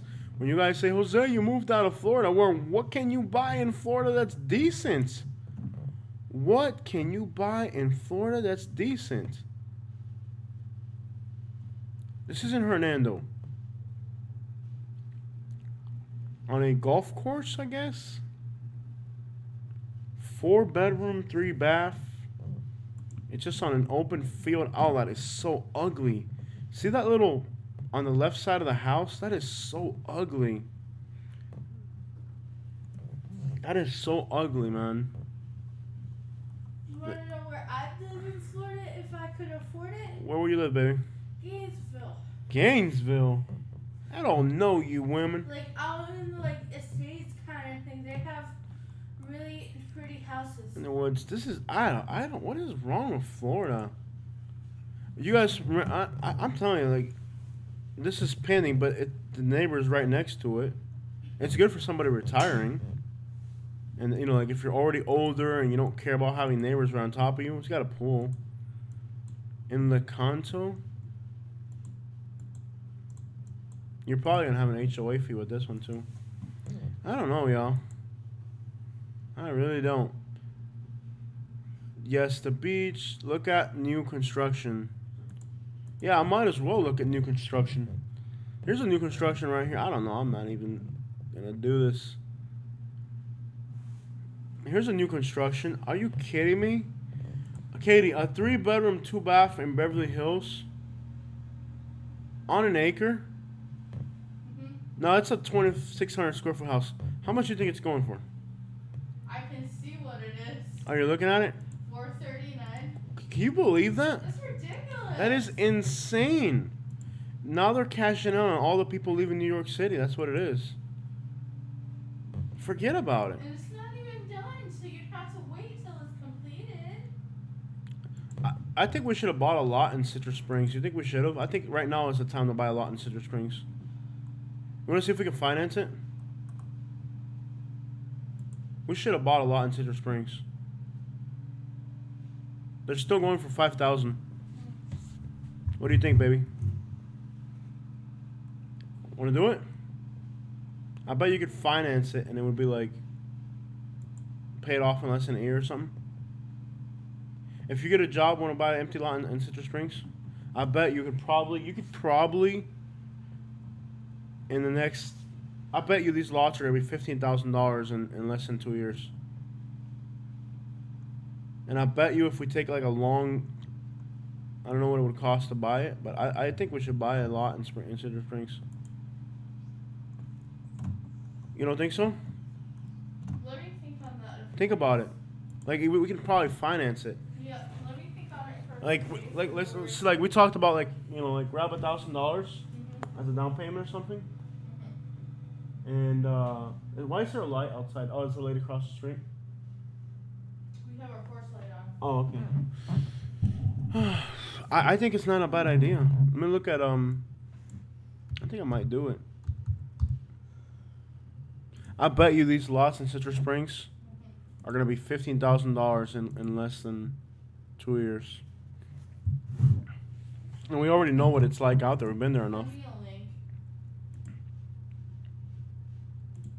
Later. We'll look at it later. Yeah. Like, here's a lot in Citrus Springs for $3,000, $4,000. They're still cheap lots. I think we should buy it. Think about it. Yeah. Remember when lots in LaBelle were going for $500. no, they were 4,000. Remember? Yeah. And now they're up to like $14,000. Remember that? I would buy. I'm gonna buy some of these. I'm gonna buy a lot. We should. We know what streets are good too because we've been out there.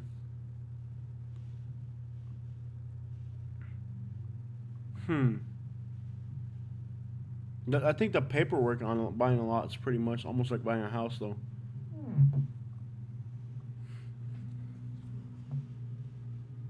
I don't think it's a bad deal. Some are up to 9,000, but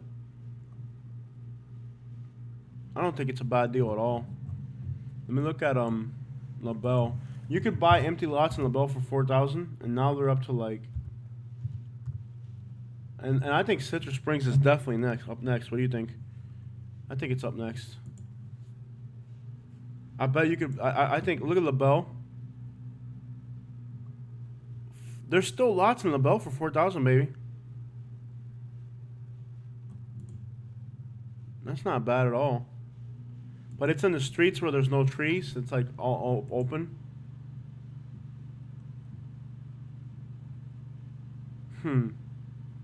There are still, there's new lots entering the market in LaBelle for 4,000. I guess they figured out that because a while back they were all up to 13,000. A lot of these lots in LaBelle dropped in prices a lot. Or new ones entered the market for cheap. There's a crunch a while back. Look at this, guys. Unbelievable. A 4,000 square foot lot in LaBelle. $174,000 for a shed, basically. Absolutely ridiculous. All right, guys, we're gonna check out. This live stream has been really long. It's 3 a.m. and 2 over here. It's 3 on the other side. I'm getting tired. My voice is dried up. All right, guys, y'all have a good night. Thank you guys so much for staying this late with us.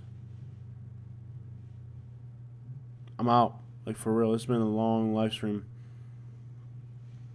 I have the house at Jersey Shore. Got 10 offers, and I didn't even put up for sale. So where would be a good place for me to move to Florida? Mark, watch more of my videos, man. Guys, I'm out. My voice is starting to hurt. After talking for 4.5 hours, I'm losing my voice. So where's a good place for me to move in Florida? You're an early retiree? Mark, watch more of my videos. Watch more of my videos. I've made a lot of top 10 videos. Look at my most popular videos. How much money you gonna? What price range you gonna buy in, Mark? Give me an idea. Give me a ballpark where you're at. Can you bring me a water? Okay, I'm gonna die. My voice is like burning from. Imagine a 4.5 hour live stream. My mouth feels dry. I'm not even gonna be able to talk tomorrow. Make tofu nuggets tomorrow. Tofu? What? Like Not in my house. like chicken nugget, but tofu. Make that in my house. I'm not gonna put up with that. Oh baby, it's good for you. And you said you wanted to go on a diet. Mark. All right, Mark. You took too long to answer, man. I was gonna ask you where in Florida, how much money you got. Thank you guys so much for the live stream. If you have a chance, make sure you donate to the channel. If you're able to support our channel. I really want to do YouTube full time, but it's not looking like it's gonna happen. The channel's not really. It's growing, but at a really slow rate. 15,000 subscribers as of today, though. So we gotta keep growing this channel. I wish I could do this full time just to help people, man. I feel like what I do on this channel is important. helping a lot of people move around and get real answers, not just so many people are lying out there, man. I'm gonna delete this live stream because it's gonna be 4.5 hours long. And what happens with a 4.5 hour long live stream is that it'll take my computer weeks to process it, basically. It'll never finish uploading. So I'm out. I hope you guys enjoy this time with us. If you found the information helpful, make sure you give a donation to our channel. We really appreciate it. I mean, like I said, 4.5 hours with you guys. So thank you guys so much. And Mark, I've noticed you want to know about a place to early retire in Florida. Keep watching my videos. Watch more of my videos. I'm out, guys. Chelsea, everybody, all you guys who are still here right now. Mark, Tom Brady. Welcome, Tom Brady, to our channel. I hadn't seen you comment before. Robbie24, everybody. Caesar. If you need or want. Oh, the other thing is, Mark, listen, Mark, if you're still on here, if you send me a donation, I can privately, I want to be somewhere under 300. That's a very difficult place to be, Mark. What you can do, Mark, if you're really serious about Florida, Mark, what you can do is, I'm already helping a few other people on our channel with this. Make a donation to my channel on the main page, and you'll send me an email.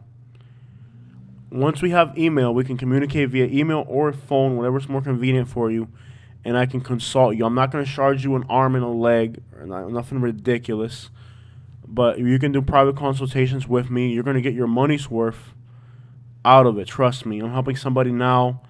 I think they donated like $200 or something for several hours of work that I've done for them.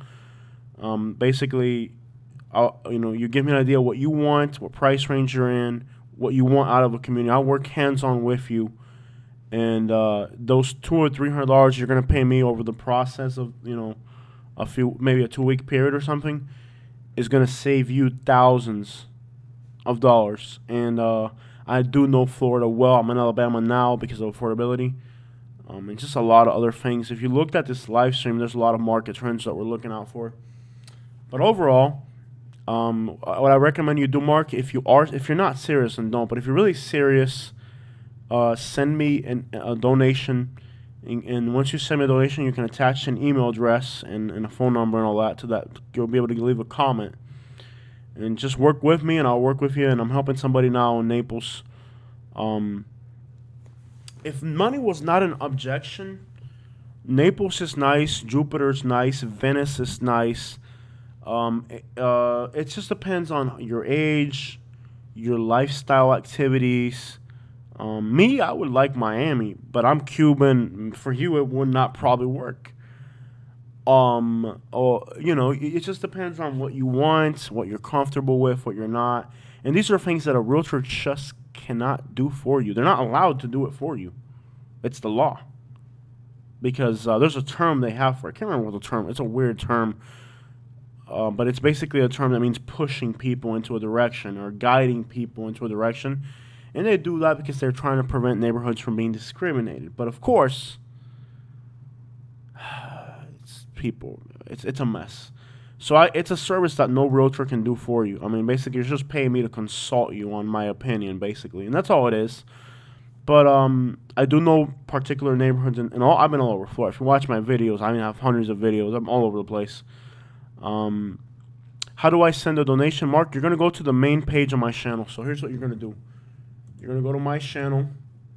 Here's my channel right here. You see, this is when you go to my channel, this is what you see. Donate to this channel. When you donate to this channel, let's see how the process works. You'll be able to, let's say, you can make a monthly donation. Let's say you want to donate through PayPal.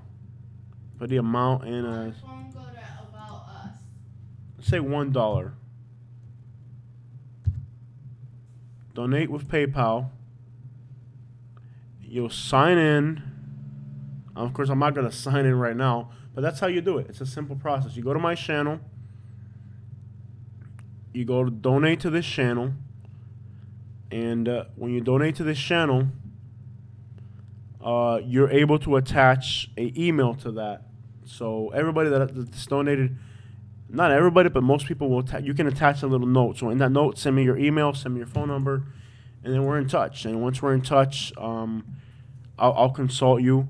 But basically, it depends on what you want, Mark. Do you like golf? Do you like fishing? How much space do you want? How many, yeah, of course. I got to have information on you so that I know what I can recommend. It's a personalized thing. It really is for each person. I'm going to want to know. So think about what, when you do that, think about, and you don't have to, doesn't have to be in your initial email. We'll talk back and forth. But start to think about what activities you like. Do you like golfing? Do you like fishing? Do you like boating? Do you like privacy? Are you okay with an HOA fee? Do you look at the property as an investment, or do you look at it as, I don't care what it does in the future? What are your tolerances for certain activities? How far do you want to be from a grocery store? All that, And we get in there and we figure it out. I'm helping somebody now. I've helped several people already, and I didn't come up with this idea. By the way, this isn't like I'm pushing this idea. Delray Beach is a contrast area. What happens in Delray Beach? It's a neighborhood. Let's get in here. Let's get in. What happens with Delray Beach? It's a fun hit place. I don't know if for that price range you're gonna get into a good neighborhood. Because it is expensive. Like even in Delray Beach, some of the more unattractive neighborhoods, there's a lot of people that want to live here. And a lot of those people can actually afford some pretty decent real estate, even though they're pretty much kind of hood people. So you might think, oh, I'm moving into a $300,000 house. It'll be the hood. And it's crazy, but it's like that.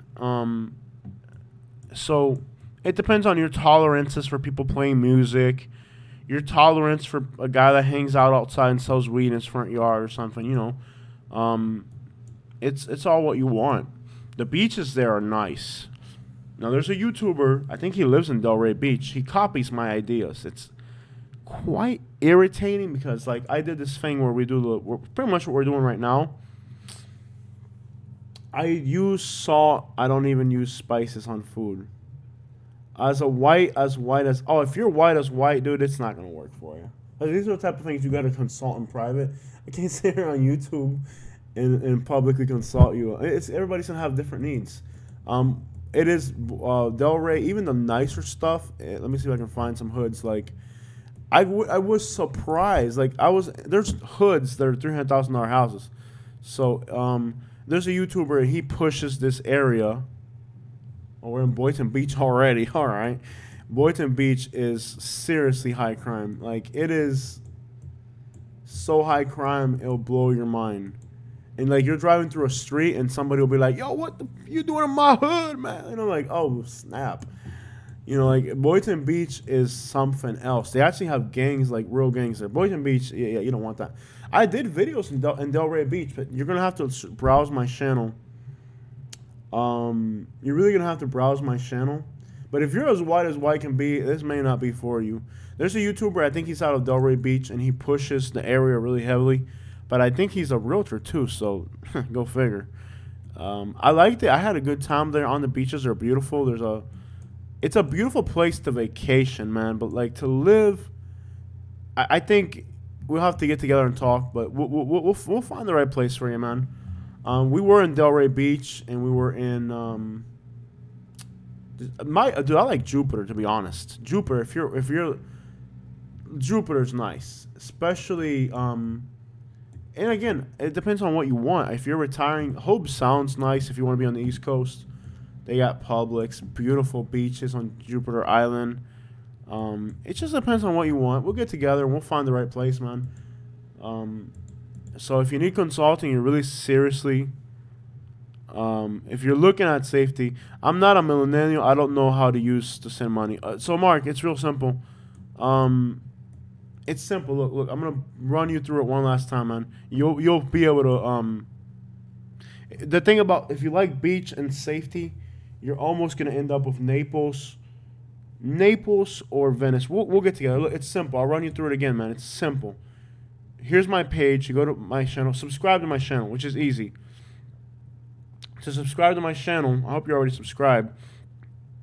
But subscribing is easy. Like if you go to anybody's channel and you're watching their video, you know, you can subscribe right here. So you'll click the subscribe button, and then you're following me. Once you're following me, you go to my homepage.